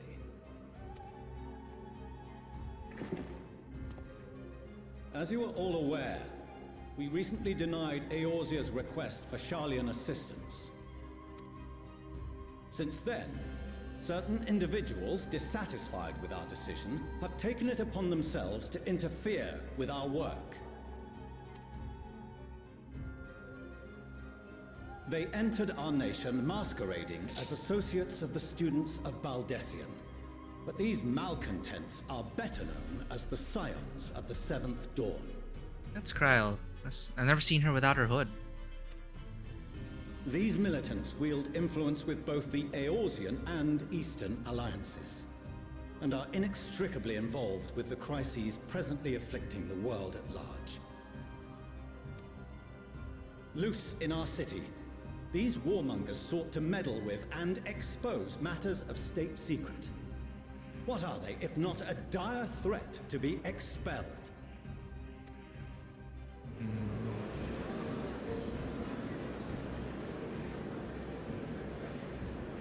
You have tarnished the good name of the students. Galuf would be ashamed. Oh man.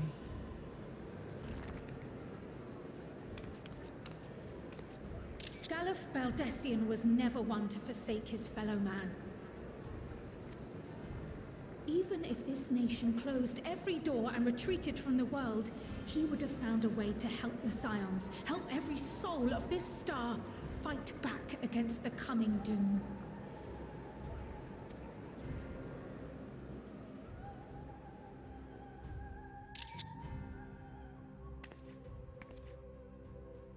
A terrible enemy stands poised to lay waste to all we hold dear. In the face of such madness, Eorzea reached out to Sharlayan, a respected ally, in the hopes of forming a united front. Was your curt dismissal truly the best you could offer? Or are you so preoccupied with your momentous duty of an age long past that even the end of the world is unworthy of your attention?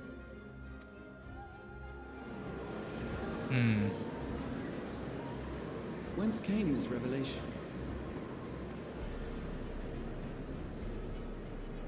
From the mouth of a forum member within fortuitous earshot. Then it seems your findings support my own. Oh, the hell. Oh.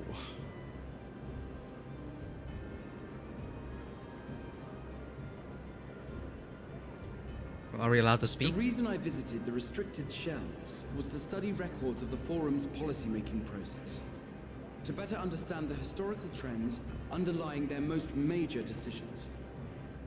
At first glance, the positions of neutrality in war and the accumulation of knowledge above all else appear constant and consistent, the unchanging pillars of Sharlayan society. And once upon a time, I might have left it at that. These days, however, I am more attuned to the subtleties of governance, and so I noticed something odd.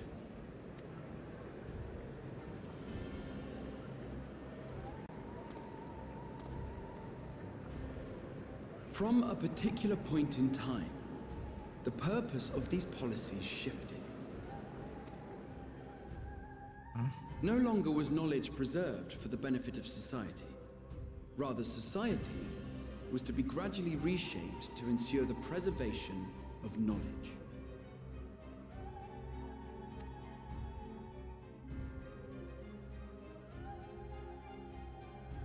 The most conspicuous and telling change was the one which befell Labyrinthos.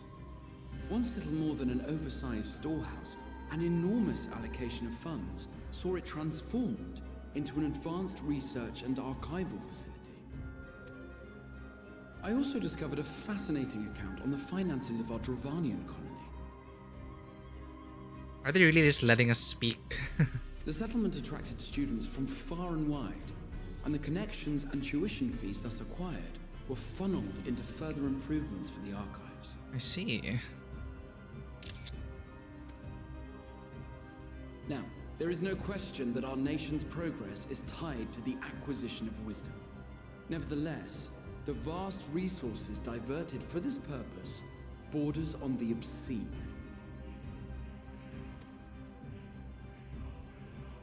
But returning to the matter of when, our change in course appears to have been made some 270 years ago. Huh. Huh? The very same period when Sharlayan scholars in the hinterlands began a formal study of the ethereal sea. Colony? You found something, did you not? And whatever it was, gave rise to your oh so important duty. Mind your tongue, Archon. If you had seen... He's choking. Someone silenced them. Yes. We are bound by a duty we cannot ignore. Force choked. Knowing this, what would you have us do? Abandon our vital work and join you on the field of battle? What did they find? Alexander? Saw into the future or something? We will never choose the way of the sword. We will fulfill our mission, not through strife and bloodshed, but survival. Come what may, we shall live on. We must. Do as you must, then. But we Scions will fight until the heavens fall, until our last breath.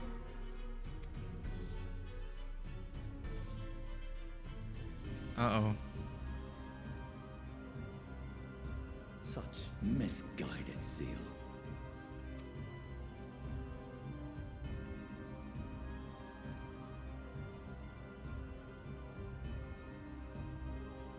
Father, Master Fortuno, I fail to understand the stance you have elected to take. But by the same token, I have yet to find a compelling argument to counter the challenge you put to us in Gridania.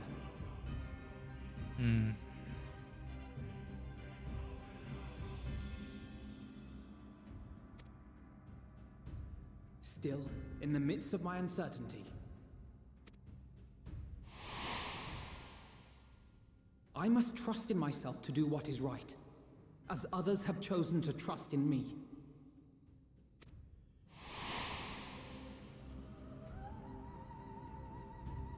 So I will continue, as I always have, weighing the consequences of my every action, and allowing my hope for the future to inform my decisions.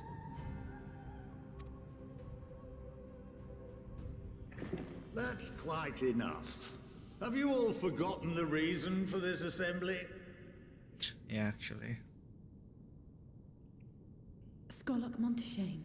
He's the head of the studium and an old friend of my grandfather's. Honestly, every discussion devolves into some interminable debate. Terrible habit. Let's return to the topic at hand, By their own admission, these Scions have resolved to fight alongside the Eorzean nations against the doom which swift approaches. But there exists no evidence of an attempt to incite our citizens to do the same. Oh, thank you. Furthermore, while our decision may well have been the correct one, we cannot simply bull our way through these disagreements without inviting doubts or objections. Put yourselves in their place. Who among you would leave a tome unopened if an elder forbid you read it with no reason given?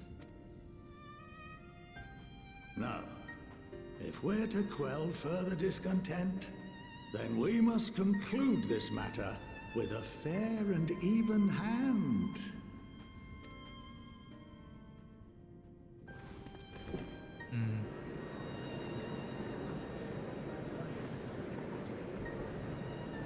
Order! We will have order! Master Monteshane raises some valid points. Keeping such concerns in mind, I propose we enforce the following measures.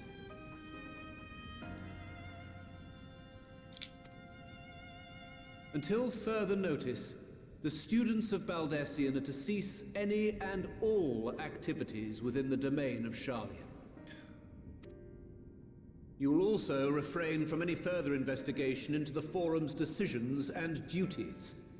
Failure to comply with these restrictions will result in the immediate expulsion of your Scion associates.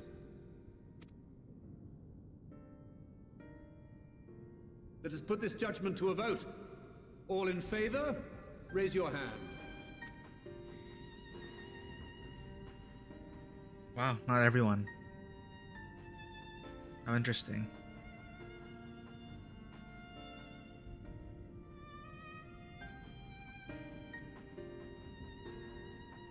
I count 51 for and 48 against. The proposal is passed. Wow, that is... First it is unanimous that they, refused to aid Eorzea, so that something big was discovered and it's their duty. But now, for us, almost split down the middle. Students, Scions, you have heard the Forum's judgment. Pray abide by it, or face the consequences.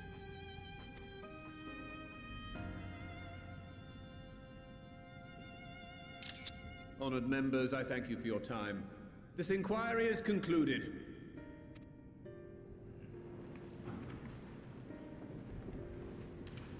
Oh, there's another Viera. We already see them here. And she's not wearing a hat because we can't wear hats.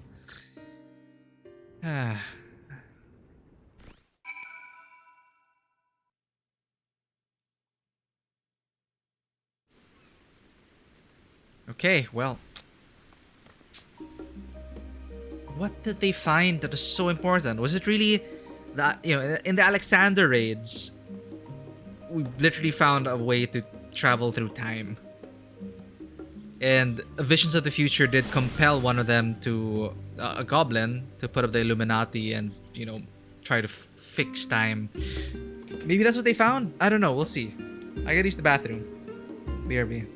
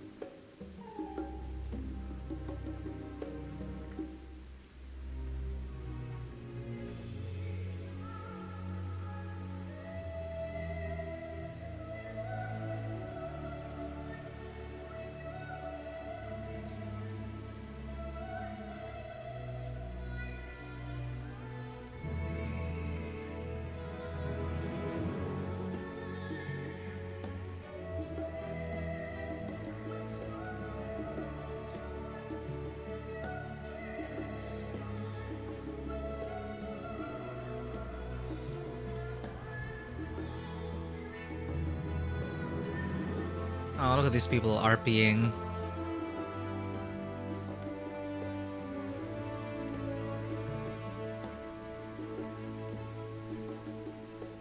It is a nice view. Haven't seen it before in this light. Let's take off this damn helmet.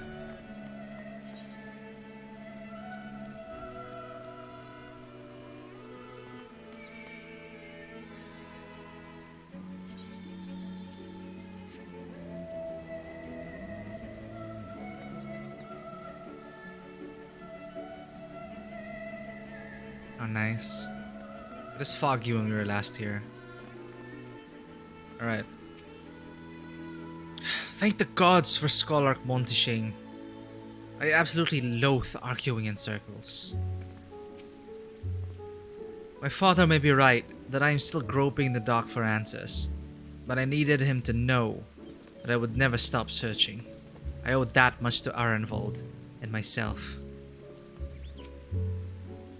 You may encounter some raised eyebrows, but do continue to claim the students as your sponsor whensoever the need arises. I believe in the guiding principles of the Scions, and I know my grandfather would have as well. I forgot, so here really is Kryl Baldesian? God, it's been so long. Well, they did call her Mistress Baldesian, right? Baldesian. Did he say Baldesian? I didn't catch that. Yeah, grandfather would have as well. I apologize for the trouble I've caused you.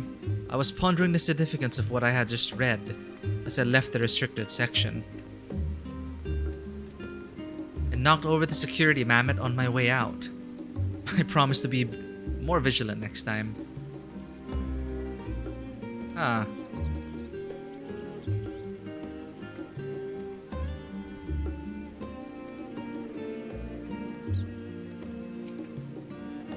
Well, at least we've been allowed to remain in the city, and our endless investigations have not been in vain. We now know that this mysterious duty of theirs began with whatever the Forum discovered in the ethereal sea. With our freedoms so sorely curtailed, however, we will struggle to learn aught more of substance here in Sharlayan.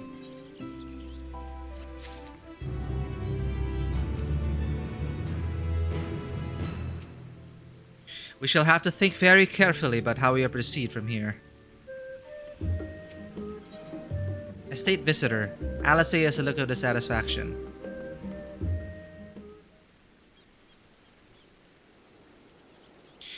The overall picture has grown clear, yes, but that's in spite of the Forum being so maddeningly vague about this duty of theirs. Why are they so reluctant to explain their actions in plain words? Survival, come what may. Is father's work so vital that it takes precedence over his own family? Alphino, Alice, it is you. When I heard you'd been dragged before the Forum, I came as swiftly as I could. I'm so very glad they allowed you to stay. Mother? Mother, it's their mother!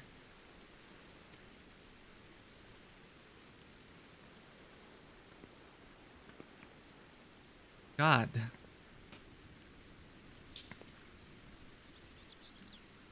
Emilian's Levelio. At your service. And you fine people must be the Scions of the Seventh Dawn. How lovely it is to finally meet you.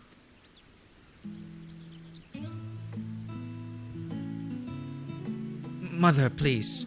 We don't wish to make things difficult for you. If word reaches father that you were here... Oh, bother that. Am I to be chastised for speaking with my own children? I am well aware that you and Master Fochinal are not on the best of terms at the moment, but I've been absolutely desperate to see my darlings again. You will come to the house. You will come by the house, won't you? I have gifts waiting. The timing couldn't be better. As matters stand, we shan't be going anywhere until we discuss matters with Thancred's group and reconsider our options. Go, visit your home. We will be back at the annex when you're ready to rejoin us. I'm not sure we... Karen, what do you think? What do I think? Karen? The Karen Halimir? What a splendid day this has turned out to be. Champion of Eorzea. I insist that you join us. Nod. He's like nodding with an open mouth. But we must be quick about it. Not for my own benefit, but should my husband return and find you enjoying our hospitality, these servants will be made to suffer the consequences. Karen, if you would be so kind as to escort my children to the estate.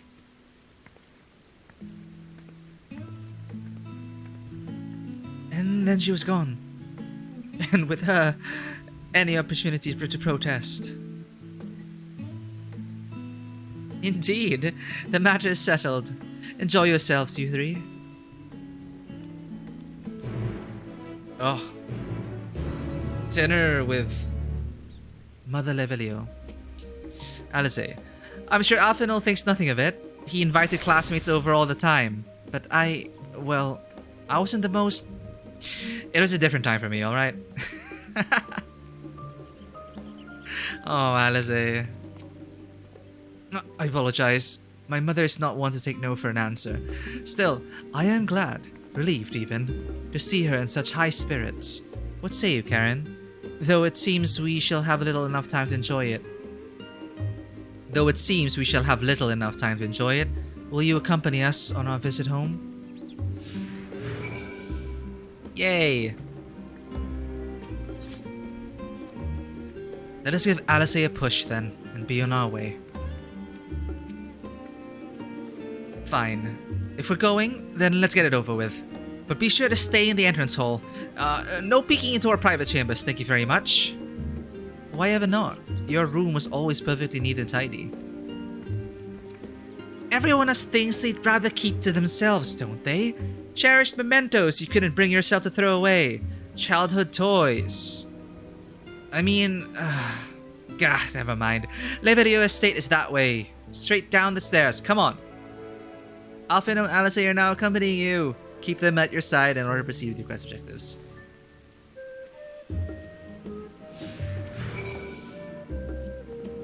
After all we've been through together, it is strange to be here with you now. To come full circle and see how much has changed. Alice. Levelio Estate is in the northern part of Journey's End, just down the stairs from the rostra. Oh, and please don't make a fuss when we get there. It's only a house.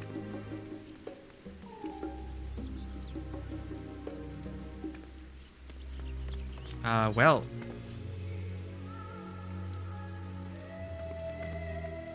I don't have anything to wear. I guess I could remove my gloves. Yeah. I mean, I guess this is casual enough.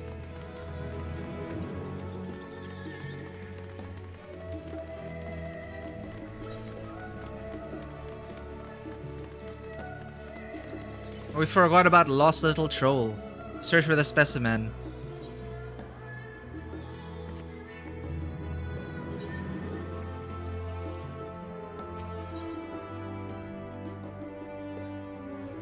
Any other blue quests? Apparently not. Levelio Estate. I haven't seen it up close. Oh, that's it. I never realized. First, this.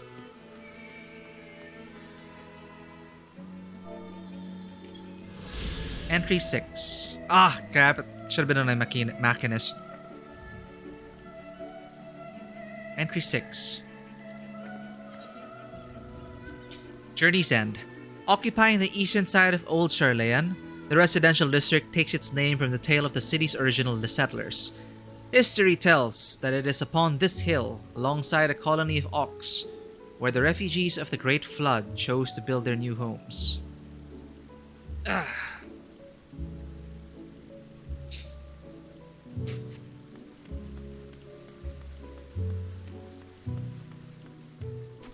Look at these reapers. Showing off, I see.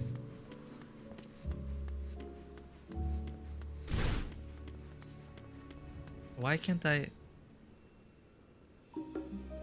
Oh, while accompanied by Alphino and Alice.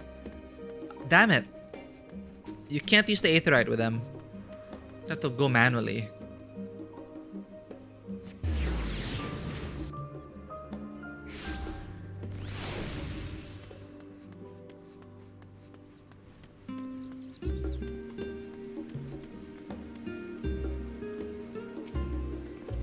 Decided to come with us? And you're sure about this? Alright, if only to see the smile on Mother's face.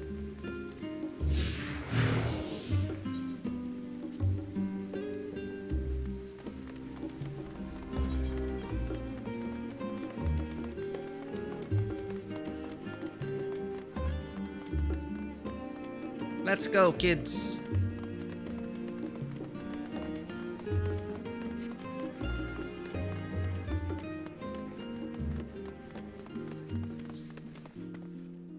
Bonus conversation. Discuss the view from the bridge. As children, Alphino and I would often come here. As children, Alphino and I would often wait here for our father to come home from work. It must have been a day when his meetings ran long, because I remember growing restless and leaning out over the railing to watch the water rush by.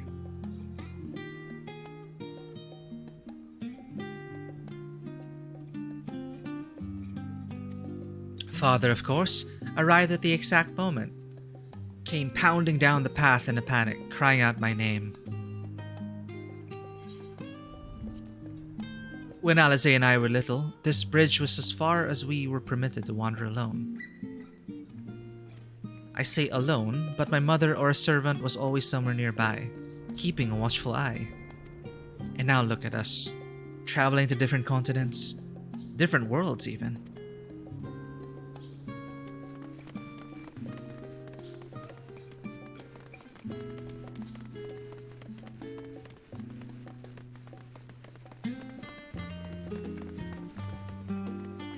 Oh man, let's get these bonus conversations.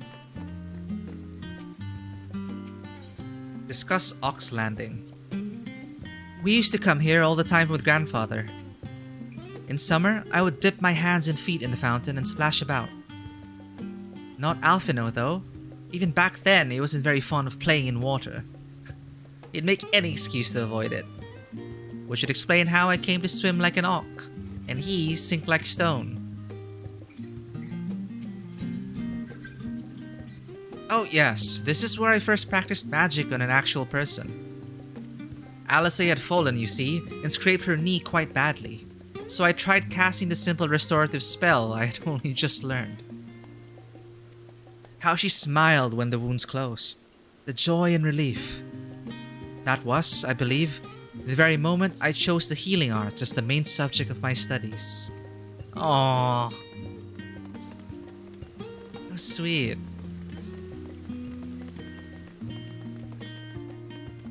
I don't think they put bonus conversations way out of the way, right? I think they make sure it's visible from the main path. So... But I don't want to miss out on any bonus conversations.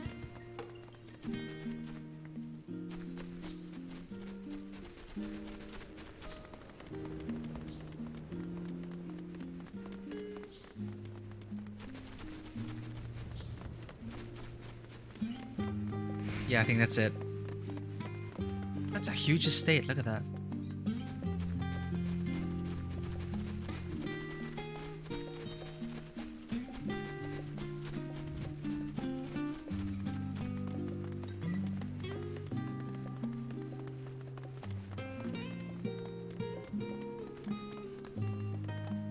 Okay.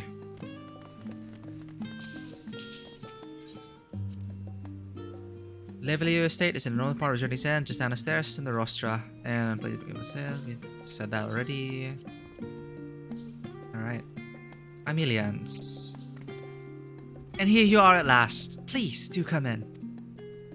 Here we go.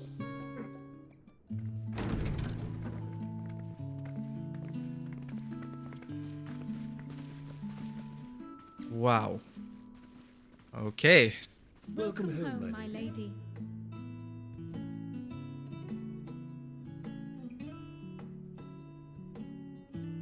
Wow.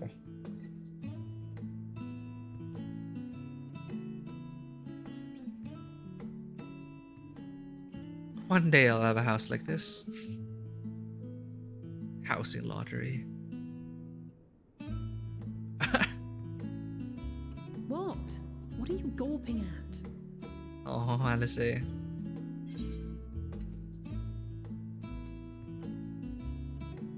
Scion headquarters must seem squalid indeed. House Levelio and all its grandeur. Well, honestly, my character would say... just admiring the craftsmanship.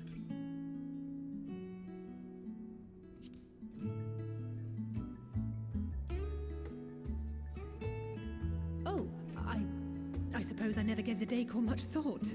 I'm glad that you approve, I think. Oh, we don't want to make Alice yet. We want to put her at ease, right? Lord Fortuneau is not to hear of this visit. Alright, you heard that. And I should also like the children to have their gifts, ere my husband makes his return. As you wish, my lady. What did they follow? Oh, I guess they follow the lady of the house. Because pretty sure the father was like, don't let the children in. Master Alphino, Mistress Alice, if you would accompany me upstairs. We shan't be long. They're gonna get their presents. It's like Christmas.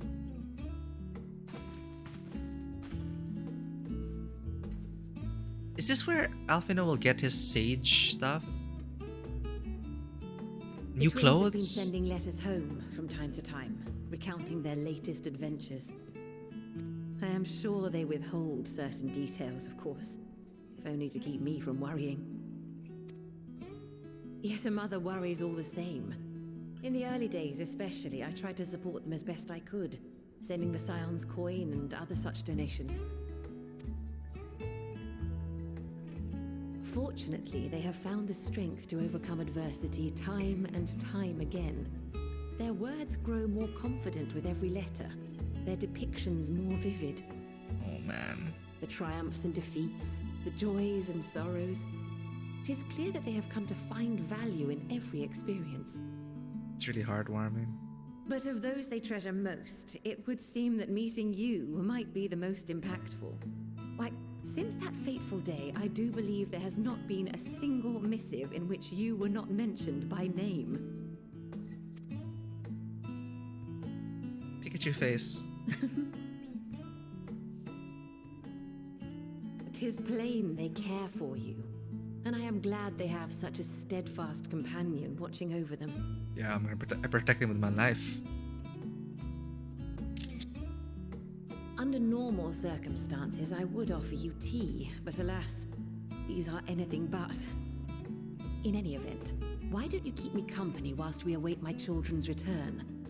Perhaps you might regale me with a tale or two of your exploits.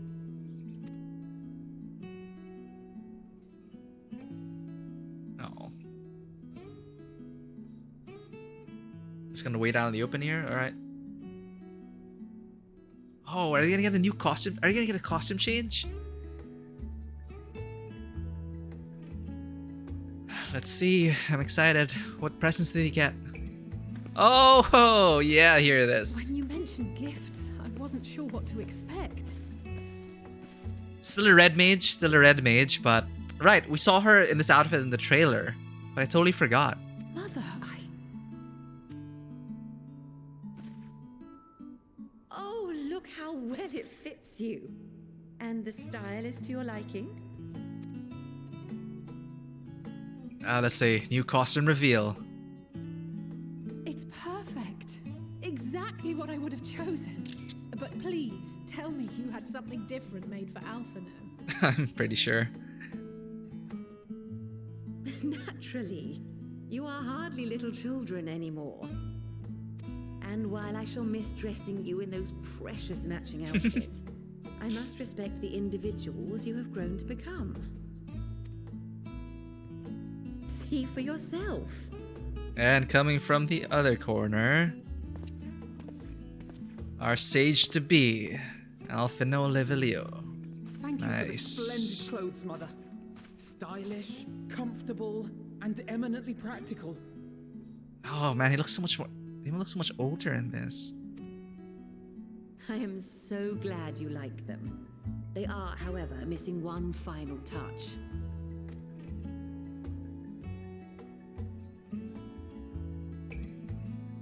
If you would allow me, Master Alphino. Oh, sage.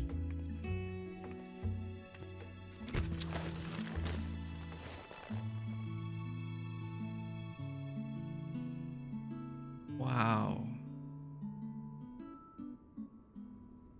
Wait. Are these... A sage's tools of the trade. belonged to your father. Oh.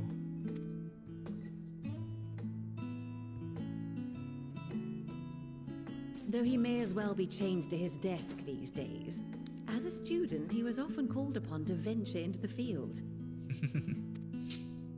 He wielded those armaments, both to heal and to harm in no few battles. None so fierce as those you two have braved, perhaps, but battles nonetheless. Thus did I pull them out of storage, to show you that he was not always the man who stands in vehement opposition to you now. He must have a good reason. Ought to be. And also because it would be a terrible waste of ridiculously expensive House Leveilleur commissioned artistry. Oh, the wink.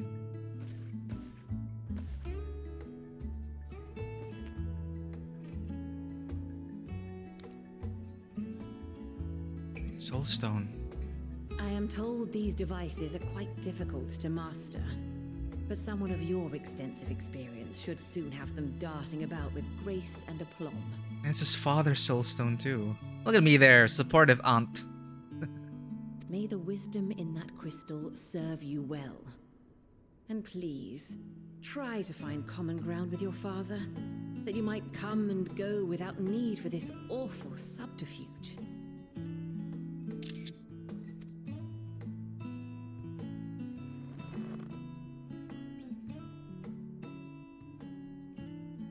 We will, Mother. I promise. My final gifts to you, before you run off, are an observation and a suggestion. Firstly, Fortuno has ever been a serious man, but it was only after you were born that he truly lost himself in his work. I may not know the Forum's inner workings, but I know your father's. The timing of that change in him holds some significance.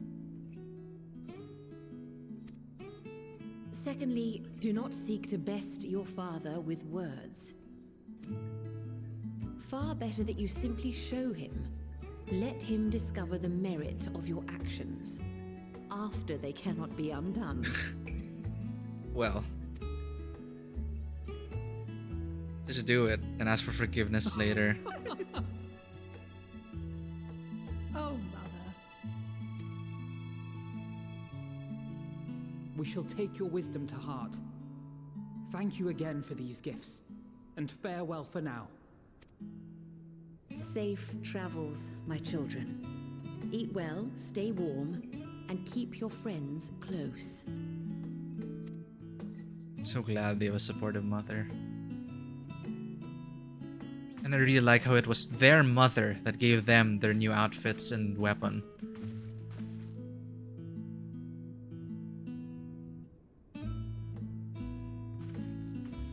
I will take care of them, Lady Amelians.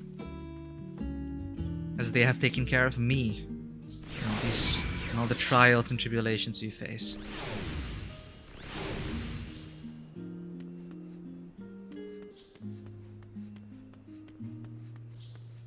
I guess they couldn't come up with another job for Alize. Because she doesn't make sense. It wouldn't make sense for her to be a Reaper, right? It doesn't really fit Alize. But Red Mage suits her quite well. And that was that. Only the gods know when we'll be back again. Thank you for indulging Mother's request. I can see it meant a lot to her. And I shall refrain from inquiring as to the content of your private conversation. Our visit was all too brief. For now, however, it'll have to suffice, as will these tokens of home that we carry with us. These gifts to help us remember who we are and whence we came. But enough sentimentality. Let us return to the annex and rejoin our companions.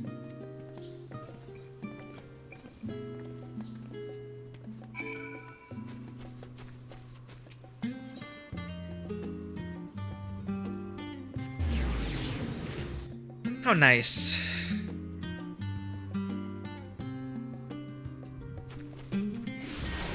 Form and function. Of course, some other worries.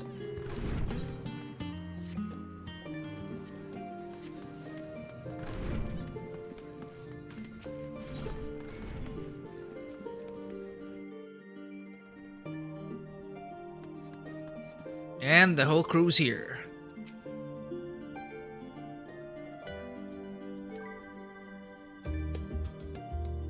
Did he say anything new?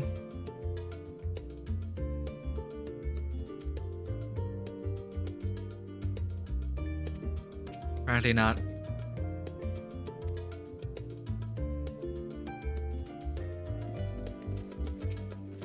Don't think for a moment that I'm jealous of Alphino's new weapons. They're far more suited to him than me. We left for Eorzea in matching outfits, but our styles, both fashion and fighting, have long since diverged. If anything, I'm proud of the differences between us. If I intend to master these sages' armaments, that'll mean learning to imbue them with the same ether that I poured into Moonstone and Obsidian. Oh no, that's the meme. It's like the weapons are basically just blendered carbuncles. 'Tis difficult to grasp the essence of such an entity. For me, it'll help to think of the Noliths as allies in battle. That's what you call them, okay, Noliths. Simply a new form of the energy which went into manifesting my carbuncle companions. I wonder if I was a sage and went into this, would they ever remark that I was a sage? Like, would the mother have said that, just like what I wield?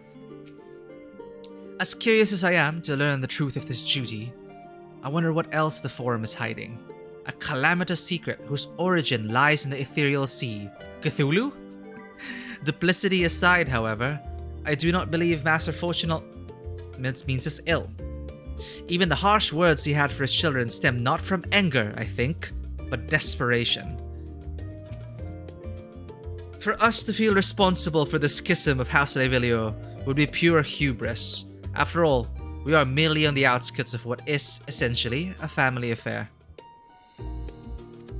And yet neither can we claim the indifference of strangers. To hear their mother welcome them so warmly was a joy and a relief. Enjoyed your time with the videos, I hope? I would ask how the twins fared, but their new outfits still the tale. I only hope we can help them to reconcile with their father, that they might return home one day with their heads held high. In the meantime, we edge ever closer to the secret of the Forum the secret the Forum strives to hide, and the flower bequeathed to you by Hydaelyn is sure to guide us going forward. I'm confident that once we've heard your report from Thavnair, we'll be well equipped to plot out our next move.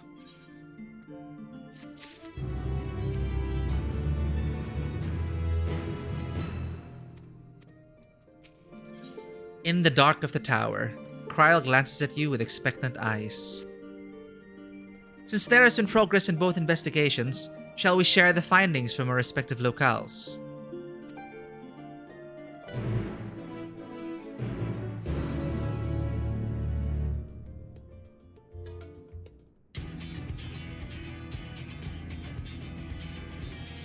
I like this. I think I'll stick with this casual glam for moments like this.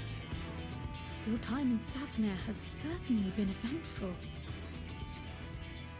In my opinion, carrying out Beatrice's request and assaulting the Tower of Zot should be our highest priority.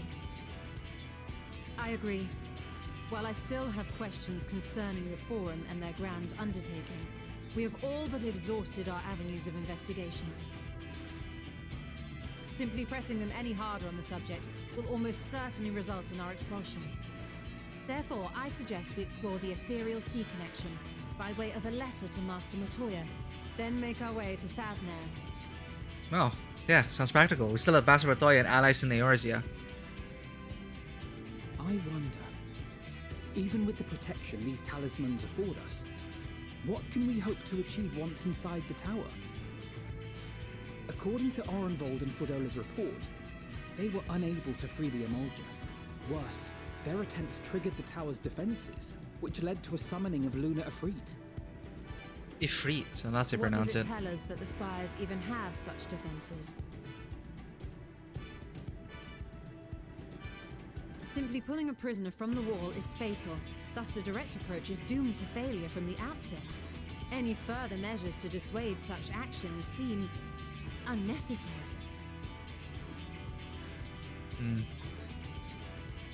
Unless, of course, there is a way to free the prisoners without killing them. Then it stands to reason that any intruders will be met with overwhelming force. The towers appeared throughout the world in but the twinkling of an eye. 'Twas by magical means these structures were raised, I surmise. Teleported from somewhere, maybe. A spire thus conjured must needs be maintained, and I suspect an arcane catalyst, some manner of core, doth lie hidden within. That's a big assumption, though.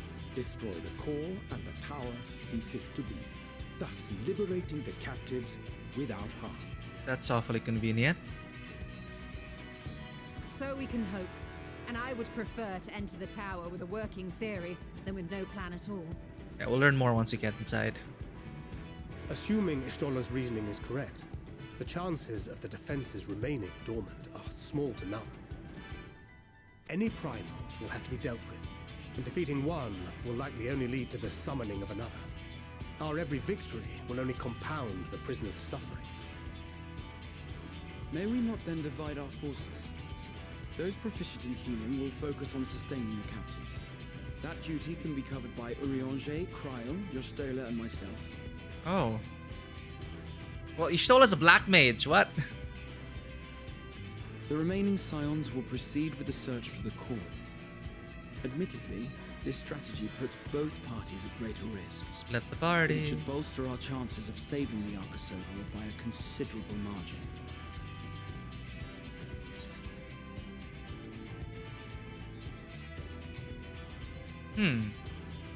Wait, who did he say again? What if Alice? She knows a healing spell or two. She's a red mage, though. So Alice should be with us. But are you sure Alphino is in the right group?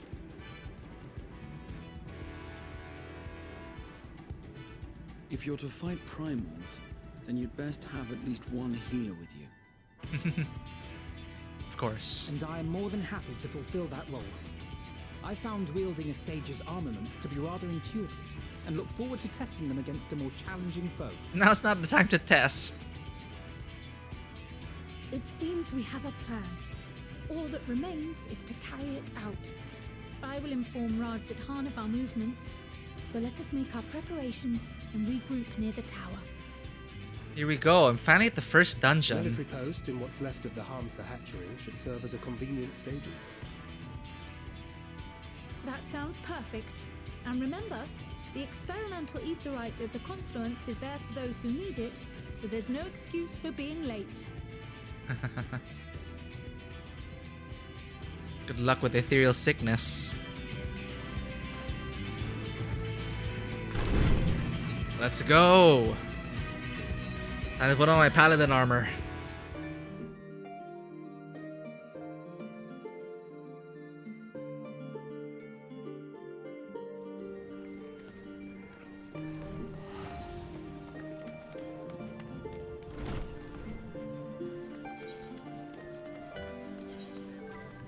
So it's like I go to my room, apply this, and now I'm in paladin gear.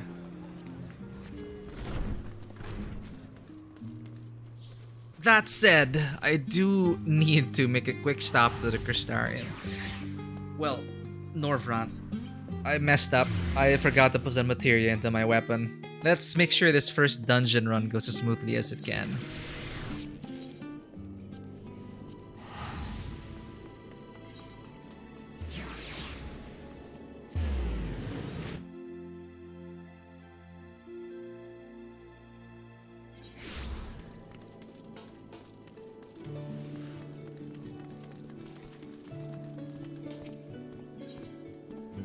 Oh, I forgot about my retainers too.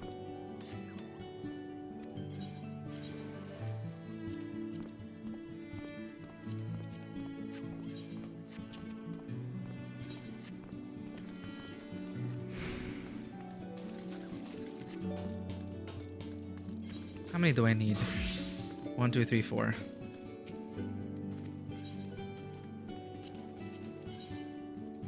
Okay, 4.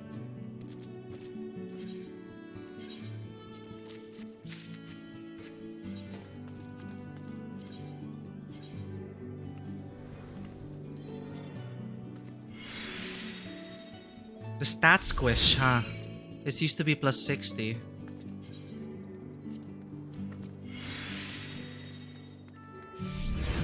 Not anymore.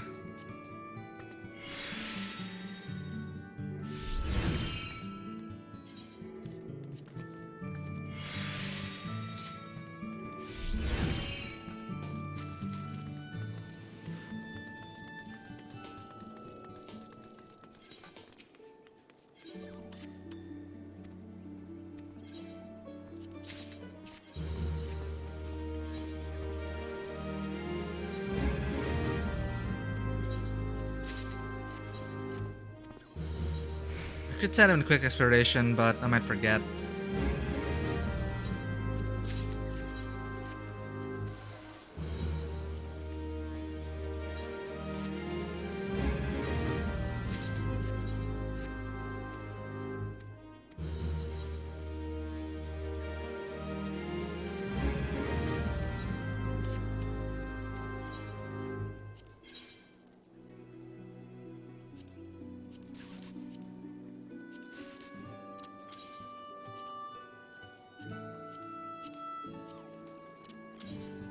Upland wheat.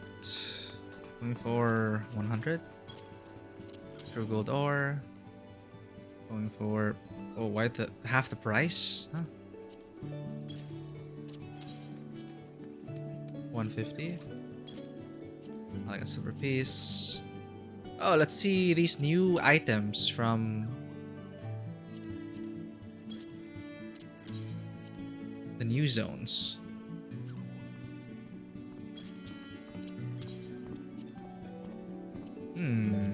Of course, the prices are going to change throughout the expansion.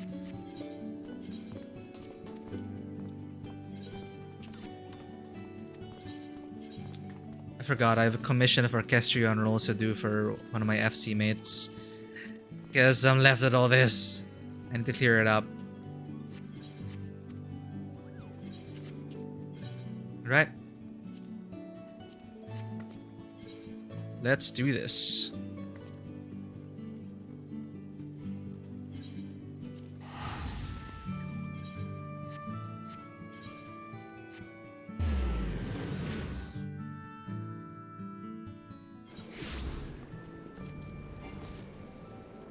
Naturally, I'm going to be doing this with the trust for the first time.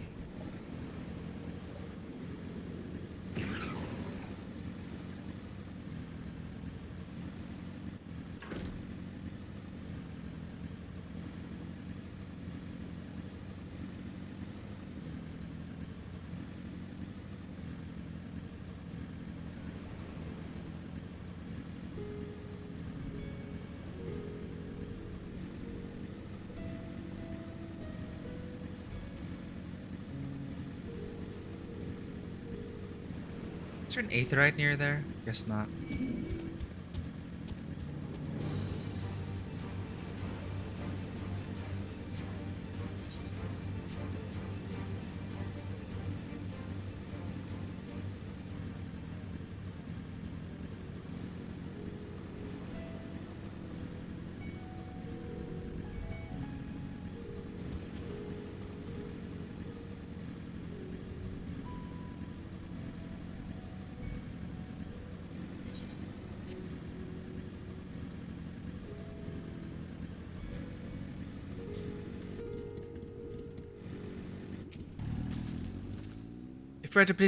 If we're to protect our people effectively, it would be best to have everyone in one place, namely within the city.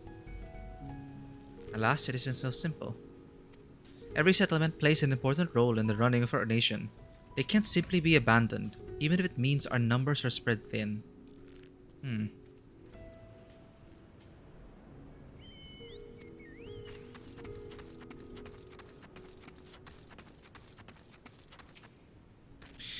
We're told folk are imprisoned in the tower. For now, our orders are to watch it, and I don't intend to bat an eyelid.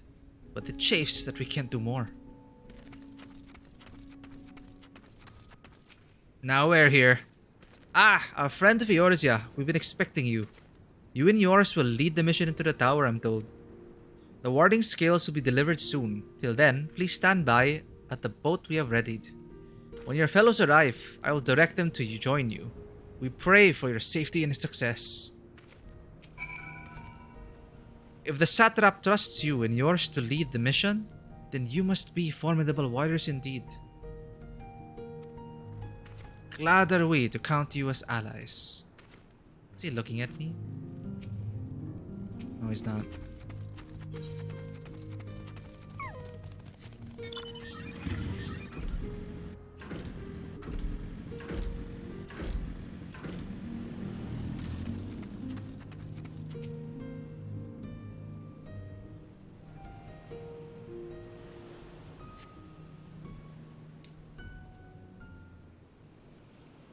Here we go. Here we go. First dungeon.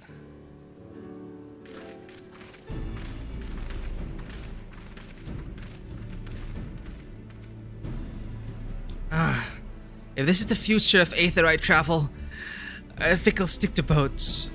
I see they experience it too. No warning, however emphatic, could have prepared me for that. It's a good thing they gave them Lassie. On account of which we are a little late, but fighting fit. Mostly. No wonder. Gasp! It's the eye, Simulacrum. My friends, permit me to thank you for accepting this mission. It is 3 AM, so what, Magpie? Get out of here, there's spoilers. I'm stopping at 4. I made sure to... I set a limit for myself at 4 AM. And then, I can neither confirm or deny if I continue playing off stream. MSQ though is gonna be fully streamed. It's also for a record for this momentous occasion. This final expansion of this arc, of this story arc.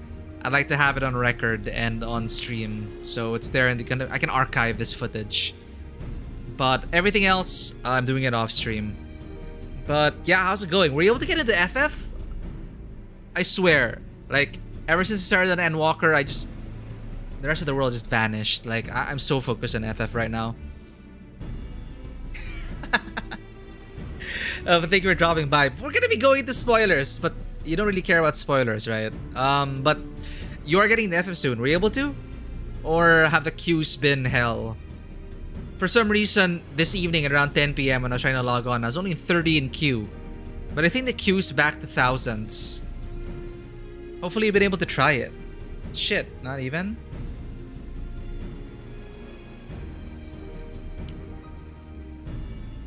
I'm curious, can you actually hear me chewing the ice on stream? I'm not sure, my mic picks that up.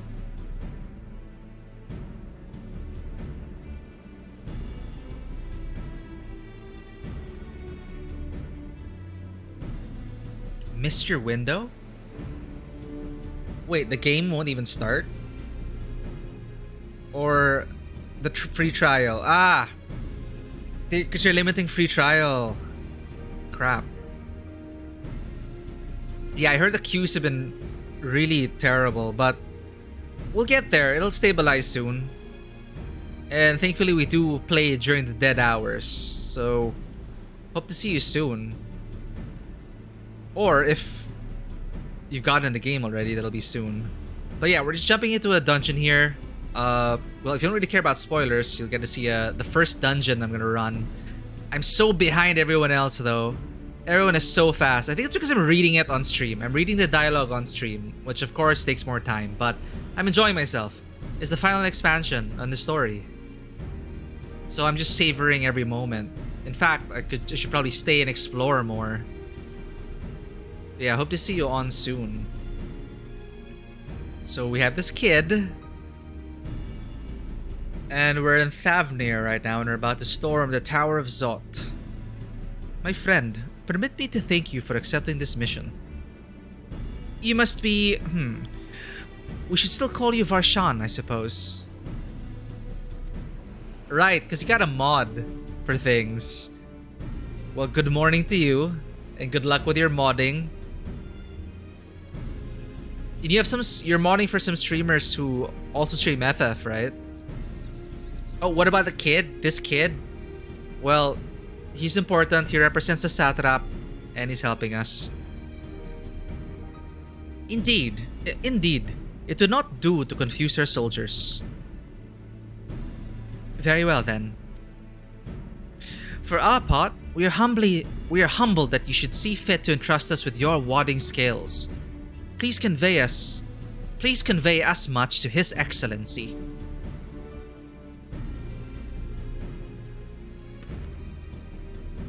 One for each of you.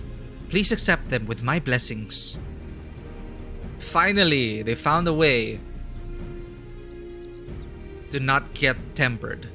Our thanks. With these, we can go anywhere, though. Our thanks. With these, we can go anywhere those with the blessing of light can go. Finally. Not only for this operation either, but all the ones to come. We can finally break your monopoly on primals. Historical invention. Yeah, they're gonna go FF. They're probably like farther than I am, right? Like I'm only hitting the first dungeon now. It's amazing. Within the first few hours, people on my FC were like saying, "Oh, I'm going to the first dungeon already." Of course, they give you a dialogue option for this. Because imagine going through the base game and 3 expansions, and it's always like, "Well, my friend, we can't go there because we're gonna be tempered from primals." It's only in now that we've devised a way for the rest of the Scions to actually accompany us on these missions. Alright, take care. Thanks for dropping by, Magpie. So I'm gonna say... Oh, I wouldn't mind carrying on. I've been waiting for this day. In that case, they're all yours from now on. Honestly, this is cheeky. I'd love it. I'd love to say this. But also, I have been waiting for this day.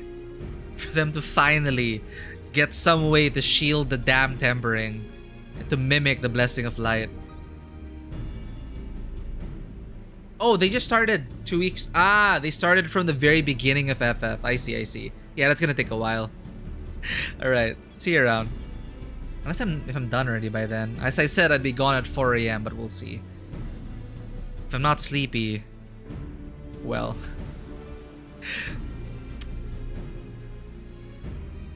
What feeling for me right now stands out more? I guess I could just joke at this point. In that case, they're all yours from now on. That's what my character would say. Ah, but I'm afraid we can't let you retire just yet. You are the Science's brightest star after all. If everyone is amenable to it, let us review the strategy for good measure. As previously agreed, we will divide into 2 groups. Karen and her band will break through the tower's defenses and locate its core.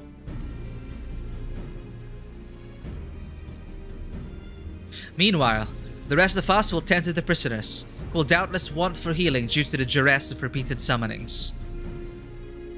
They're actually... This is a good party. It's like... Garaha's an Omni, so he can be the tank in this case. Kryl... I'm not sure. I guess she's a mace. I've actually never seen Kryl in combat. I don't remember. Astrologian Black Mage... Healer? Question mark?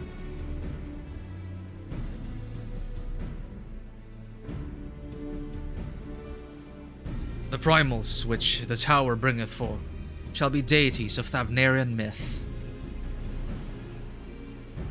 As we have no prior experience with such foes, pray exercise the utmost caution when confronting them. We commence the operation at your word, my friend.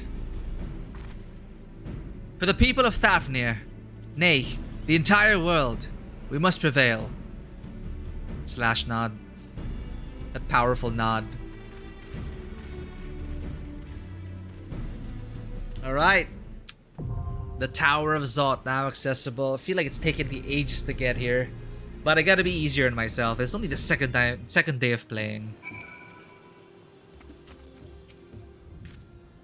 This is the closest I've ever been to one of the towers. Such a sinister aura it exudes. It's been a while since it's been a while since last I took to the field, and I can't help but feel nervous. But with everyone at my side, I'm sure all will be well. I think Kryl's a white mage.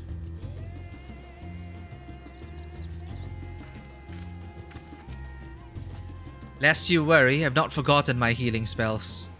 Right, Y'shtola probably had a soul stone for the thaumaturge. Be it restoration or destruction, this sorceress can command whatever magics the situation requires. Jeez, you're OP. Healing Black Mage. Though our parties are separate, I will trust in you, as I know you will trust in me. Let us both give it our all, and add another rousing chapter to the saga. Yeah, with the tanks, Garaha. With the tanks. And you can heal as well. You can do anything. We're both all level 80. Aside from primals, within the tower we shall for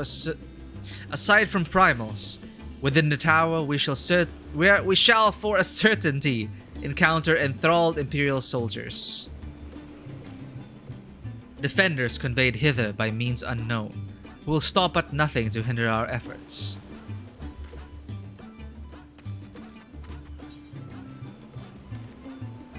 With the Y'shtola keeping them company, the other party will be able to hold their own against the enemy if needs be. So we can tackle our own task without worrying over them. Come, let us be about it. I may have taken up new arms, but my role is unchanged. I am a healer, through and through. Yet in knowing who once wore this sage's mantle, I wonder, when all is said and done, will I look back on the battles I chose to fight with pride?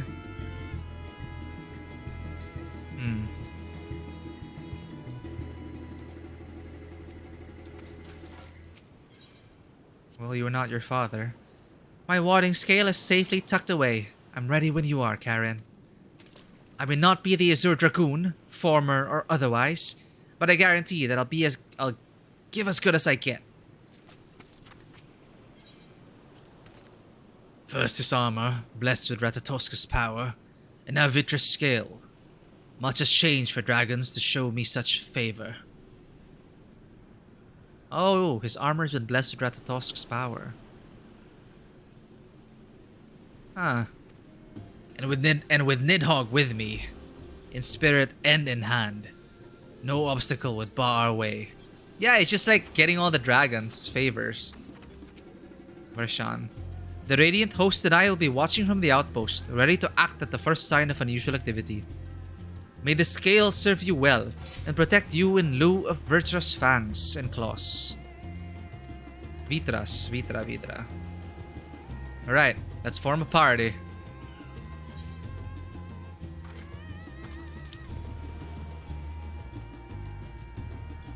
Conveniently, we will not be having a Thavnair. Okay. First time with Estinian. First time with Alphino as a sage. Gunbreaker Thancred, we don't need you for now. Let's do this. First dungeon of the expansion. Hope I don't embarrass myself.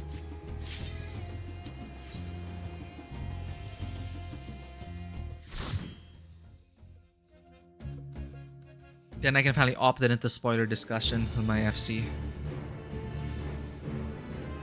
The Tower of Zot, Ilsabad. Ooh, it's like a Mega Man.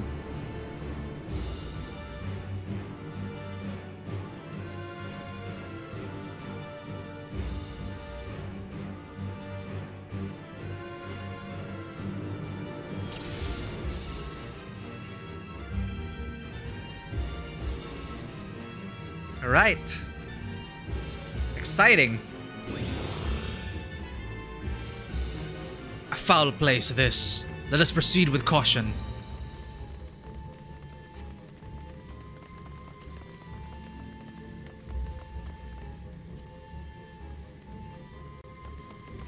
Well, I guess I'm gonna just start the fight then. Alright. Let's see the sage in action.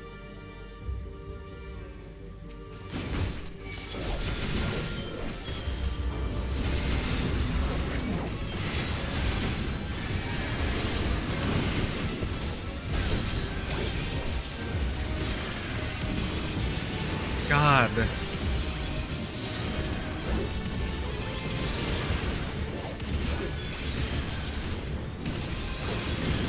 Why is my MP 1000 to... Oh, did he lower the mana cost?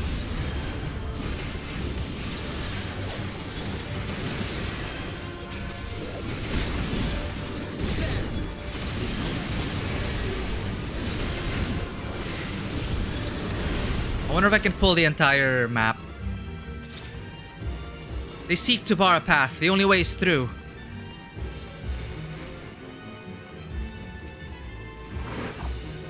Oh gods, poor Nidana. We'll free you from this place, I promise.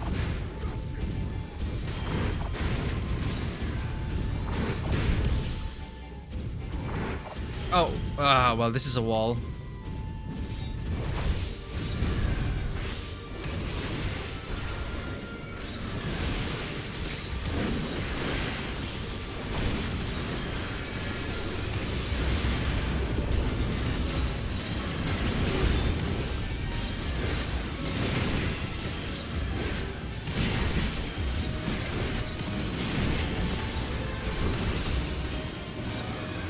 Interesting how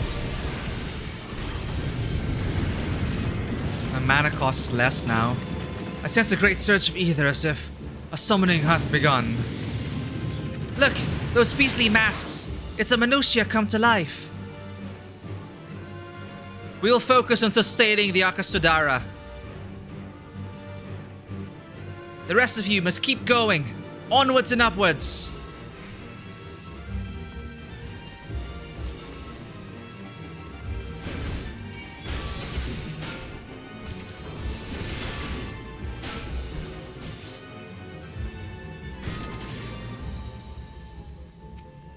I wonder if they can help. I hope they can sustain me.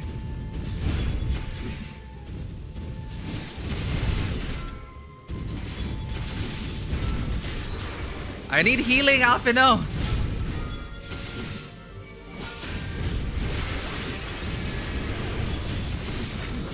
Let's give them a shot.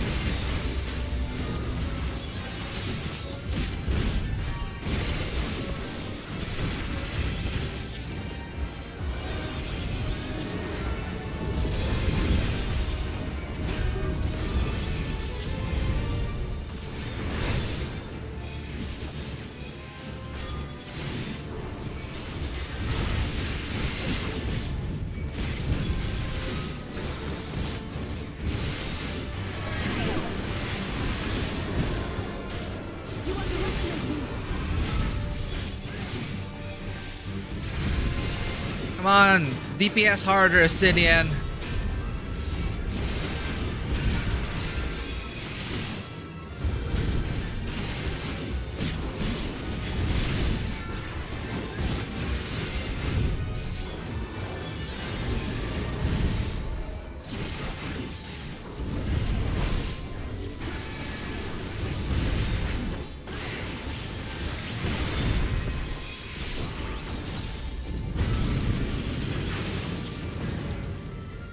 V. Forgot what V is the thing. Whatever this being is, we can't let it stand in our way. My sentiments exactly.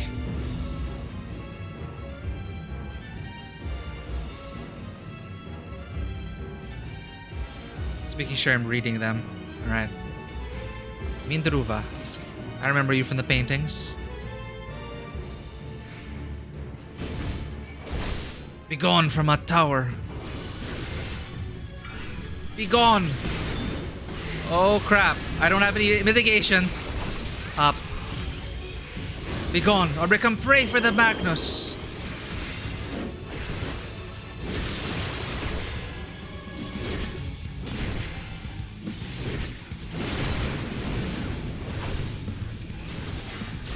I have you! This will hurt.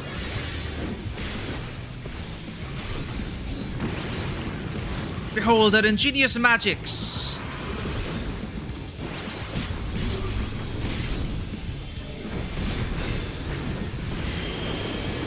What's that?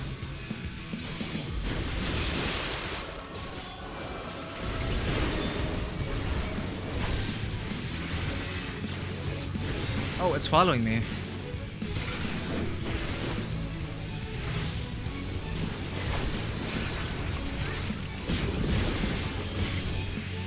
Is it a raid wide?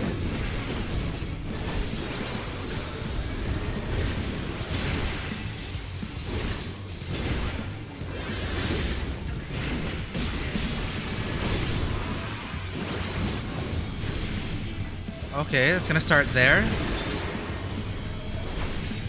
And there.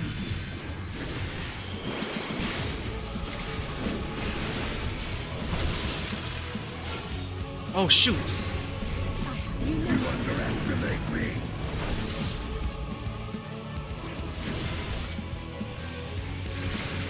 Crap.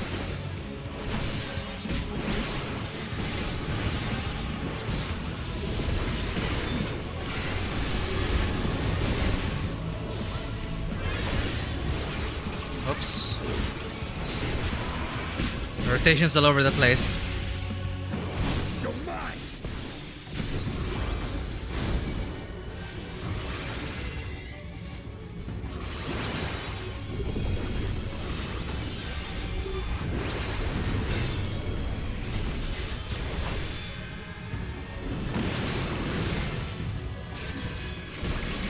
I'm not even learning the mechanics.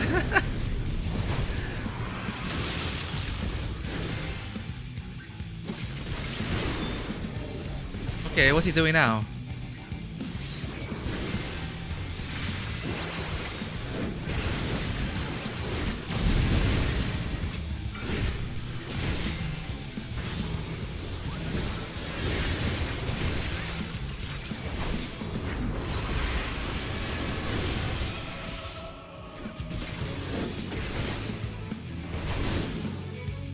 Nope.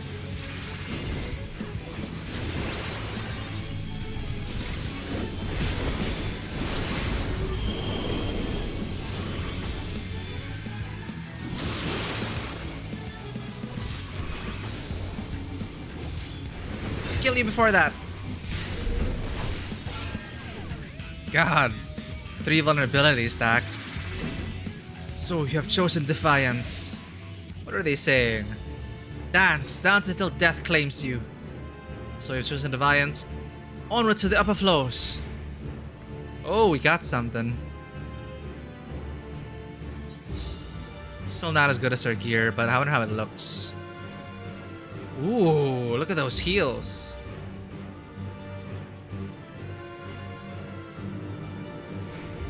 Ah.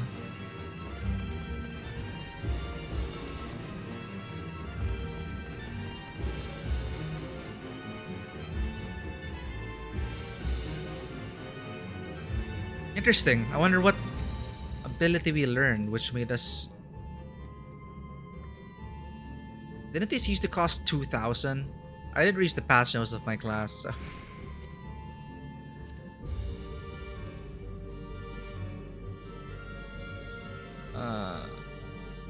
Halves MP costs for all spells while preventing casting interruptions via damage taken. Divine Magic Mastery. Huh.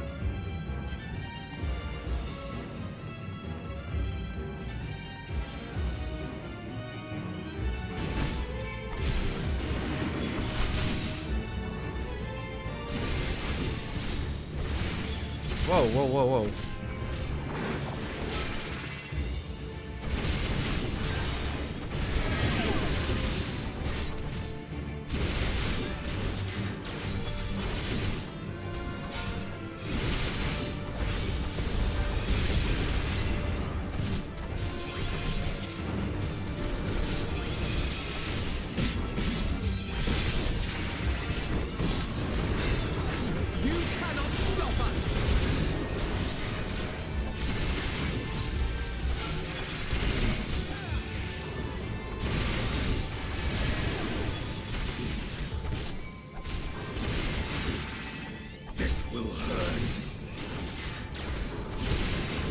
What will hurt?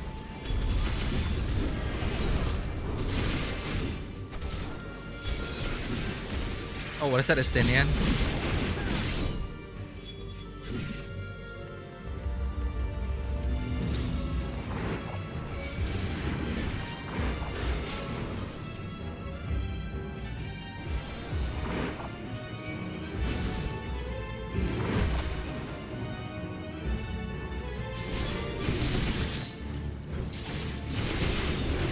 my god, please heal me, Alpha. No. I'm gonna use Hallowed Ground.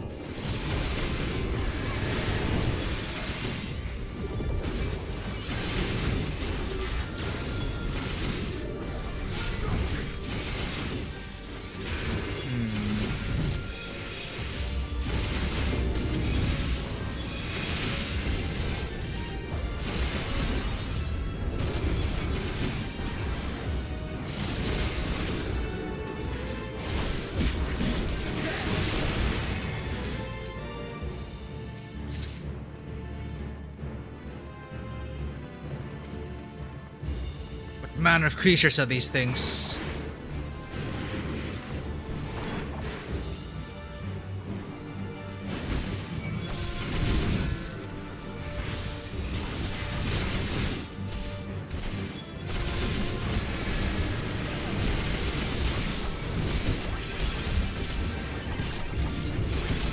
Can his healing keep up?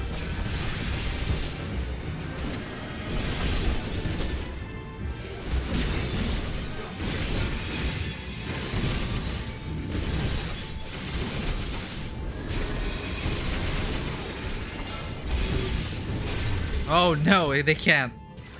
Too much for Alpha, no. Okay.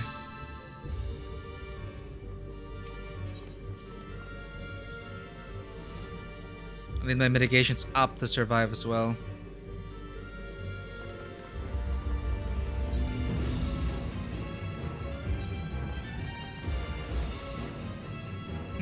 It's a bat? It's like something Batman would wear.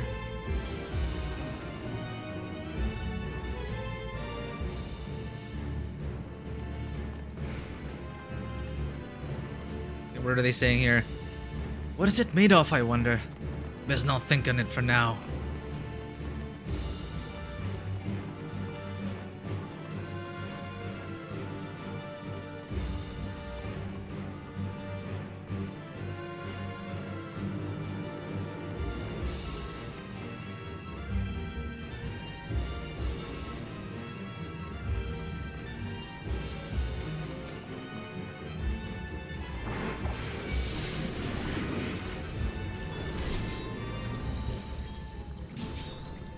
Fine.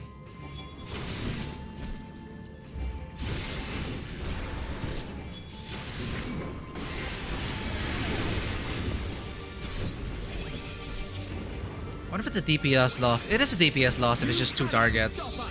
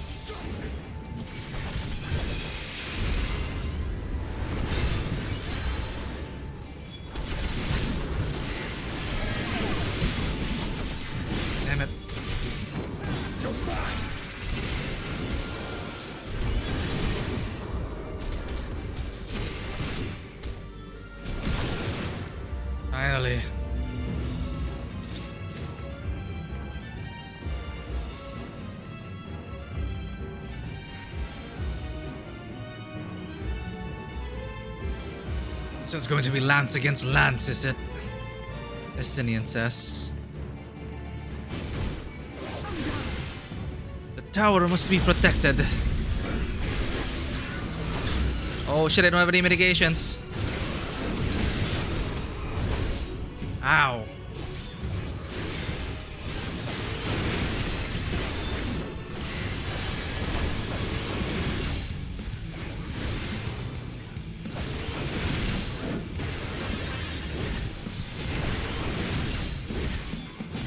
What are you doing? Manusia Berserk? What are those? This makes sense.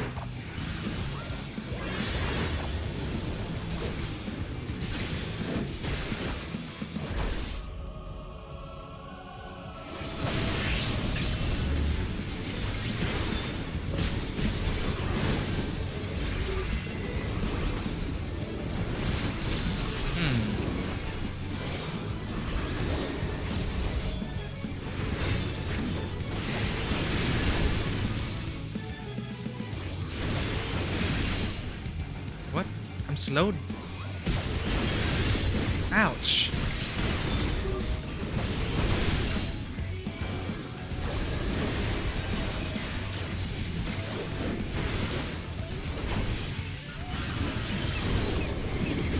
Question mark? What? Oh, spare me. Illusory magics? What nonsense is this? What?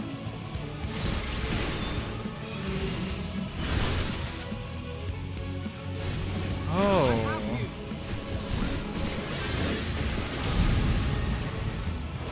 Maximum melee is possible.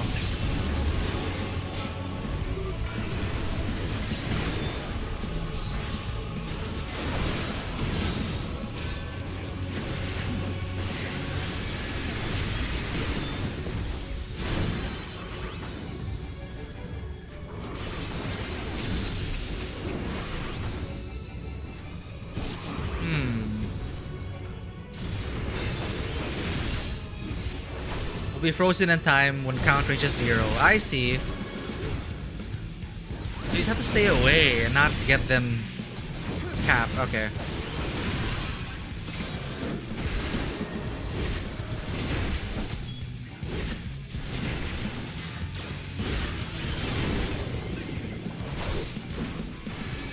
Damn it.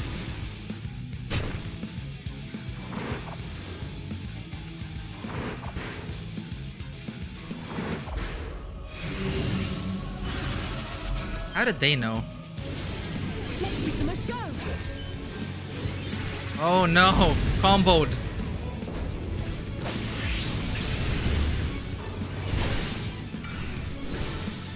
Oh shoot.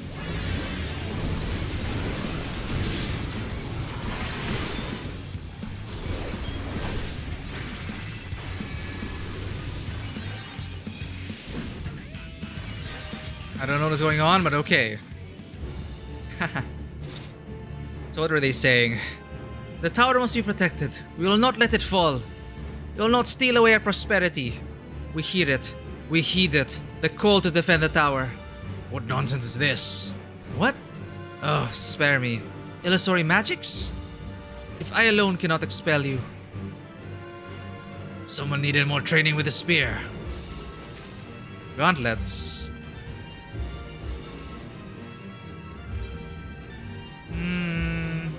Purple accent.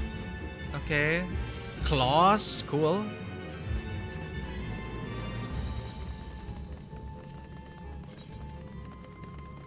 Earrings. It's like a cross.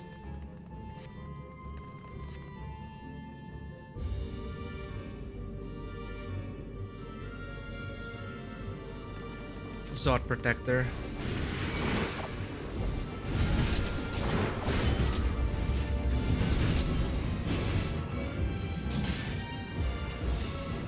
I wonder if I can... Does Alfino have this?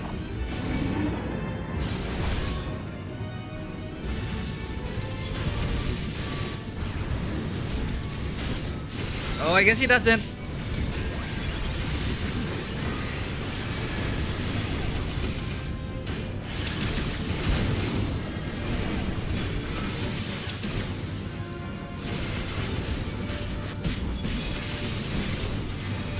god, I'm using all my mitigation here.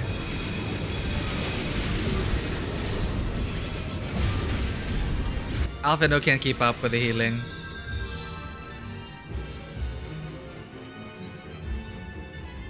Such is the nature of trust.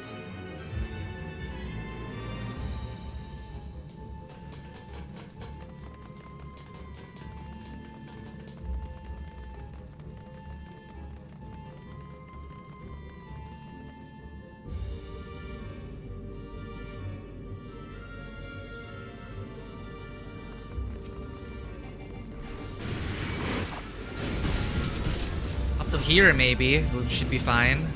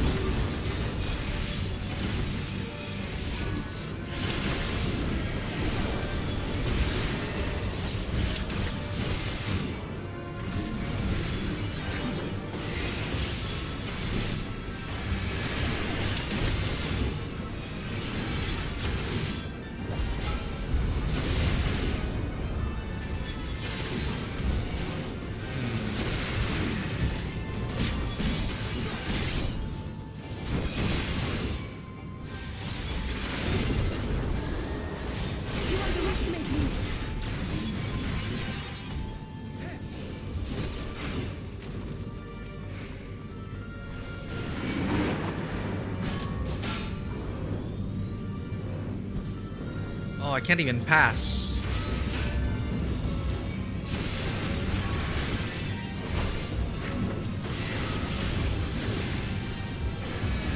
Where are they?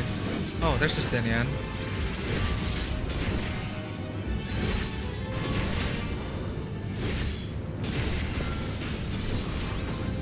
Hey, how's it going, Magpie? I'm just getting used to Paladin again.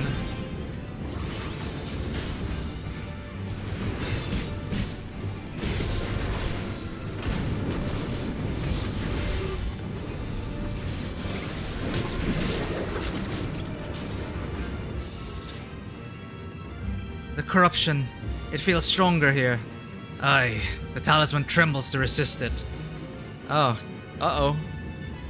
Are they gonna be safe? I don't think so.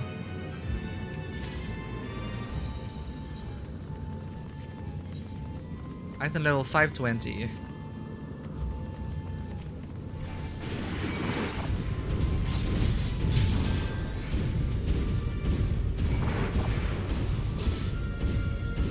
You know, I don't trust Alphino's healing. Not here. Let's stop at the bridge.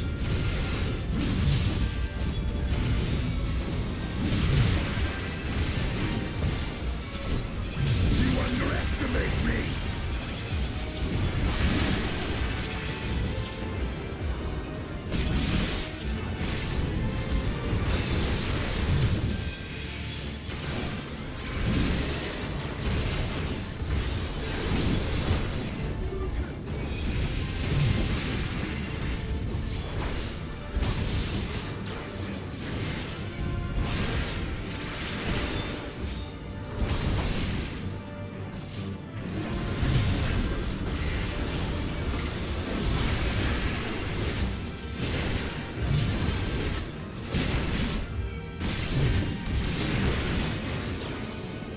Right.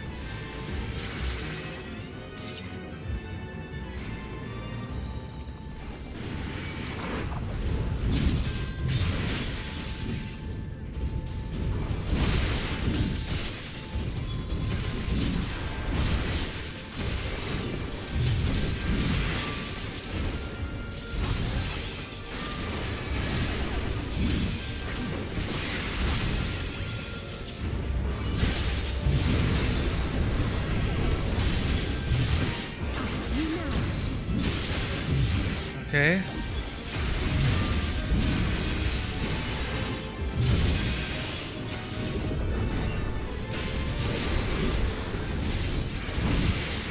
Two targets left.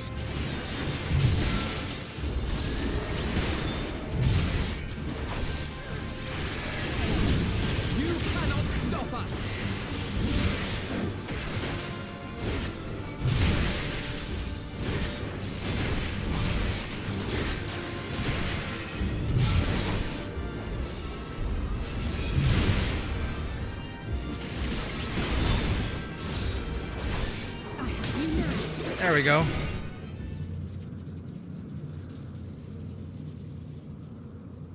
Is that the core?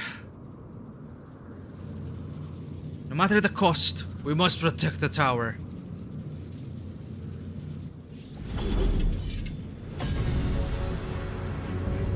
Harbinger select, the Magus sisters. I think the three of them were teaching us their mechanics. And I wasn't paying attention. I'll follow the trust.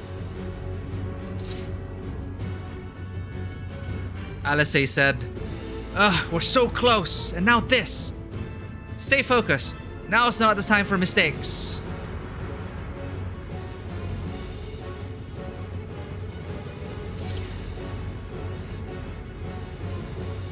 Right, first dungeon, almost done.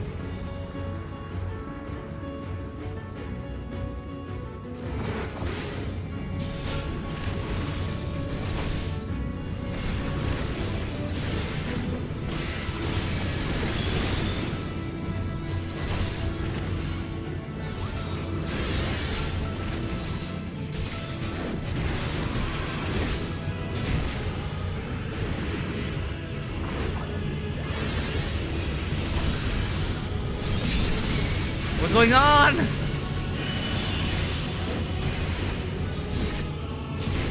Open the eyes and dodge, I guess?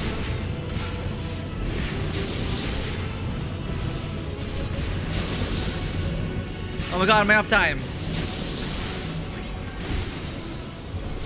Oops.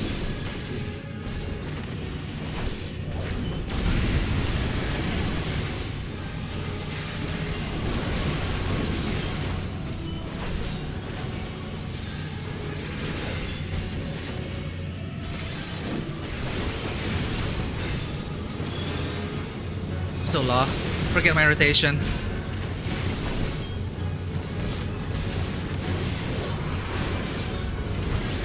Join with me, sisters.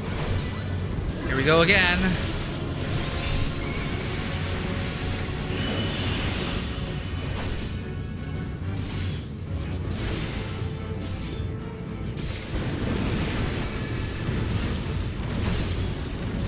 I'm so lost. We're gonna get hurt. Let's give them a show. Oh my god, what's going on?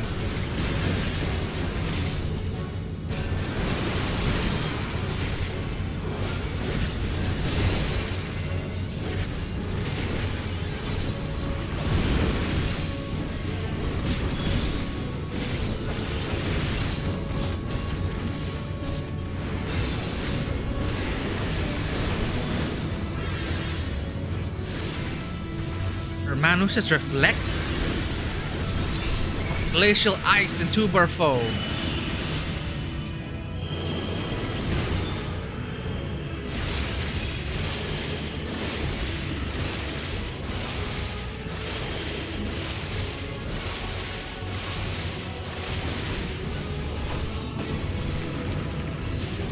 Let's give them a show. Monk bastard, get away from me.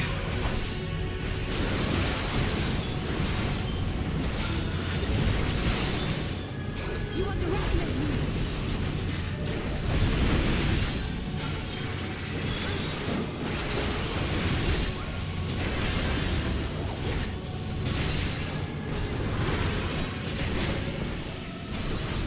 Manusha reflect again.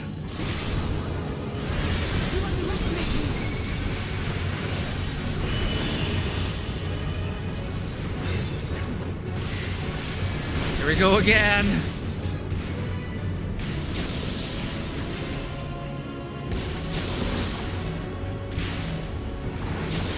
You underestimate me.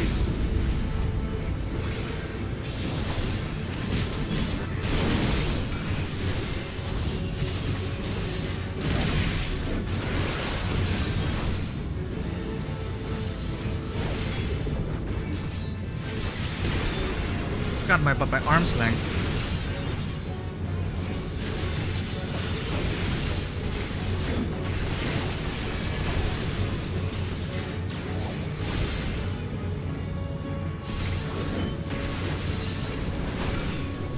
Oh, Tank Buster.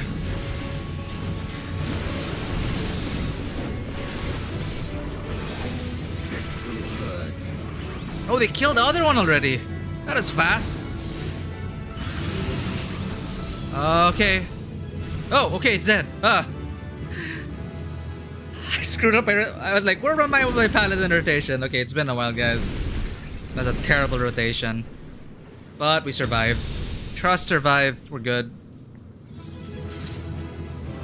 Confirm that, I guess, unless you have all your mitigations up, Alphino can't keep up with a wall-to-wall pull. Hey, Thancred's there. At least you weren't tanking, Thancred. It would have taken forever. Oh, I learned a new skill! Holy Sheltron, level 82, block incoming attacks. Okay, this is new. I have not watched any class previews, so I don't know what new things are there. I want to be surprised. So, grants Knight's Resolve. Knight's Resolve, what does that do? Reduces damage taken by 15%. Holy crap, so that's perpetual. Well, it's effectively, because Sheltron is almost always on, because we earn gauge so quickly. So it's like 15% resolve damage in perpetuity, as long as you have like 50 gauge to spend. Duration 4 seconds only, however. Then additional effect, it grants Knight's Benediction. Gradually restores HP. Cure potency 250. What? All for the low cost of Oath Gauge 50? It's like super Sheltron. Holy crap. Alright, let's see what they have to say.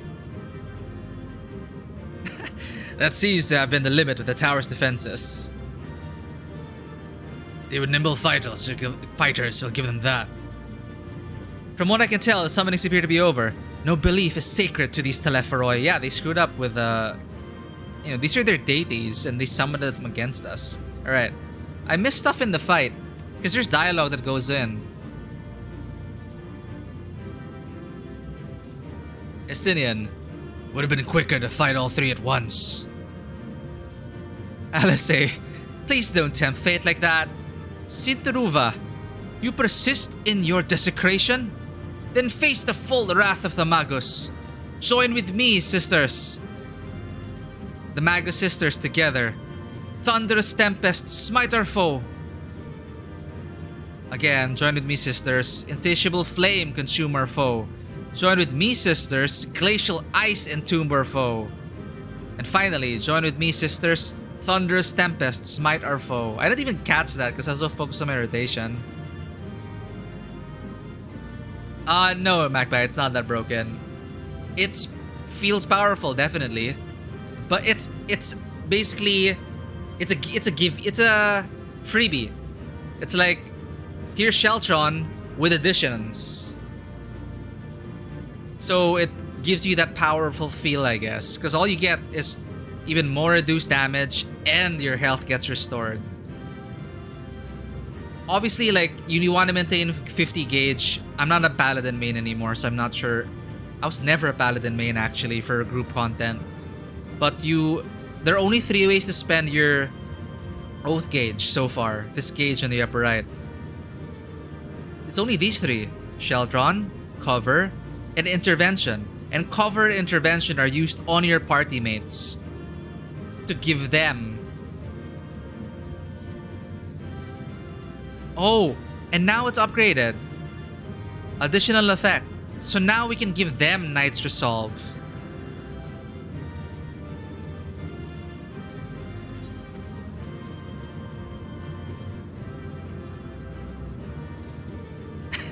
Wait, who told you to be Paladin main? I'm not a Paladin main. I'm just using Paladin because I'm gonna finish the MSQ as Paladin. I started the story as a Paladin, I'm gonna end it as a Paladin. You know, maybe I'm just being stupid and this is all here before. I'm not sure what oh, here, see, this is the original Sheltron. It's just that, blocks incoming attacks. That's it, right?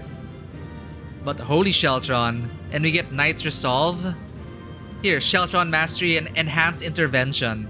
So I can really shield people that need it. It grants them Knight's Resolve for reduced damage, even more reduced damage, and healing. Cover still cover. Cover still awesome. It's it has very specific uses though.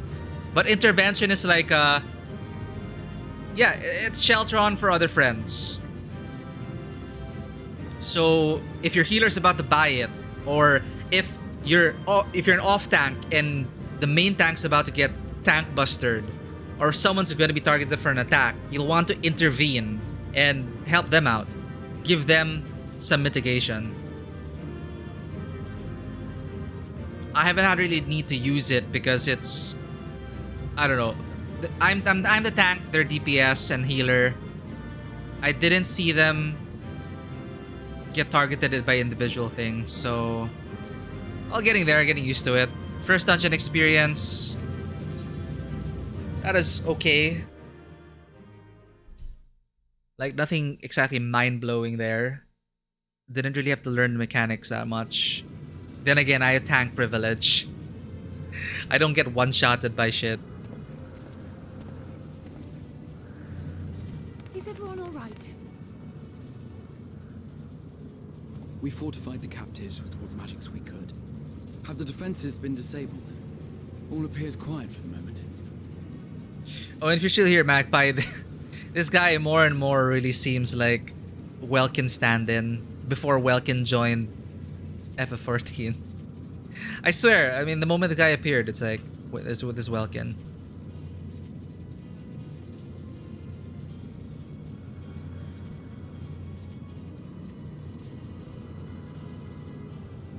The lower floors were disturbing enough, but this place feels wrong. The ether is heavy and thick, like wading through a quagmire. Quagmire. I believe we stand in the tower's beating heart. What sayest thou, Stola? I see it. Ether siphoned from the land runs up through the spire, flowing to a single point. Oh, well, conveniently, she's actually blind, but she sees using ether sight, so she can sense the flow of ether more strongly than other people. Garaha, I guess you could say he is, actually. He does have the hots for the Warrior of Light and the hots for research and books and discovery. He is a student of Baldesion. Baldesion or Baldesion? Baldesion, whatever. Typical Welkin, you know. Aha! Ancient knowledge, artifacts, archaeology, ho! So, yeah. So, Y'shtola, ping it, hack the Aether network, and trace it to its source. Unless you're using proxies. This is the core we seek. Yet something is off. As large as this structure is, it siphons far more ether than is required to sustain it. Hmm? 'Tis as if the core is feeding on the energy, consuming it. I need to take a closer look. That might be dangerous, Y'shtola. Don't attune to it.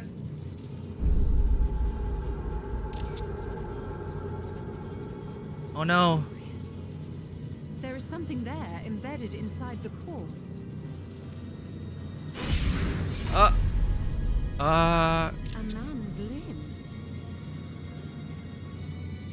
This is what we came to destroy? Yes, if you would be so kind. Of course, Estinian, straight to the point. OP Estinian. Let me guess, he's gonna dive, right? What a show off. I could do that. Yeah. I'm a Dragoon too.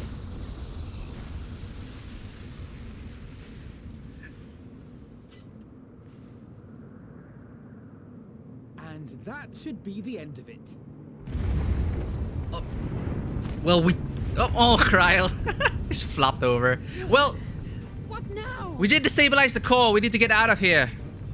My theory that the tower might come crashing down following the core's destruction does appear to be correct. Oh, right.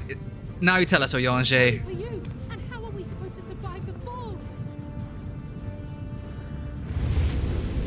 Teleport us.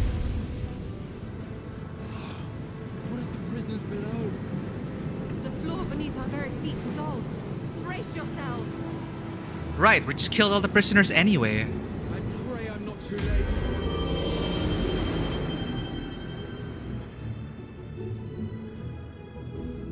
Grahas, yeah, he has teleportation magics. I don't know. Did he freaking teleport everyone out? Did he master his summoning spell and turn it into a mass evacuation? Like D&D, what's that? A safety... What's that item that brings everyone to a safe place? Like a rod of safety. Oh, what happened? Where are we? Holy shit, Garaha. Did he do that?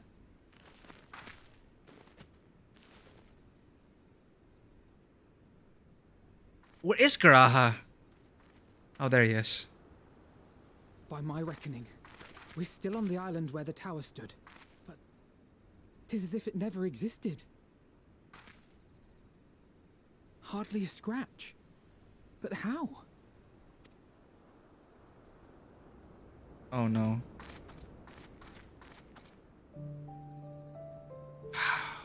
Garaha.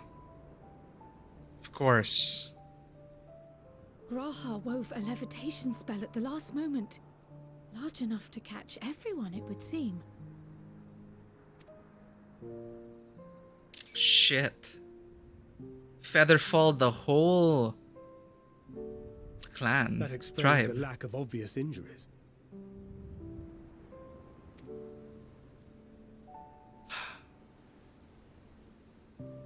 The expenditure of so much ether has taken its toll.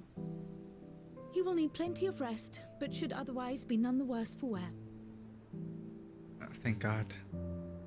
I swear, Gra's been through so much already. Deserves rest. Then the immediate problem is what to do with our new friends here. They'll be much changed for their time in the tower. Even if their bodies are intact, I doubt we could say the same for their minds. So did they cut up a person and put one in each tower? Kind of like a titan? You know how the titans were cut up and put into Tartarus? What's going on here? Angelo and I will take care of that. I love it. They're just bringing back everything. There's so much has happened on this journey, and they're just bringing in things. Like, everything's just coming together. Yeah, Alize, Angelo was her familiar. She was the main Angelo, and it was Alize's mission to cure the people afflicted by light sickness. I have every faith in you, Alize, but there are just too many for you to treat alone.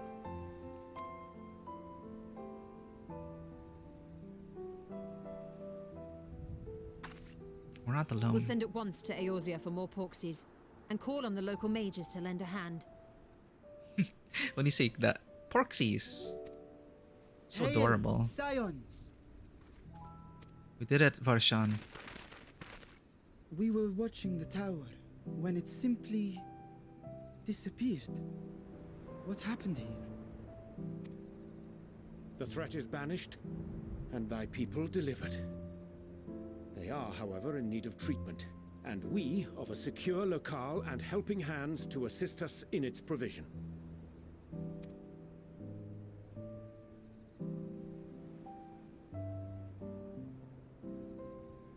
You shall have all this and more. Come, let us convey these unfortunate souls to the city.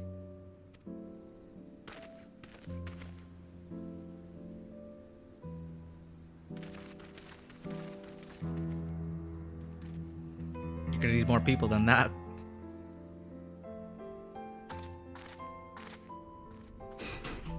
Nidana.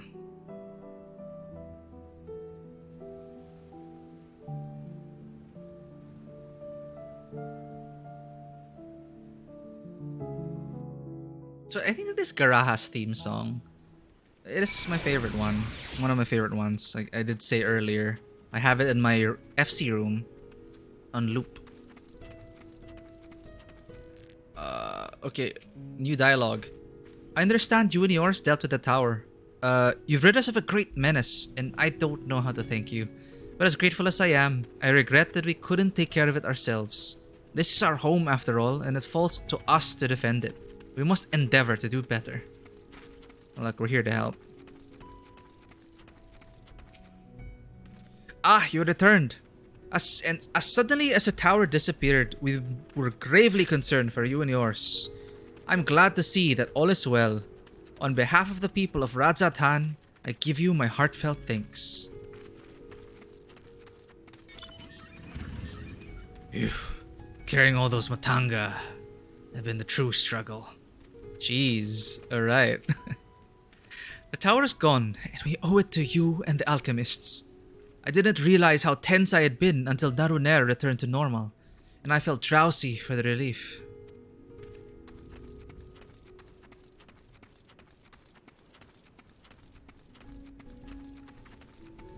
Where are the rest? I guess they're with the Raha. The liberated prisoners are being transported to Radzatan for treatment.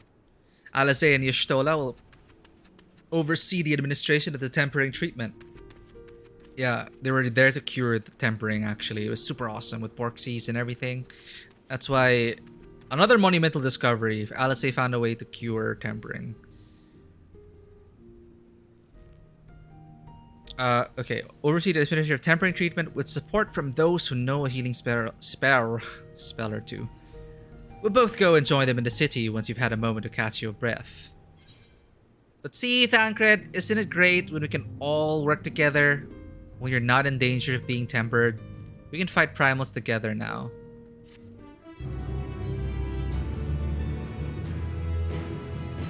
You now enter the Tower of Zot with a party of NPC avatars. To make use of this feature, open the Trust interface.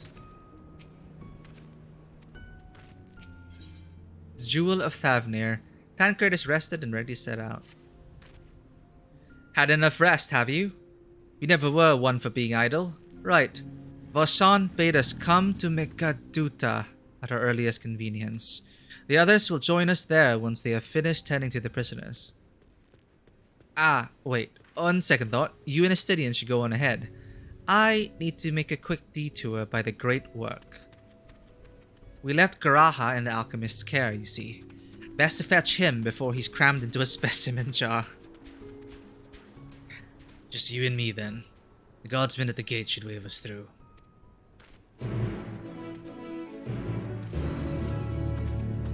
When we delivered Garaha to the alchemists, they were not a little excited.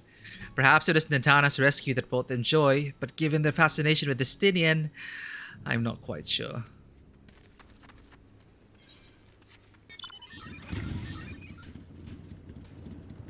I am curious if Raha is there. Okay, it's not that far if I take the slight detour. I want to see.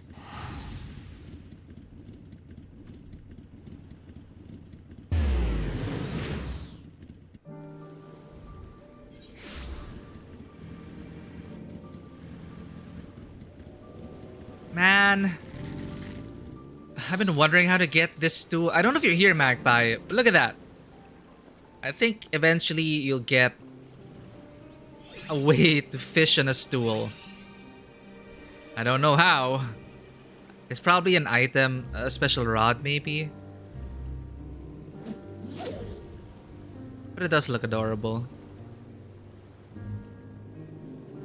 Oh, that said, I have... Oh, what did I do? When I got to all 80, I guess I signed myself up for all 90 now. Still proud that I got everything to 80 though.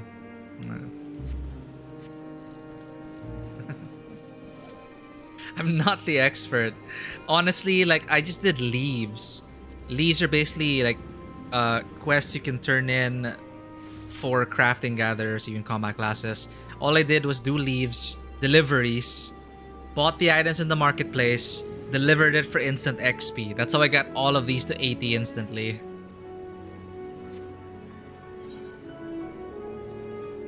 So I don't even know the proper rotations for any of these. I'm a fake all 80. I'm a fake Omni Crafter and Omni Classer. Okay, wait, I did play. The only way to level these up were to actually play them. So I kind of have an idea of how all of these classes play. It's here where you can just kind of just deliver stuff and not even have to do gathering or crafting. Just buy the items in the market board, deliver it, get to 80. That's a secret only you know, Magpie. But now it's recorded and live. Anyone can check on it now. But look, the achievement to get the mount was for combat classes. There actually isn't a mount for all 80 hand and land. You do get titles. So... But I don't wear those titles because obviously I'm not actually a crafter and gatherer. Man, this armor looks great. Alright.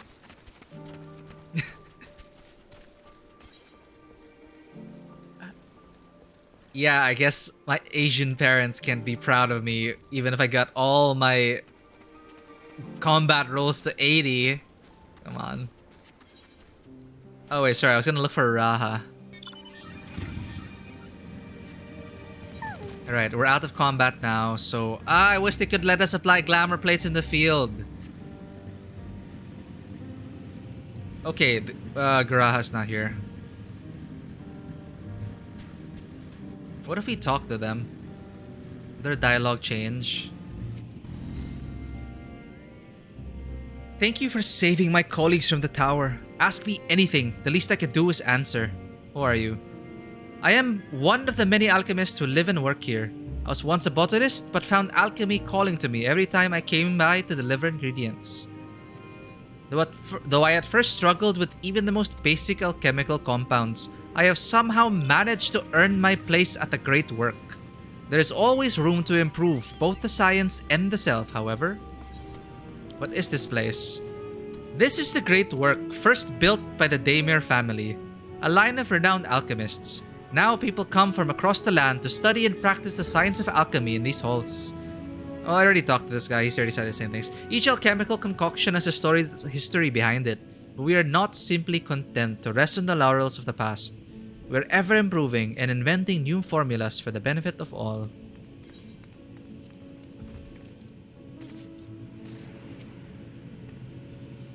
It would seem that healing the rescued Arkasudara is beyond the capability of our medicine.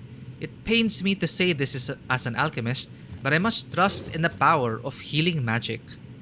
Well, honestly, healing potions are really not a thing here. Or is it just me? And I've been making it harder on myself by not using healing potions. Okay, only in desperate situations, but really, healing potions really can't get you by a lot of content.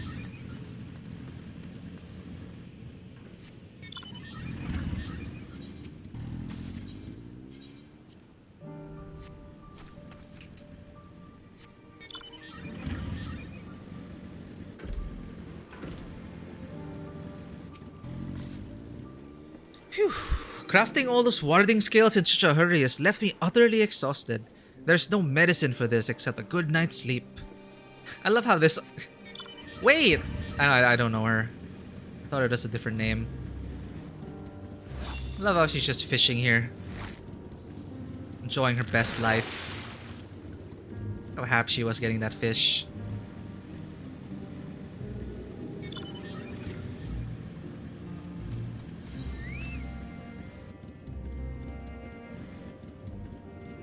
Give my regards to everyone there, won't you? Off to the High Crucible. They fly? Not fair.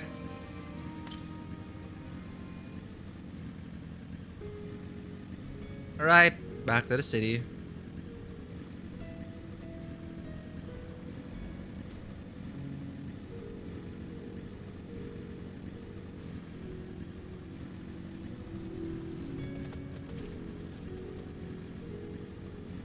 Can we finally go down and get this aetherite?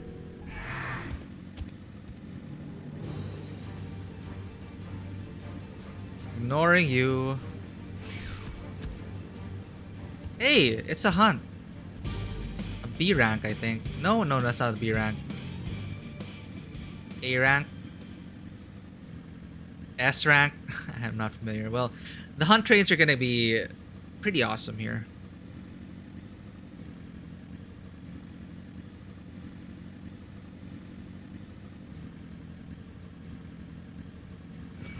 I wish I could fly already.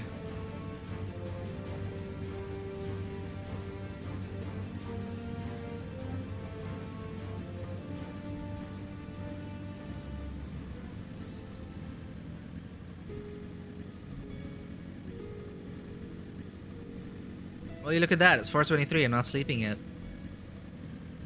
Oh god. Well, I already reserved pretty much every free time in this week to FF14. I'll be continuing this later. With the tower gone, I expect that the state of alert will be lifted. I'm not sleepy. I had my Calpis soda. I love that. I love Calpis soda. Ah, honored Scions, you are free to enter at your leisure. As I cannot leave my post, I'm afraid you must make your own way. Should you require directions in the city, a sentry stationed at the fountain atop the steps should be glad to assist you. Let's sleep soon. Let's get that aetherite. The city seems like a nice place to log out in. Hail, adventurer. If you wish to leave the city, then I should escort you to the gate. Look at the radiant host armor. Looks okay. Not really my style, but I can see the appeal. But look at those chakram. Nice. Though I have been to Razad-Han before, this place is a veritable maze.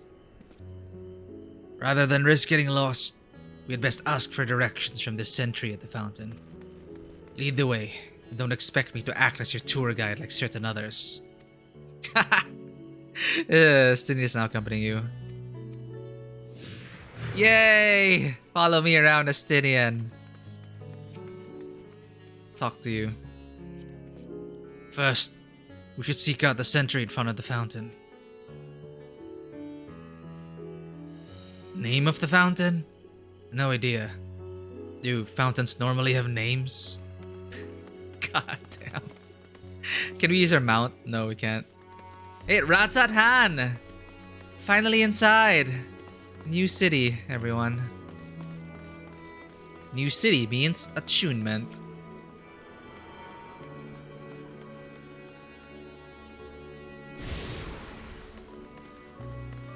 I thought this is the aetherite shard. That ain't it. Right here.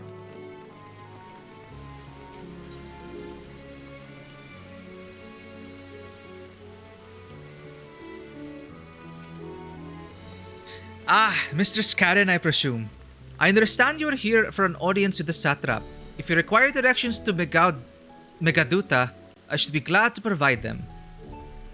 The satrap's residence is situated in Dharma, the highest part of Razad-Han. To get there, I would ordinarily recommend a route that takes you by the bazaars in the city's north. Due to the state of alert, however, most businesses are currently closed and the aetherite disabled. What? I thought we... As such, I'll provide you with an alternate path. First, please ascend the steps next to this fountain, then continue left.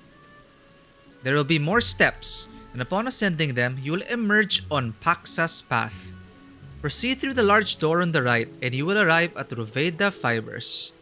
Within you will find another sentry who will give you further guidance. Thank you. In other words, we head up. Sounds straightforward enough. Oh, Estinian. You wish to hear the directions again? But of course, to get to Megaduta, first ascend the steps next to this fountain and continue left. There will be more steps, and upon ascending them, you'll emerge on Paxa's path. Proceed through the large door on the right, and you'll arrive at Ruveda Fibers. Within, you'll find another center who will give you further guidance. Alright. Ah, the sun's out. You hear the sentry? We head up. Of course, Estinian. Alright, my armor... We're in the city now, so I guess I can dress down a bit.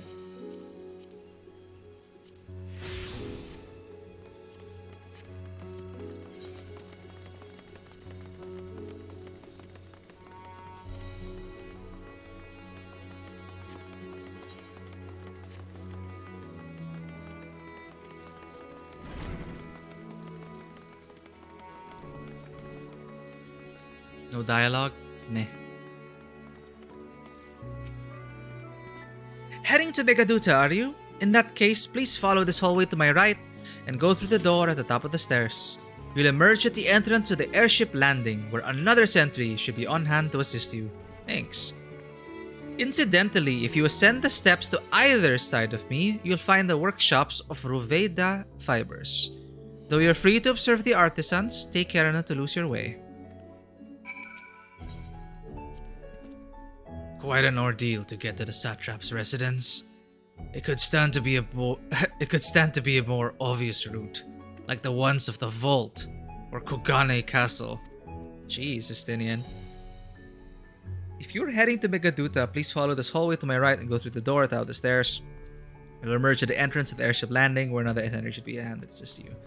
But I want to explore a bit.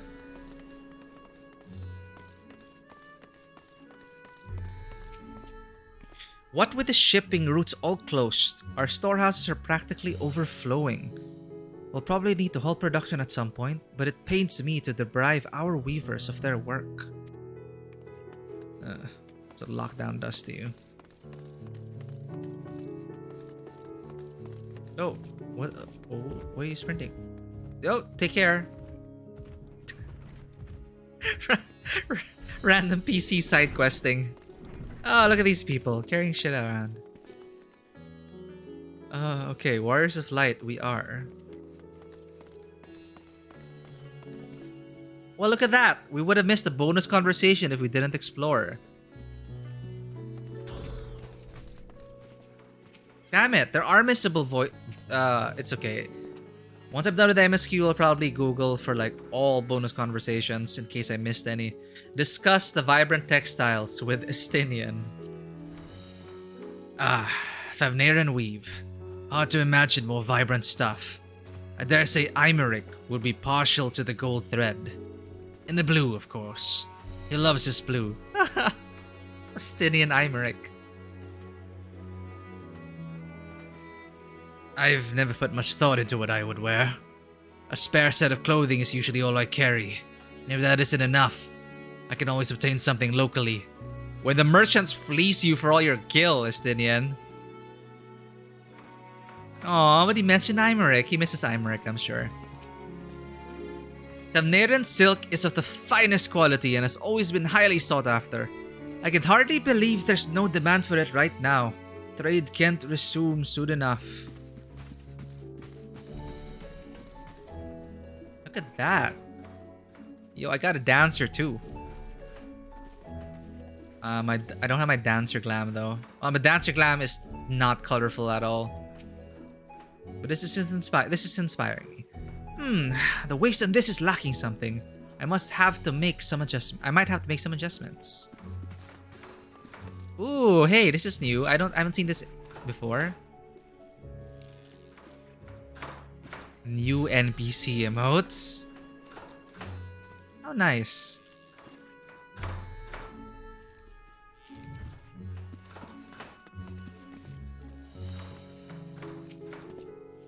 Let's see. The silks, now they go in the secondary storehouse. And everything out of the weaving workshop belongs in the primary, I believe? Goodness, so many storehouses these days. Rather hard to keep track. Okay, now I'm kind of... Okay, this way.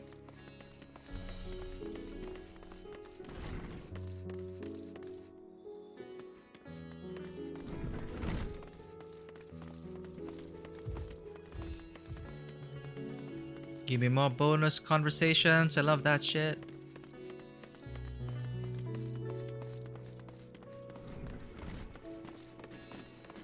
Ethernet shard.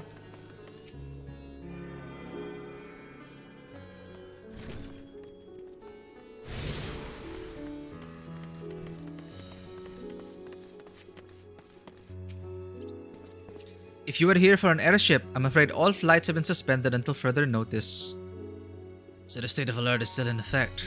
Perhaps it's for the best. That aside, we're not here for an airship. We have business at Megaduta.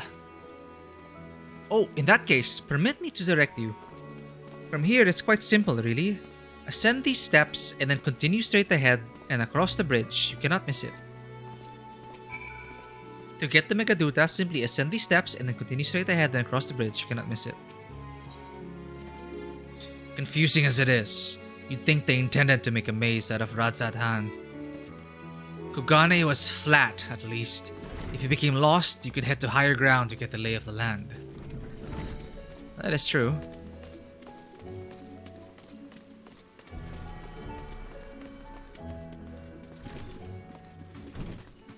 Ah, this is the airship landing. Any bonus conversations? No? The skies have been filled with all kinds of fiends since the tower appeared on Narunair. Did the fiends disappear when we destroyed the tower? In light of this, we've gone ahead and cancelled all flights for the time being. Ah! Were you hoping to catch a flight as well? Sounds like it's going to be a while before they'll be up and running again. I understand that they're just trying to keep everyone safe, but the economy is going to suffer if they put a stop to all trade. There must be some other way. Oh no, he's a kid to care for.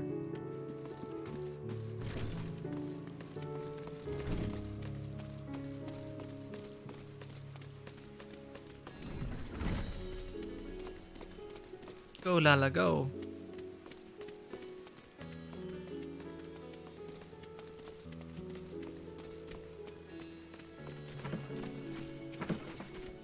Welcome to Nilopala Nourishments, where we specialize in the breeding of Hamsa, the traditional livestock of Thavnair, to ensure eggs and livestock of impeccable quality. We're named for our founder, Nilopala, who was not only the Isle's foremost Hamsa breeder, but also developed a method by which the beast's toxin glands may be removed to render their meat edible. A remarkable discovery, wouldn't you agree? Kinda sad for them though. I guess this is their chocobo. Whoops. I see you've taken a liking to our Hamsa friend. After all, what's not to adore? Those gentle eyes, the strangely pleasing smell of their feathers. A number of these birds were previously housed at the farm on the perfumed rice, but we had to bring them here when it was destroyed by those terrible beasts. How much I would like to let them roam free once more. One day, my friend, one day.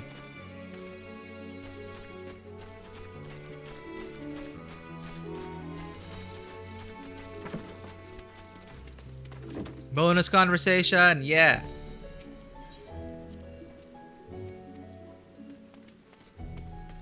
I see a lookout point out there.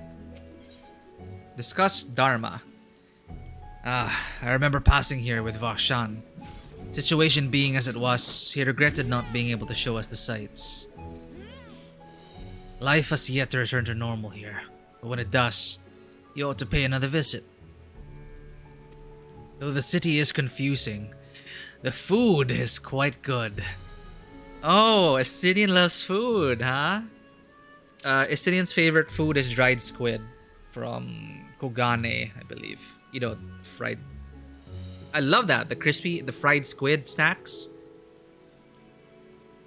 I'm partial to Hamsa meat myself. The meat's surprisingly tender and flavorful. God, now I want Indian food. Oh man, craving. Ever since I entered Thavnair, I'm like, God, I want Indian food.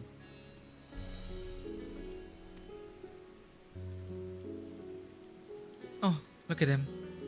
Irritated Hamsa. Squawk, squawk. Well, I guess you overheard us talking about how we're gonna eat you.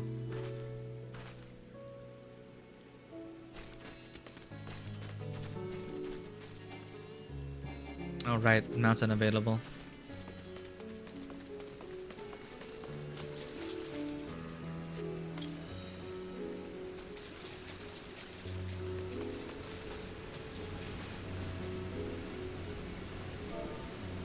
Look out.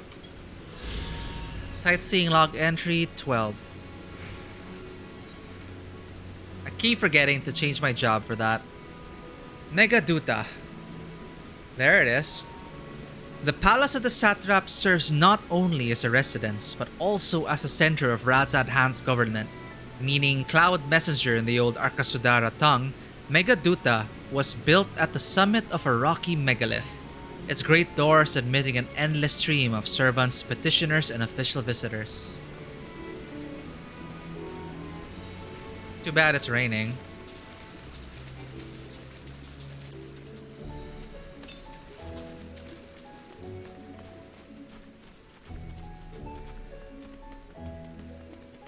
Cillian just wants to look cool in the rain.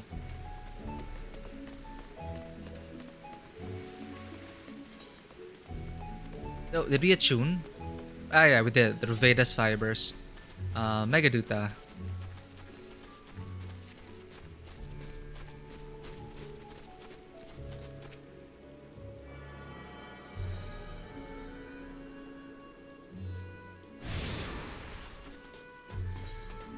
And we're here.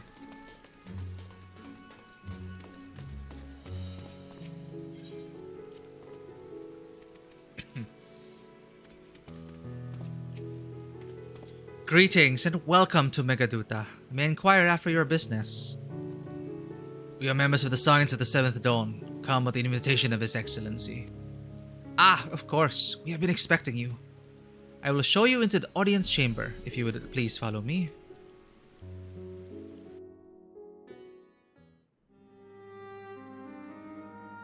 Oh, Shadowbringer's music.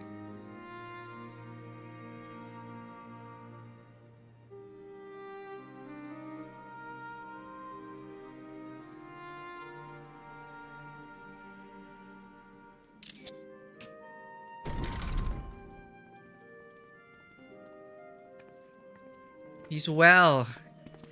Garaha and his Featherfall spell. He probably used like all of his spell slots. Are we the last to arrive? I hope we've not kept you waiting. Not at all. Your comrade is feeling better, I trust. Much better, thank you. Harness remedies are certainly potent in more ways than one. Mm-hmm. One becomes accustomed to the taste, although I hope you never have cause to do so. Pray, take your ease.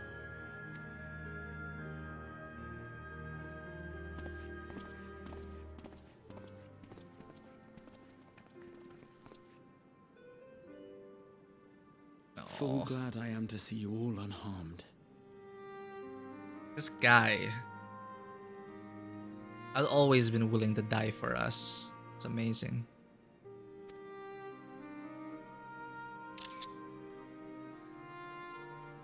Valiant Scions, for your heroism, you have my boundless gratitude. You cast down that dire tower and set free its hapless captives. You cleanse their souls of its corrupting influence. No words of thanks will suffice. In place of platitudes, I offer a bounty of warding scales. Pray accept your due reward, along with the goodwill of Radzathan. Alchemists throughout the land were put to work in the forging of your talismans. The finished ones have been collected, and now await you at the High Crucible of Alchemia. Present this letter when you are ready to take them into your possession. Nice. Use it for the Grand Company.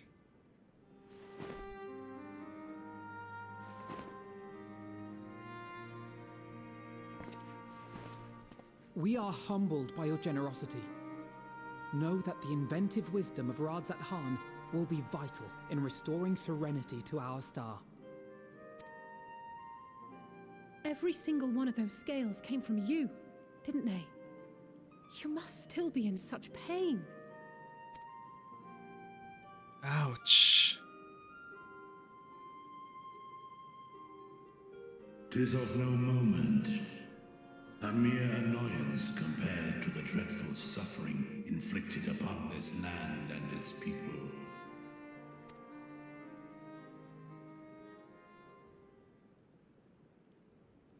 Albeit brief, my involvement in the Dragonsong War afforded me a glimpse of the myriad sorrows which consumed both dragon and man. Though you were half a world away, Such tragedies as befell your kin must have affected you deeply. Now it's Heavensward music. And yet, you chose to live among men.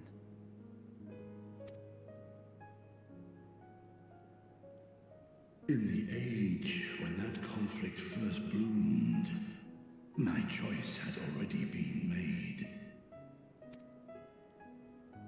In some distant place, man slew dragon, and dragon slaughtered man.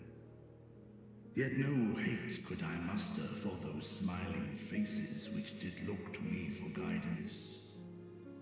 Not even my brother's righteous rage could rally me to his cause.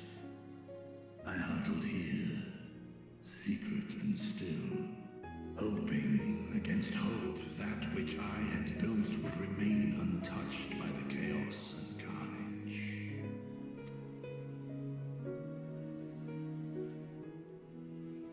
Twould seem we share the same desire for peace, great Vritra. To that end, I wonder if we might trouble you with another question. The Telophoroi are intent on recreating the final days, an apocalyptic event which we know to predate the sundering of the star. As the longest lived among us, know you aught of this terrible cataclysm? Did dragons come after? Well, they came from another star. I'm not sure if they came after the Sundering. I think they did.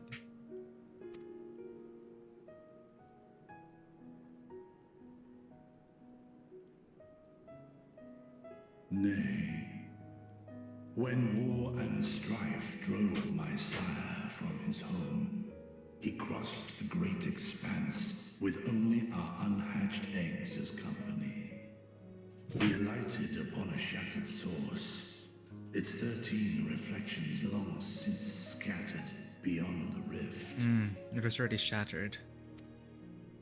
Of events preceding his arrival, he knoweth naught, save that which Hydralin hath deigned to disclose. I see. So again, 'tis the inscrutable Hydralin to whom you must look for answers.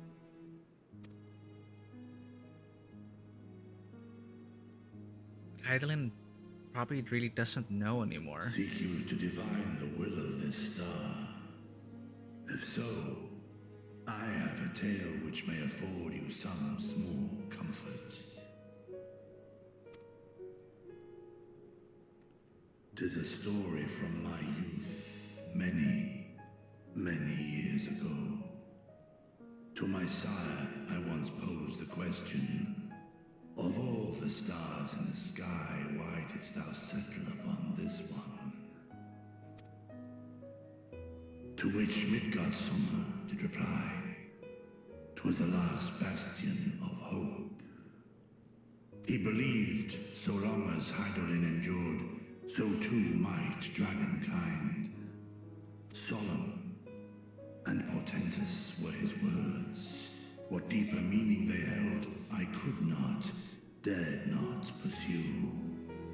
'Tis a stone I've left unturned ever since. Yet take you solace in the knowledge that whatsoever Hydralin does strive towards, 'tis an ideal which hath earned my sire's conviction. She could be a bit more clearer. Thank you, Vritra. You've given us warm reassurance in a world gripped by cold uncertainty.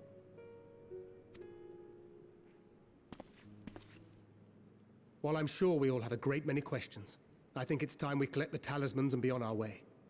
Our fight against the Telophoroi is far from finished. What? You have so many questions, Tancred. Come on. Slash nod. We must take our leave, but please do inform us if we can provide any further assistance. Aww, Cryle.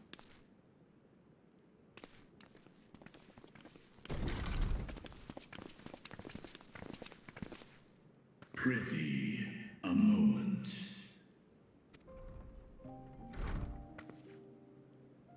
There is one whom my sire hath judged worthy of honor and respect.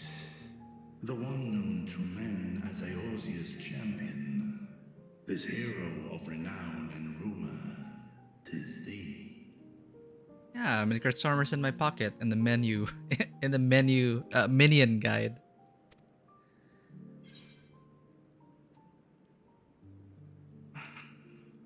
I only wish you could be here with us now. Midgard Stormer and I have crossed paths, yes.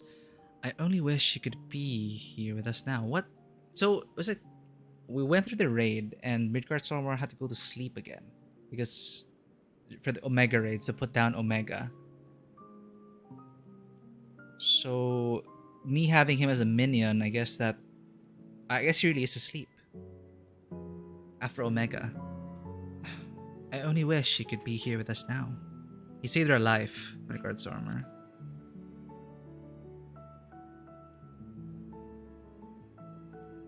I know of his clash with Omega, and the long slumber which was his price. There we go. They acknowledged it.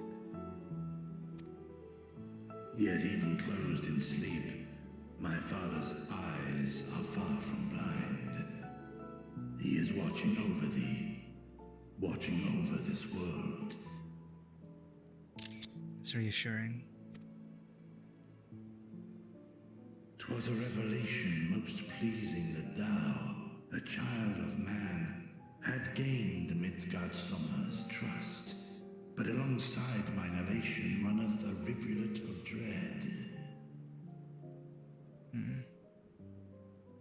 For upon thy life's reel wind too many threads. Of fate, power, wheel enmeshed with woe. Amidst this tangled knot, thou shalt know no rest.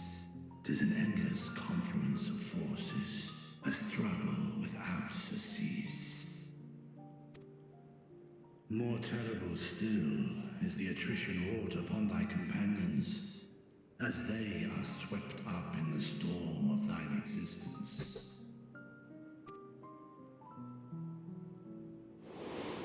It is the life we lead.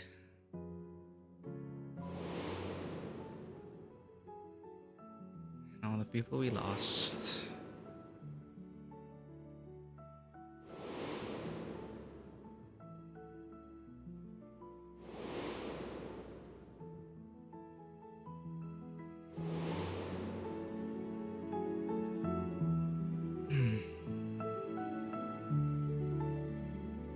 Take heart and protect them well.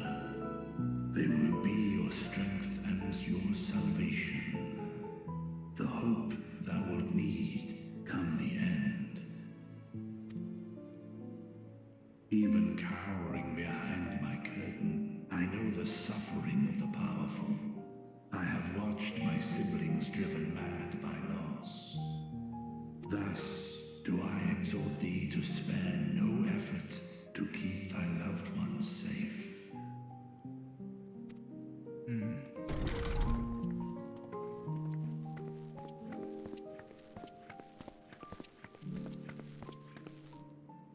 Apologies. We hadn't meant to interrupt. It's just that we do have a history of suddenly collapsing, and when you didn't follow us out... That is true. 'Tis I who must apologize. I have detained your champion overlong with idle chatter. Go. At war's end, I pray I welcome thee back into my hall, where together with thy joyful comrades, you may toast your triumph. Death flags.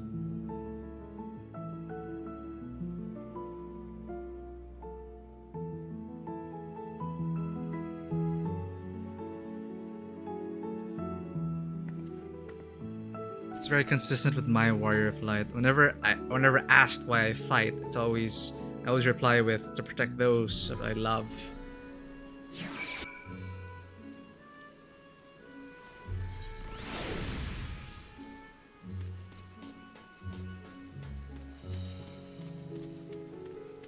Can I enter? Oh, I can.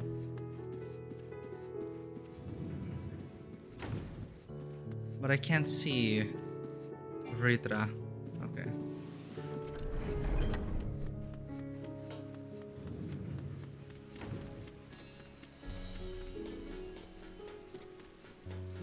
What don't I have yet? I don't have a lot. Damn.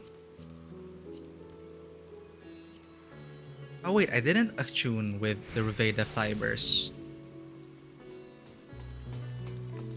Wait, I didn't attune to the Aetherite Plaza either, not yet.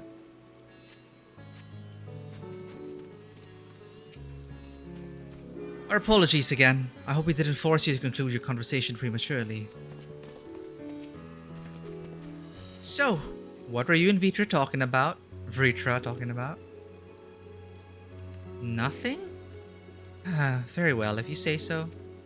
The others have gone ahead to the High Crucible. Let's catch up to them.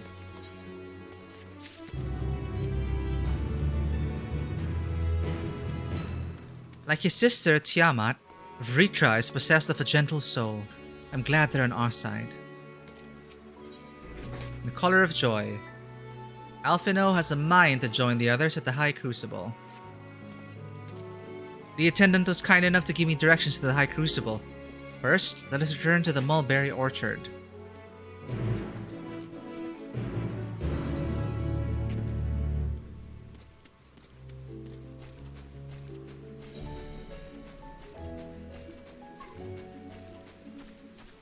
Don't forget to attune to that. Because you haven't been there yet.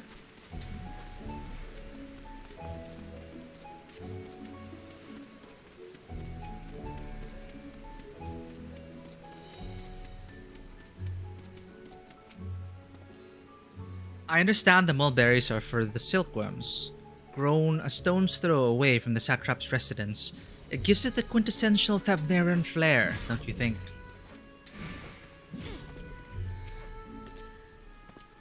From here, we're supposed to follow the path left and past the mulberries. Oh, she pokeballed. I guess a quest step is there.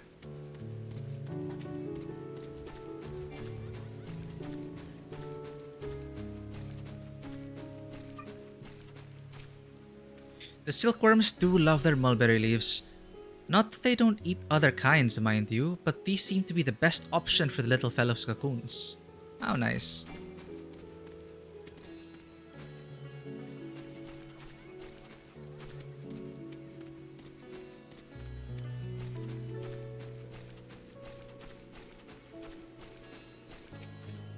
Let's see now.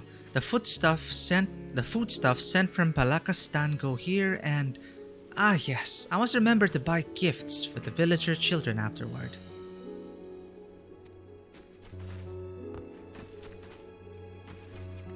Oh, it stopped raining.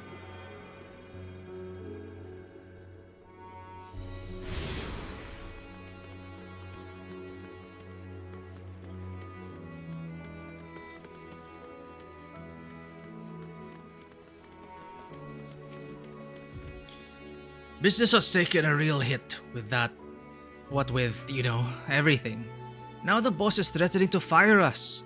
I certainly envy those in Kalzal's operation. They're treated decently.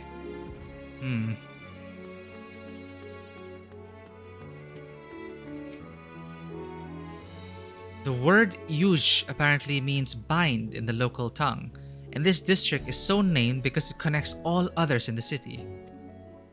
If we manage to come this far, we shouldn't have trouble finding the High Crucible, or so I was told. Where the street turns, enter the door straight ahead, then descend the steps.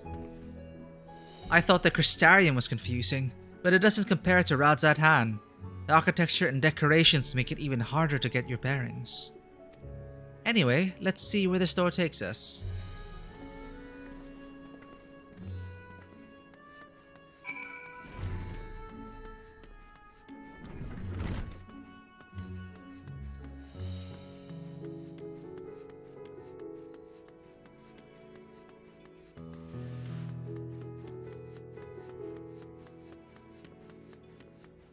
Aetherite Plaza.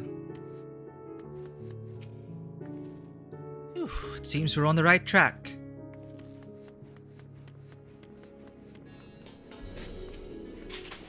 According to the message in the base, this aetheryte has been temporarily disabled. Oh right, because of the state of emergency. Alas. And here is the aetheryte plaza. So far so good, and there isn't much further to go. From here, we just need to cross to the other side of the hall, then pass through the larger of two doorways. The High Crucible lies beyond. I suspect the others have already collected the warding scales. Come, let us join them.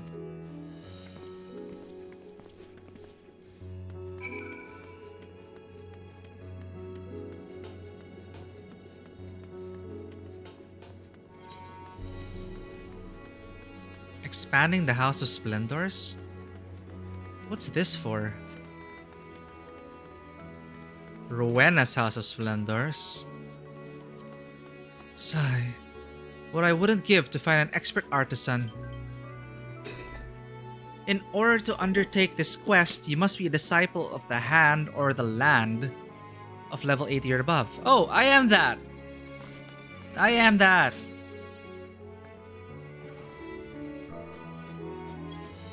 Oh my god, that's right. I keep forgetting about the friends list.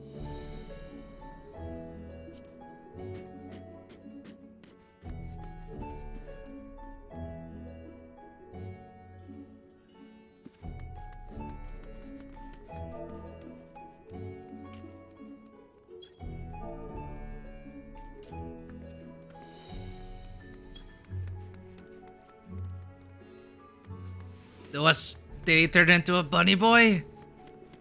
Where the hell did my FC mate go? Oh, teleported away.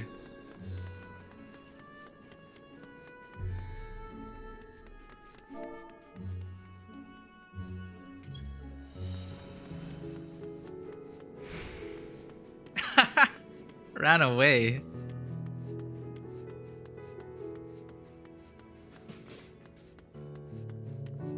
I am level 80. There we go. Oh ho! You must be Kaden. Mrs. Rowena's told me all about you. Oh god, it's Rowena. Says you're quite the renowned botanist. The name's of Pilona, by the way. The mistress has charged me with managing her Ratsatan branch. Looking forward to doing business with you. Which isn't to say I've got anything special to ask of you. All I mean is that your business is just as welcome here as it is at any other House of Splendors. Of course, I'd certainly prefer you do more of your business here than anywhere else. Esteemed clients like yourself will attract even more customers, you see. And if we keep drawing in business at a good clip, before long we'll have to rebrand as Off Pilona's House of Splendors. That old witch won't know what hit her. Still up to it. Rowena and her lackeys. Okay. Don't you worry about the last part. Just peruse her wares and buy something that strikes your fancy. Welcome to Off Pilona's House of Splendor. Oh no, Rowena's gonna kill you.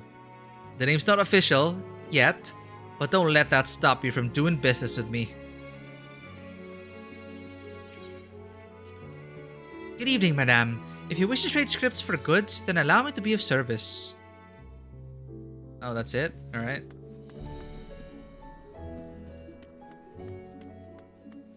Ah, Splendor's vendor.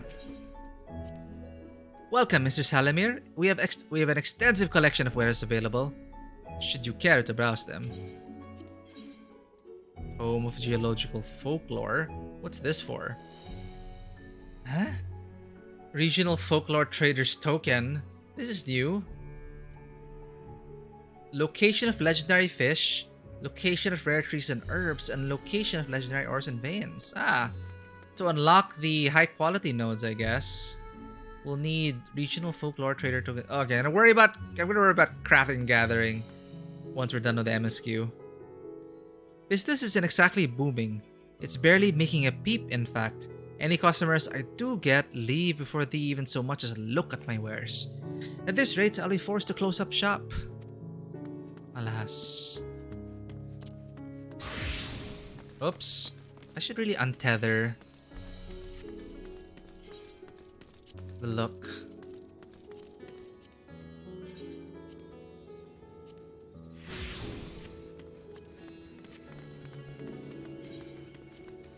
It's your city glam.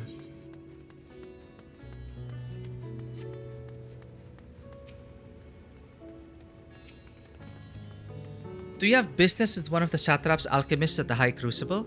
Visit if you must, but you would do well to hold your nose if pungent chemical odors are not to your liking.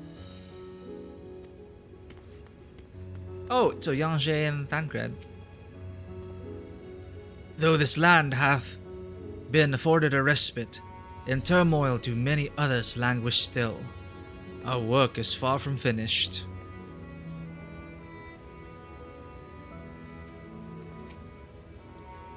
You took your time, got turned around, I take it. Ah.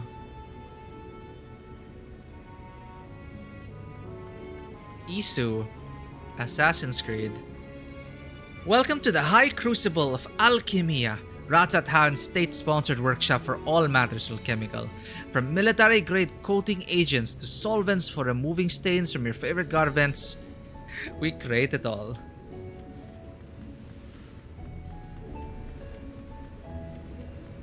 I just like talking to the NPCs. Confound it! Where is that reference on fast-acting medicines? I've told them time and again to return all tomes to the shelf after use.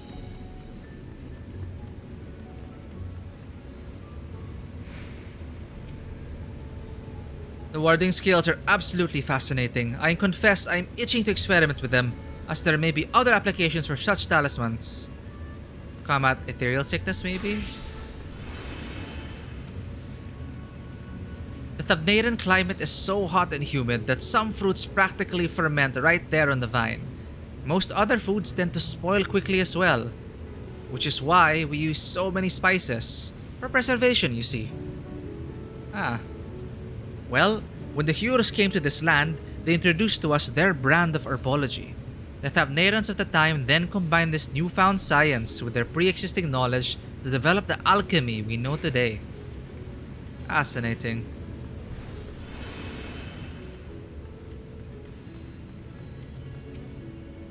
Swift work without sacrificing quality. That's our motto here at the High Crucible. You can only choose two, right? Fast, quality, and expensive. Choose two. Swift work without sacrificing quality. Probably expensive.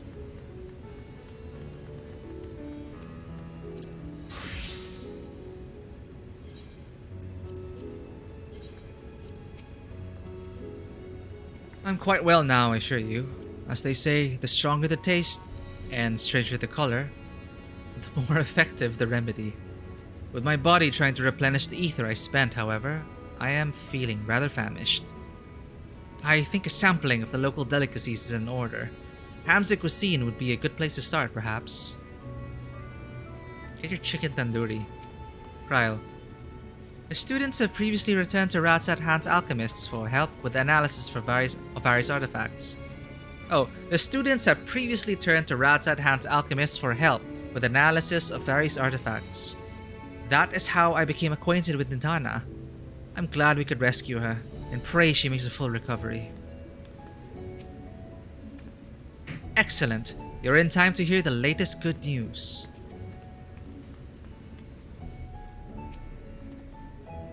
What an immense laboratory! How many such places were enlisted to help forge the warding scales, I wonder? How many such places were enlisted to help forge the warding scales? Okay.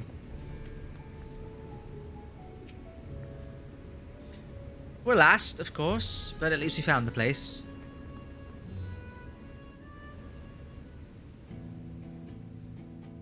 Oh, what's with this music? These are the talismans we were promised. Yes, and I made a quick count. There are far more than we could have hoped for. Enough to outfit an entire company of soldiers, in fact. Whoa. Considering the involved process, that they were able to manufacture so many in such a short span of time is nothing short of a miracle. Now it begins. This is the theme of Endwalker. the fight can truly begin. Once we have distributed them to our allies in Eorzea and the Far East, we'll have a fighting chance to bring down the other spires, just as we did with the Tower of Salt. Or we could use them to invade Garlemald proper, and strike directly at the Telophoroid's base of operations.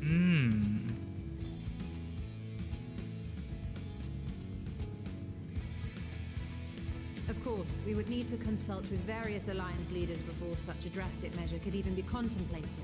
Damn, Y'shtola. To which end, I could set out forthwith and present the idea to each of our allies in person. Pray allow me to undertake some few of those journeys. I find myself restless and in need of purposeful duties.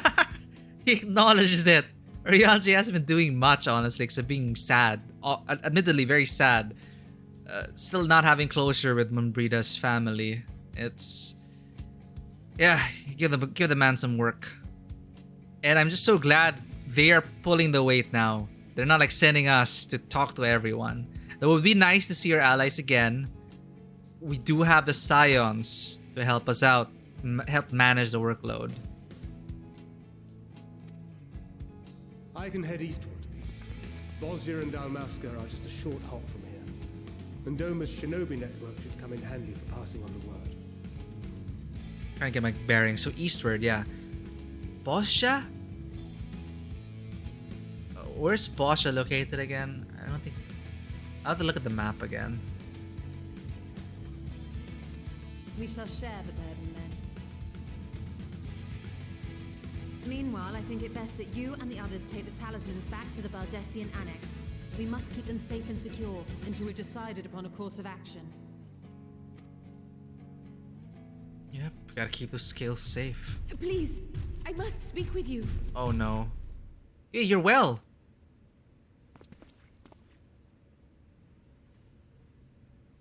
You're okay. Nidana, you're awake. Yes. When I spoke with the carer at my bedside, she told me that one of the Scions, a young woman, had cleansed me of the tower's corruption. It seems I've been asleep ever since the treatment. But when I awoke and learned you were all still here, I knew I had to come.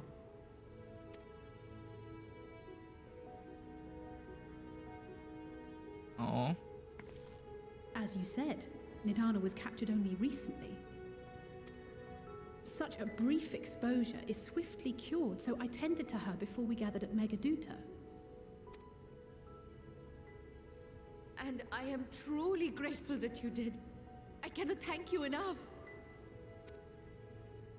All of you, for everything you've done. Destroying the tower, rescuing our people. You've saved Thavnair from an awful fate. Oh.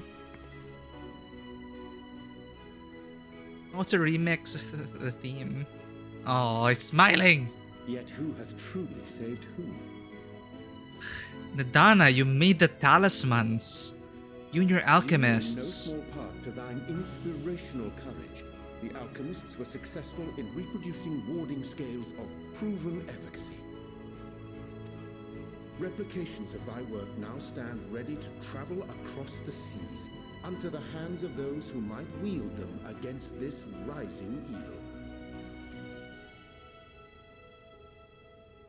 The talisman? Is this true?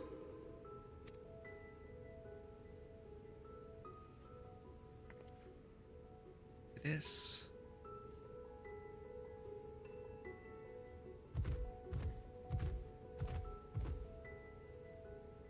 Oh, I was so groggy from sleep. I didn't even think to ask. Oh, our great work sent across the seas. It was worth it. Oh, it was all worth it.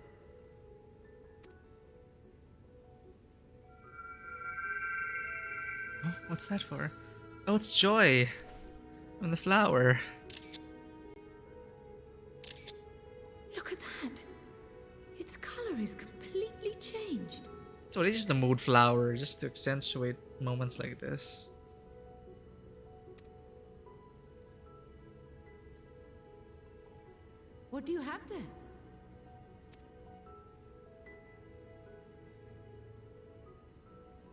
How unusual. I wonder if the effect is a reaction to Akasha. Akasha? I'm afraid I'm not familiar with that term. Akasha? It is one of the unseen energies defined by Harnish alchemical theory. Huh. Though a gross oversimplification, some describe it as an essence influenced by feelings. You imply that it is distinct from ether?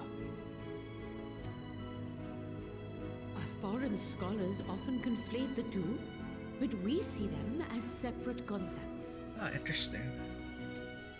Ether is an energy which permeates the land. It exists within animals, objects, even the air we breathe, affecting all through which it flows. Okay, wait, this is gonna be... Okay, Aether.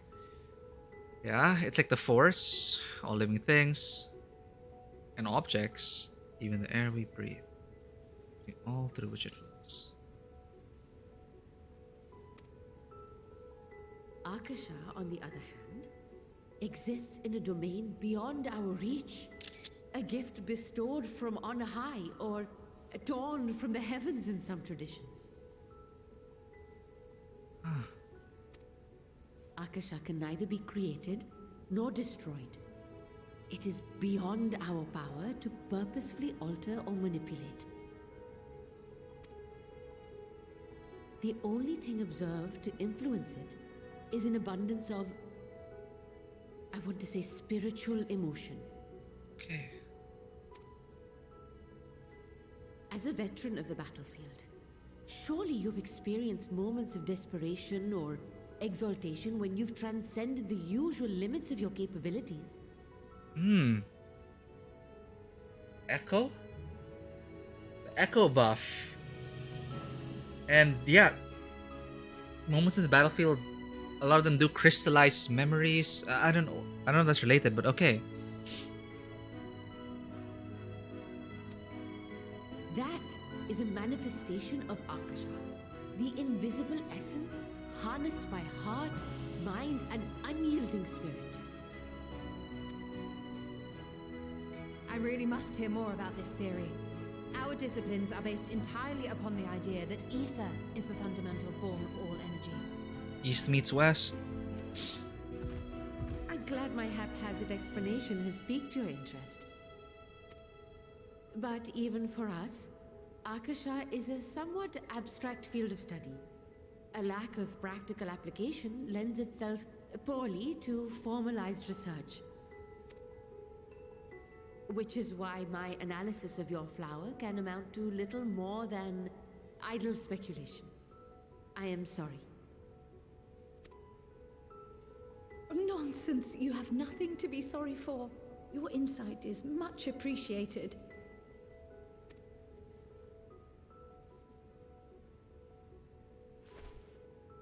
Where do I even keep that? Shall we depart for Sharlayan then? I will see to it that the talismans arrive at the Annex. And we will be in touch once our talks are concluded. I suggest you rest while you can. From here onward, sleep is bound to be in short supply. Yeah, not only in this game, but in real life.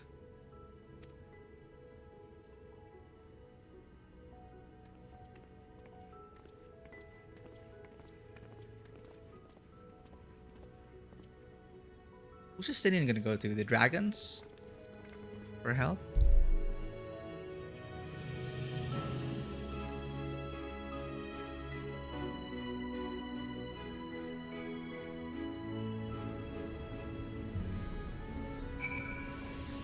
Ah, that is so nice and sweet and wholesome and hopeful.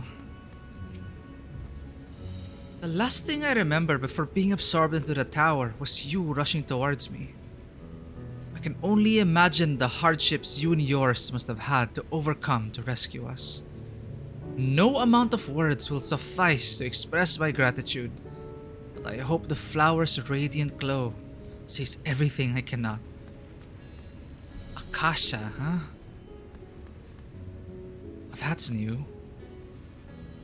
well, it's new to us, but there definitely will be a benefit to learning both Eastern and Western medicine and ether research, whatever.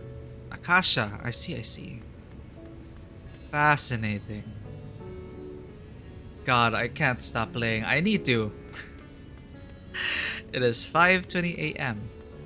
Philippine time. I think that's a great place to pause the MSQ for now. Before sleeping, I'll probably pick up the Sage quest. I'll just unlock the Sage class just to try it out. Fino reminded me of it, but we pausing the MSQ here. We should teleport to the Baldician Annex first.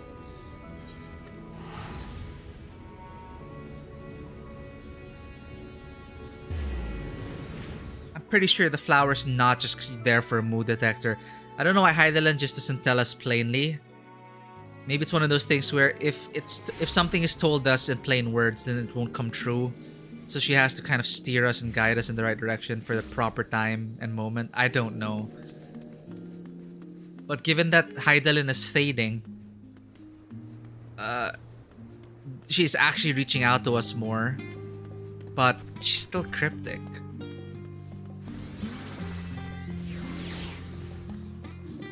Alright.